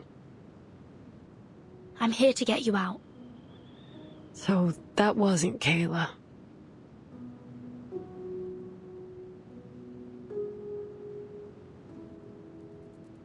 Couldn't ask for better news than that, really. No, it wasn't. Let's get out of here.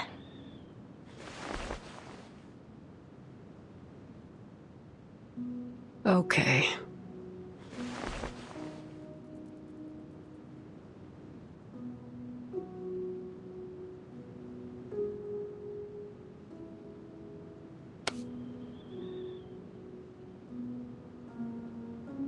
She ain't Kayla.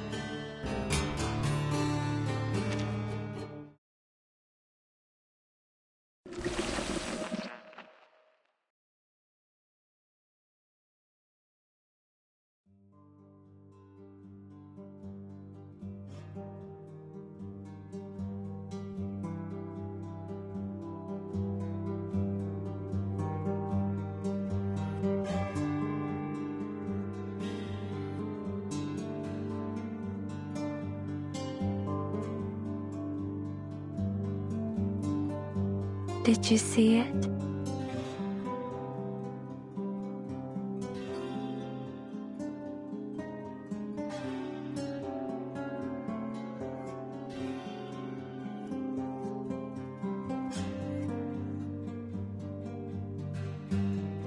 It.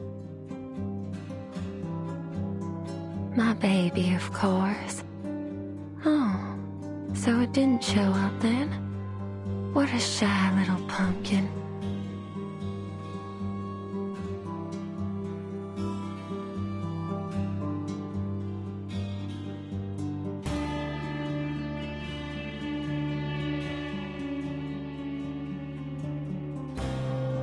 What is it exactly? A supernatural being. An amalgam of urban legends. An ever-pounding heart. And a shy little baby. All under one roof.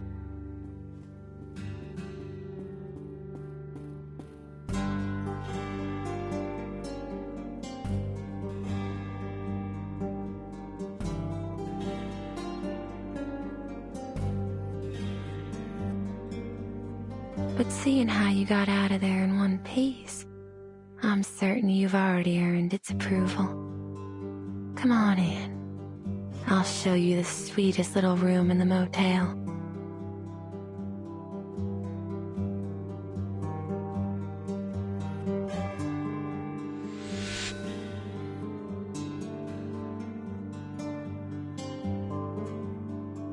Don't be afraid, sweetheart. Go ahead.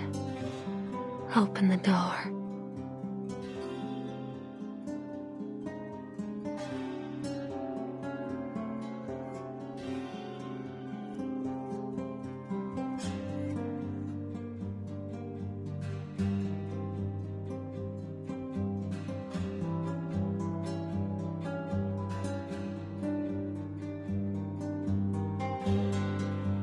Open it. Now.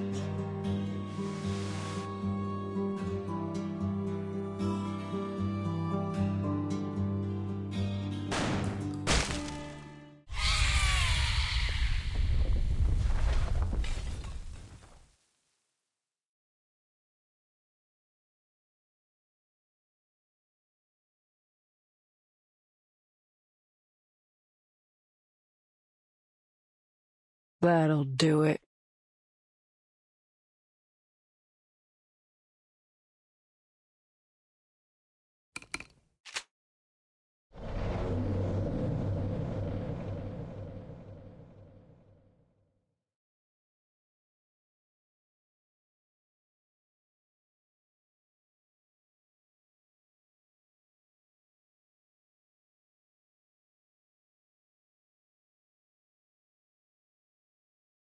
Why didn't I think of that?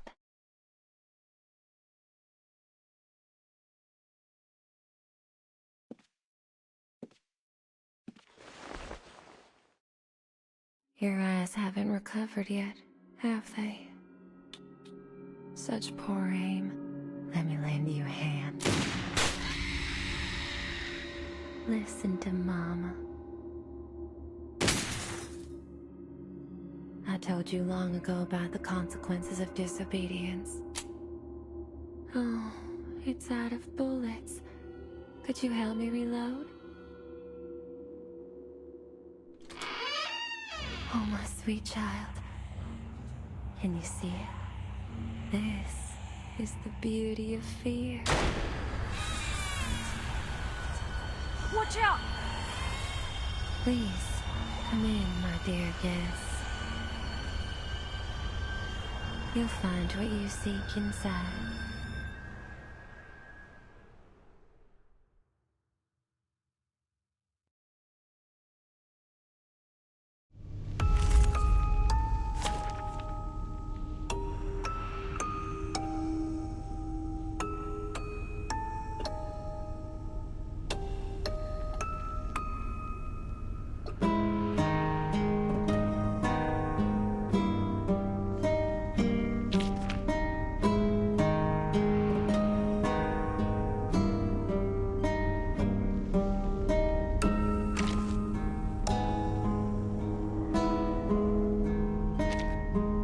Let's go. I walk fast.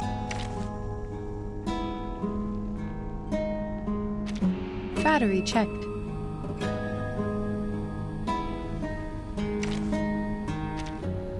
Oh, are we heading to a seminar?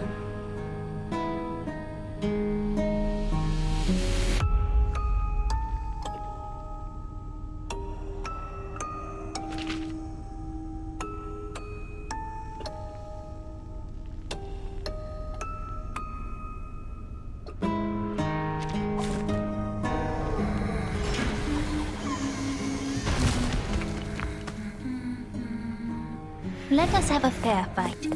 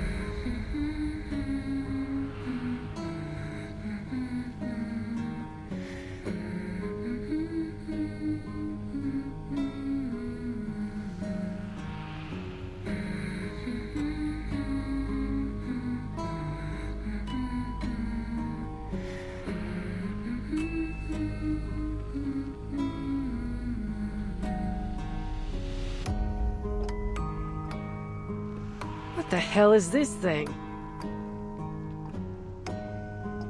Miss Burton, please follow my instructions. First, I need to calm my sweet baby.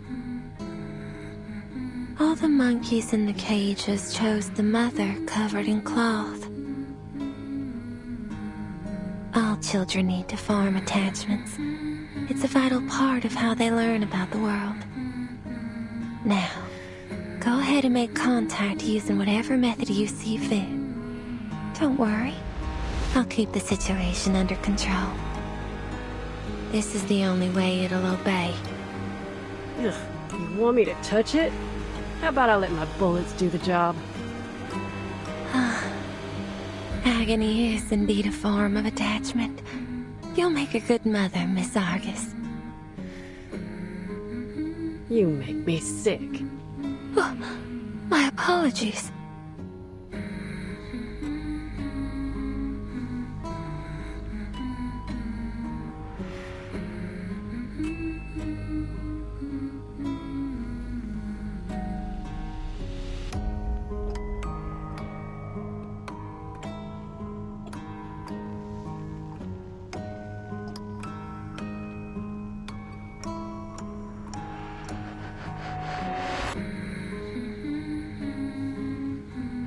Another jar?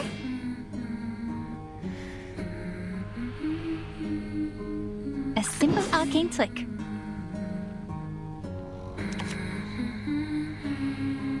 Charging.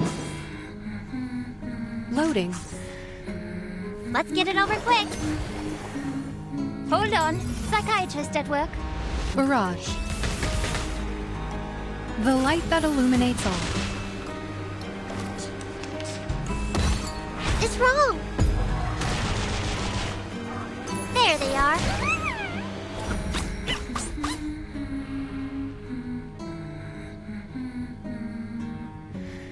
It's newly made this year. Another jar?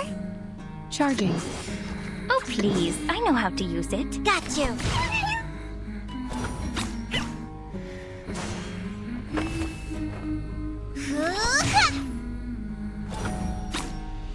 Faraday's miracle. I will be watching you.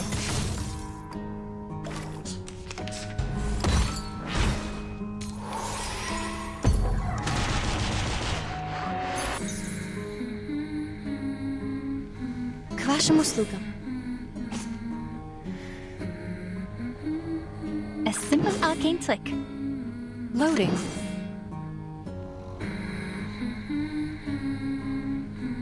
Oh, please. I know how to use it. Would you care to lie down? Target confirmed. Did Didn't see that coming, did you? Enjoy!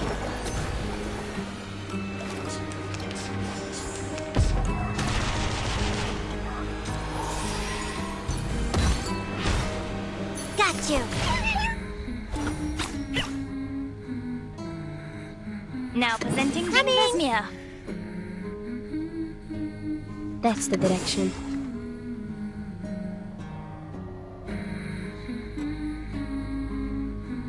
Charging. You must see your true self.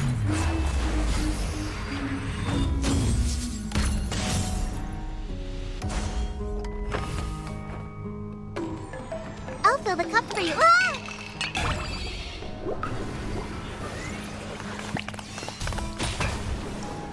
Look, an earth-suspended river. Aim and shoot.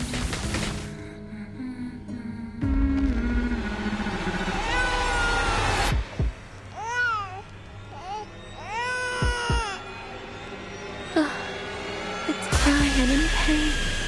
Go wrap my baby in your warm embrace and put it out of its agony.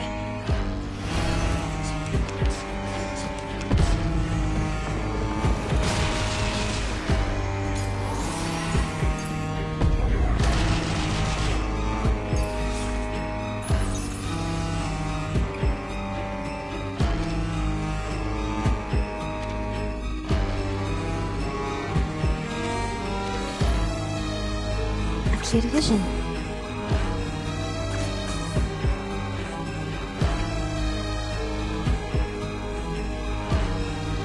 Circuits functioning A properly. simple arcane trick. It's newly made this year. This is exactly the honeyed comfort my baby desires most. But it can never be allowed to taste its sweetness. It'll always be dangled just out of reach. How exhilarating.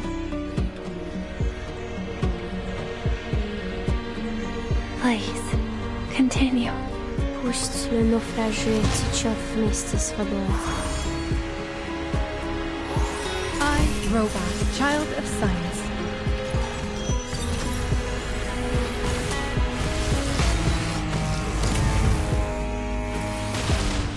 Bang, bang.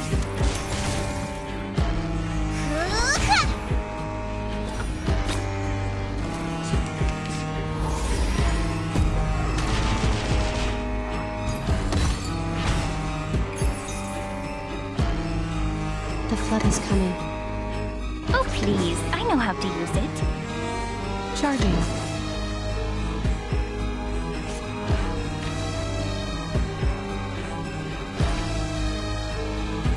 The flood is coming. A simple arcane trick.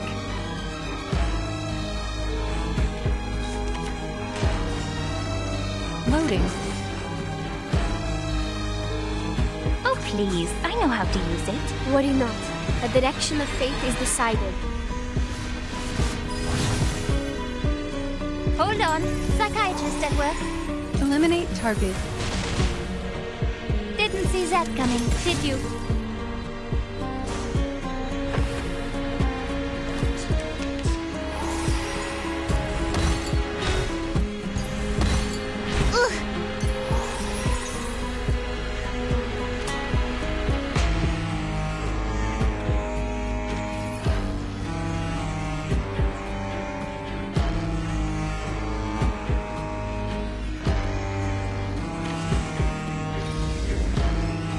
К вашим услугам.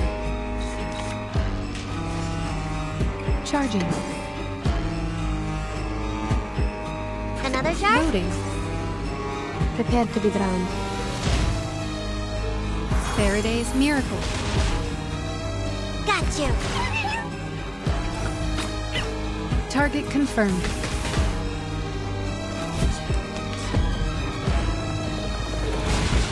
I'm off my mirror.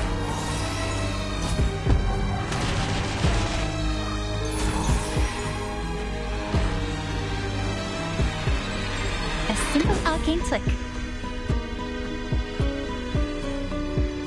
Oh, please. I know how to use it.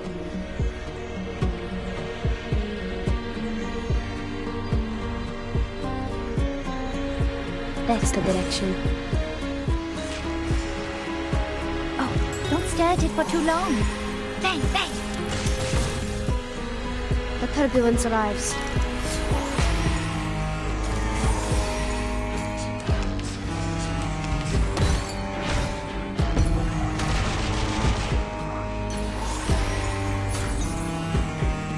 Coming! Now presenting Binglasmere.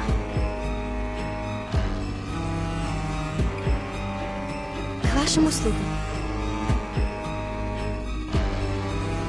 A simple arcane flick. I'll fill the cup for you. Ah!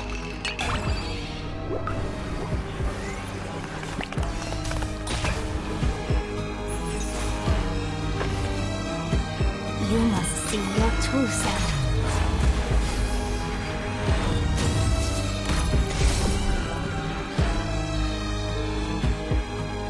I can inflict intoxicating pain upon it, which is precisely why I became its mother.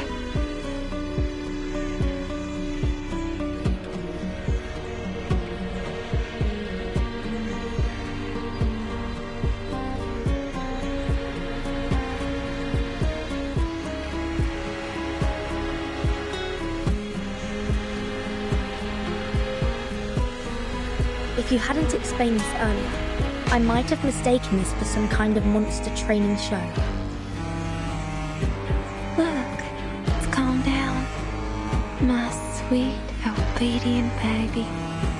You deserve a reward.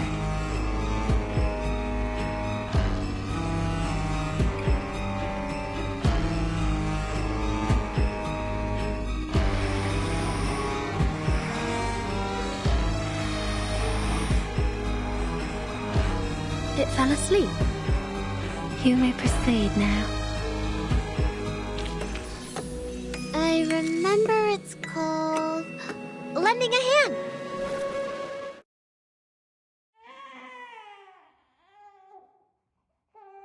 When I found it, it was still called Sweet Home.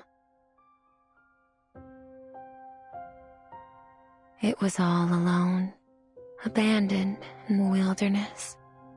A poor little thing. So you took it in?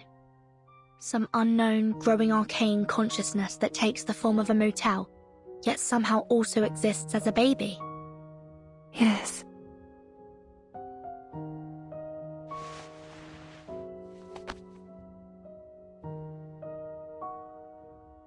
There. But it seriously impacted the lives of the locals. Oh, Miss Verton. They chose to come here of their own volition. I never forced them to stay. But after leaving, some of them went mad or even committed suicide. Well, they made those decisions themselves. Now is not the time to dwell on such trivial matters, Miss Verton. Haven't you been searching for Miss Barbara?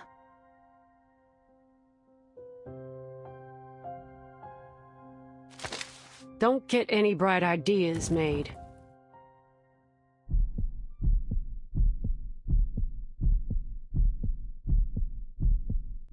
If Verdon gets so much as a scratch, I'll blast your chest open, along with your baby.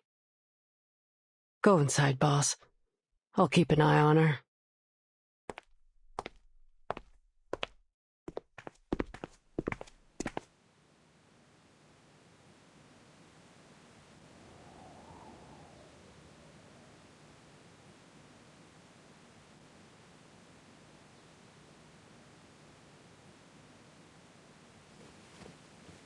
Here you are, Miss Verton.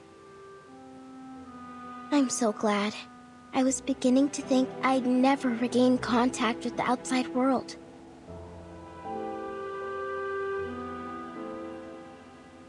Miss Argus, you can put your gun down now.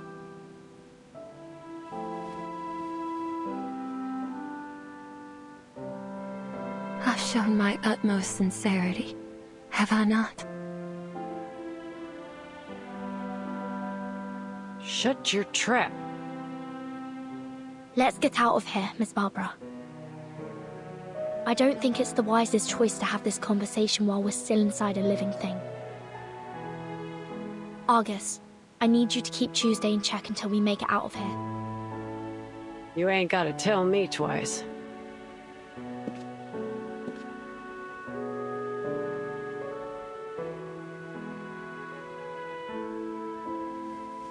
I've gazed at this scenery countless times, but never have I felt as enthralled as today.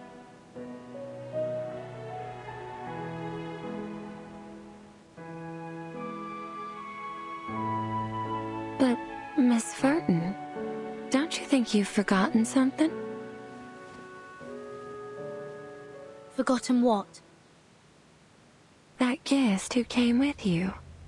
Shortly after her arrival, she hurried off to that armament factory. She's such an impatient child. Luckily, she made her way back here. Her name's Lilia, right? What did you do to her?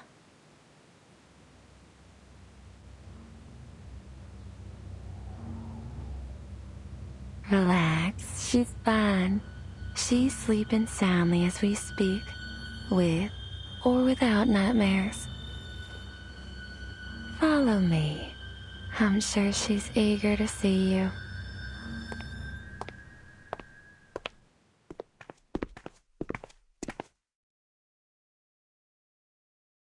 This is the room. Open it.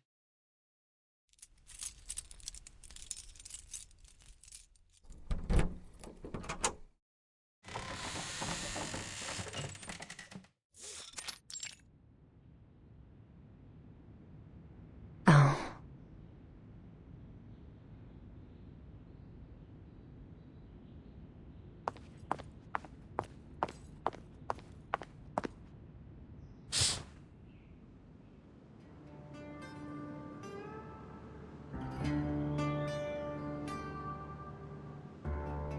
Vertin, there you are.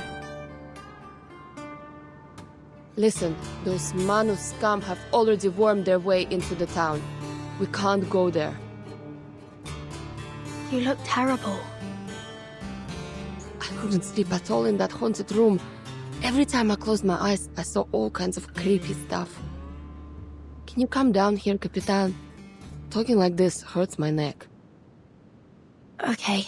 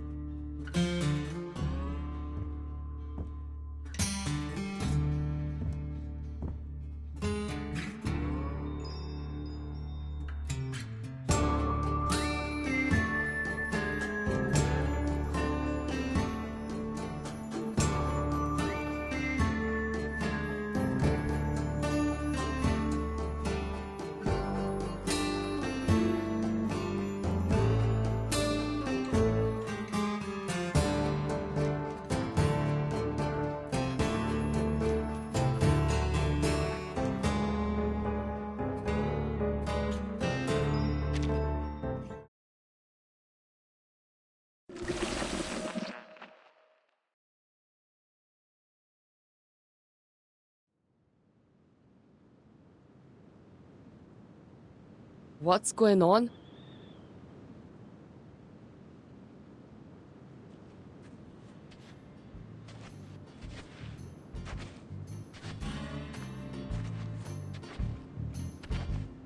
Are you okay, Capitan?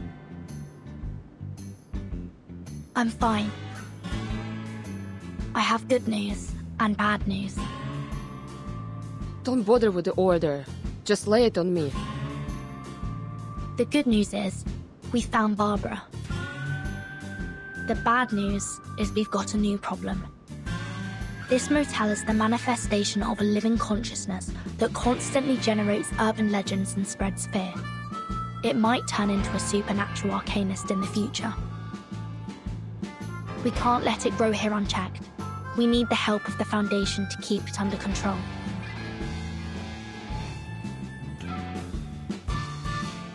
Boss, my job here is done. I'm heading into town for Kayla.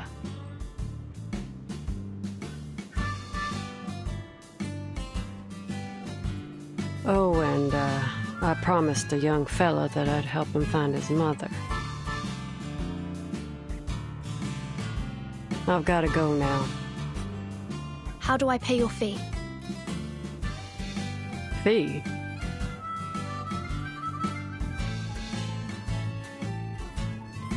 We're friends, Verdon. I don't need no payment.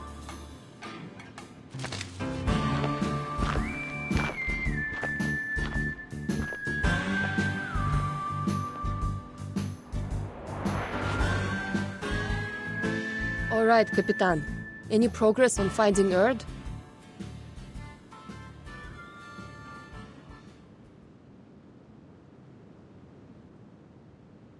That's why you came looking for me, right? I'll ask the wind for you. It's the least I can do. Did she doze off?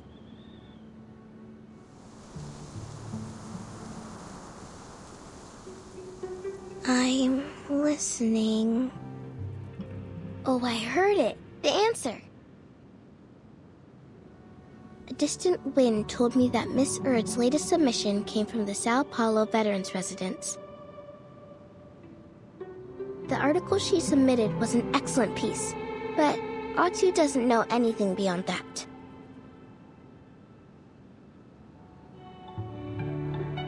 Okay.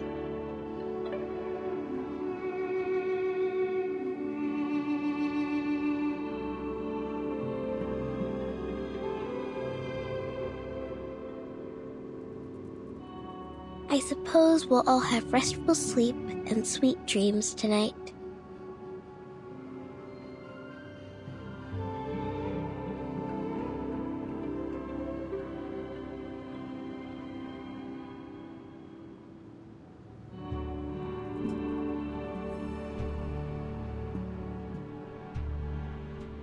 I've collected the material I needed for the upcoming feature interview.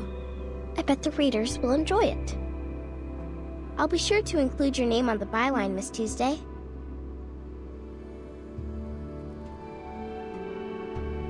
Me? I don't think I contributed anything.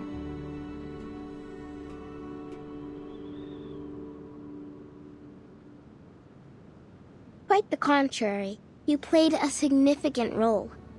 If it weren't for you, I wouldn't have realized my inner fear of losing communication with the world. First-hand experiences like this are invaluable to an editor. Oh, with the way you put it, I almost regret letting you go. I won't be returning. The interview's over.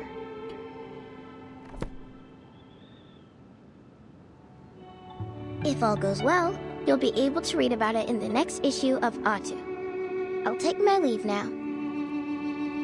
Goodbye.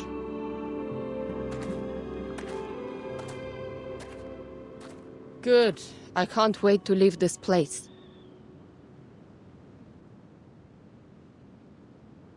We can't leave yet.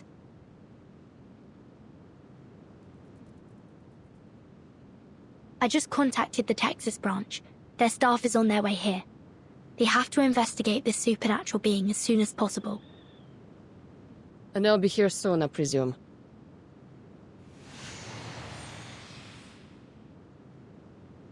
I can feel their energy fluctuations of teleportation rituals. It must be them.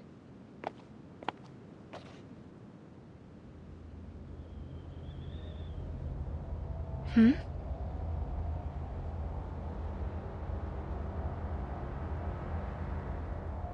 Looks like you guessed wrong, Capitan. I met her in town. Name's Kayla.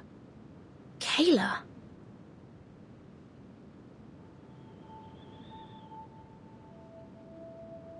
Do you know someone called Argus?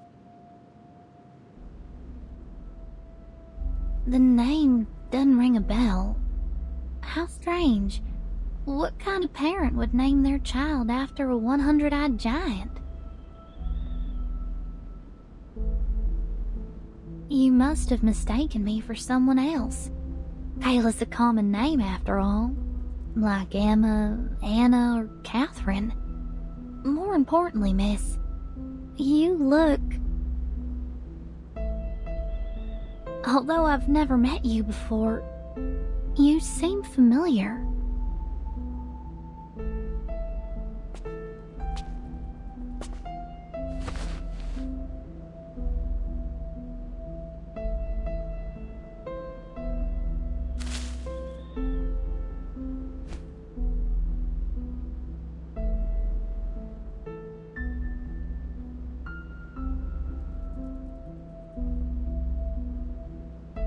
I hope you have a wonderful day.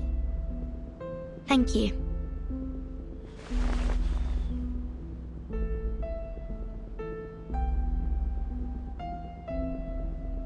Are you a guest at this motel?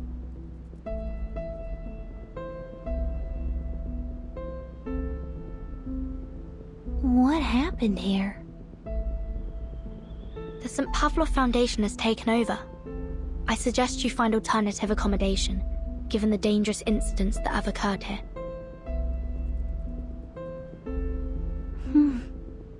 What should I do? All my things are still inside. The Foundation staff will take care of it for you later. You can trust them.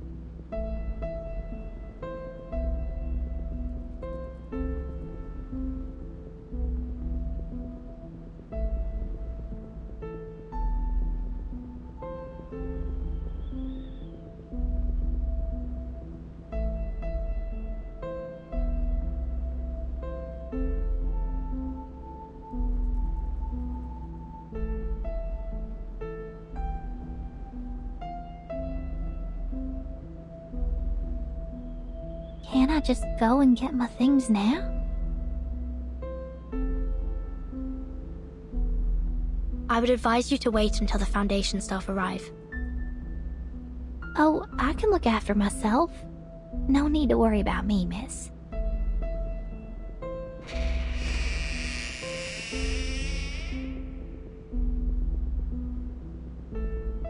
That girl.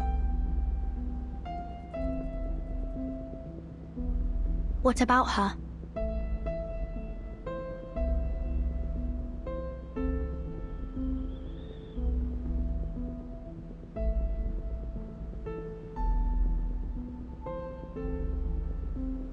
Never mind. It's probably nothing.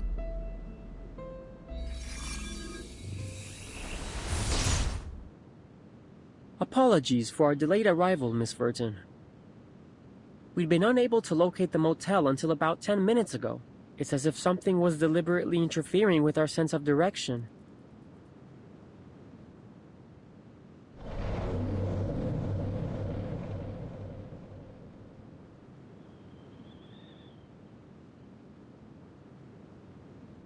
Oh.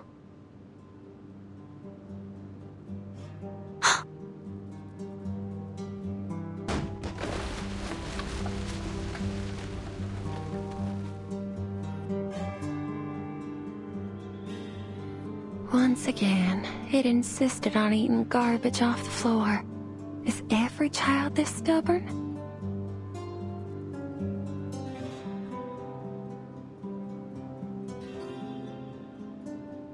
It's Stefan, a Xeno officer.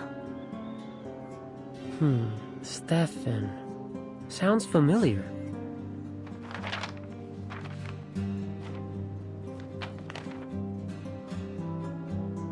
The records show he was a high-ranking Xeno officer who went missing after the vacuum bomb footage leaked.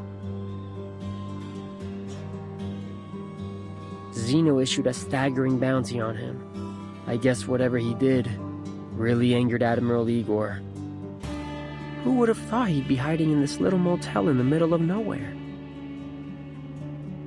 Obviously, luck wasn't on his side. All right, Miss Burton. We'll take over from here.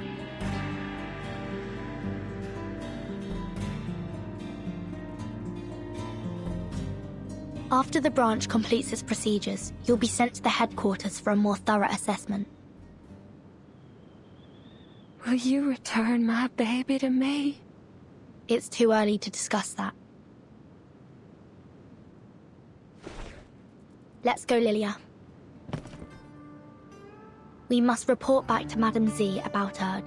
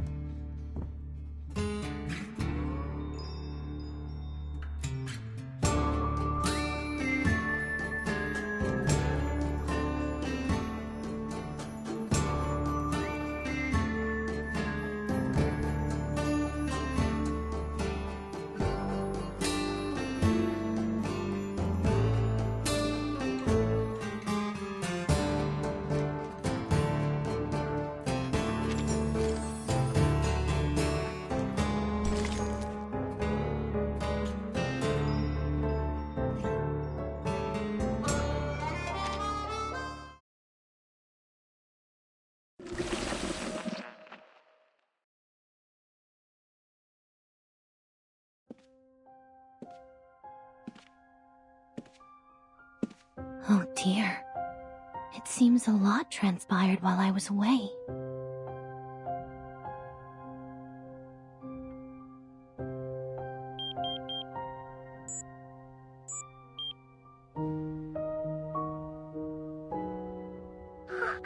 Miss Grace! I thought you'd forgotten me!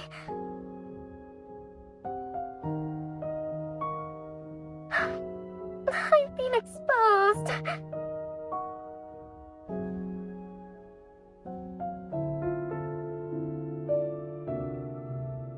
Kimberly, care to tell me what happened in this motel? There's blood and brains splattered in the hallway. Who died and how? It was that Xeno madman! He shot himself in the head!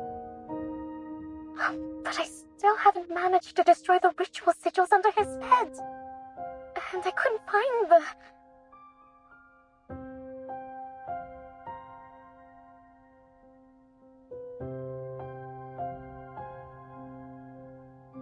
Now that our base of operations has been exposed. We'll have to take away everything related to the ritual and leave. The Foundation's rats will thoroughly search this place soon. Ugh, the last thing I need right now is to deal with them.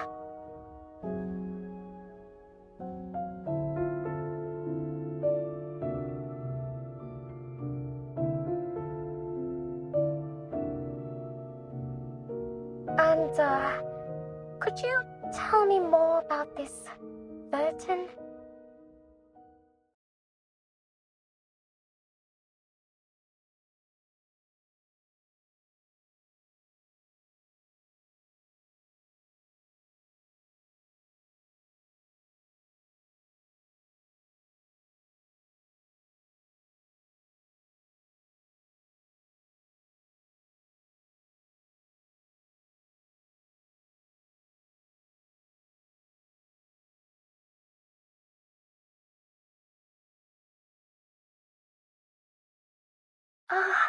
I might have had a slip of the tongue when she confronted me earlier.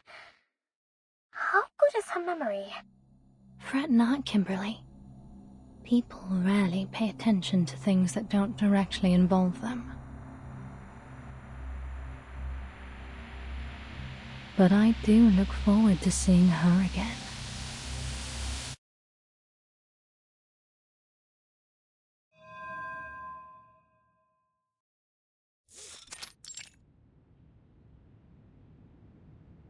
We're just here to have a conversation, Ms. Tuesday. Relax.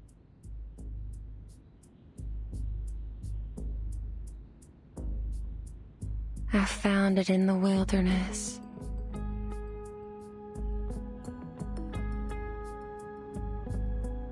You mean the motel with arcane powers? Just to confirm, the base form of this arcane consciousness is a heart-shaped fetus, correct?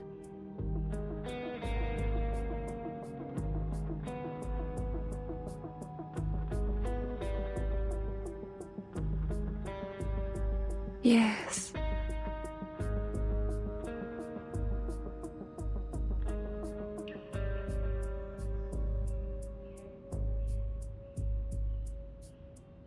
It's about as intelligent as a one-year-old human, and it lacks the ability to deliberately plan or cause the incidents in the motel. Meanwhile, it sees you as its mother, displaying remarkable trust and dependence on you.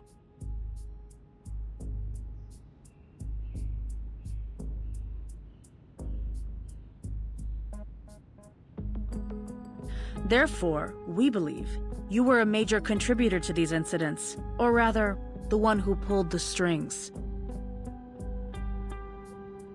You may not have acted with evil intent, but your actions have caused many residents in Chisos to suffer mental breakdowns.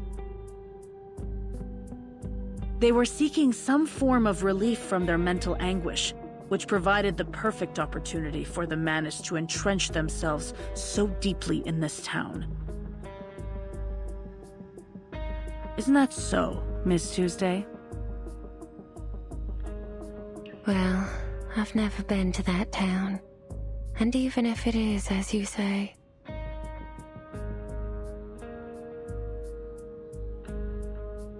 they made their choices, didn't they? I see.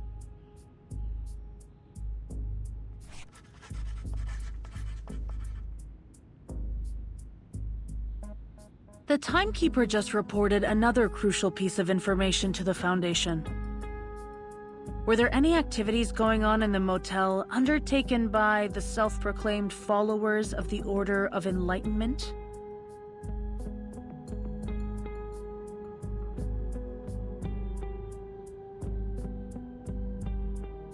Oh, there indeed were. They left not long ago. I still remember their faces.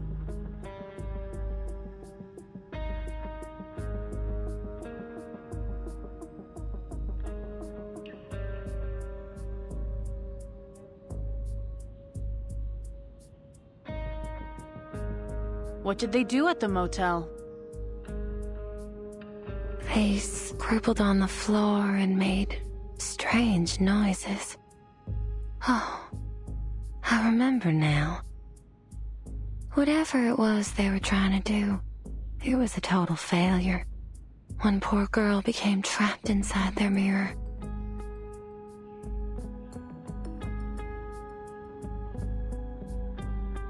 She never stopped trying to escape.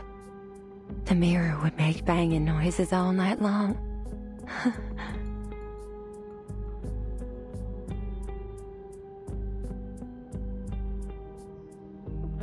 We didn't find anyone trapped in a mirror during our search. Well, that's sad, I suppose.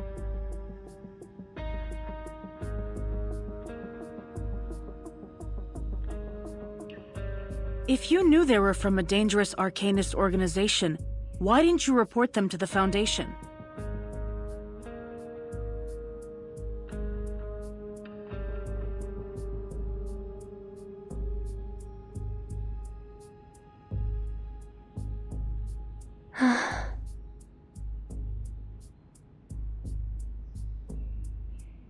Why would I?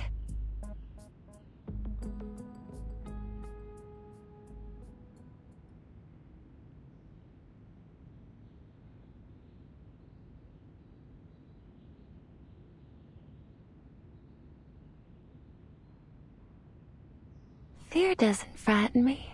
No, quite the contrary.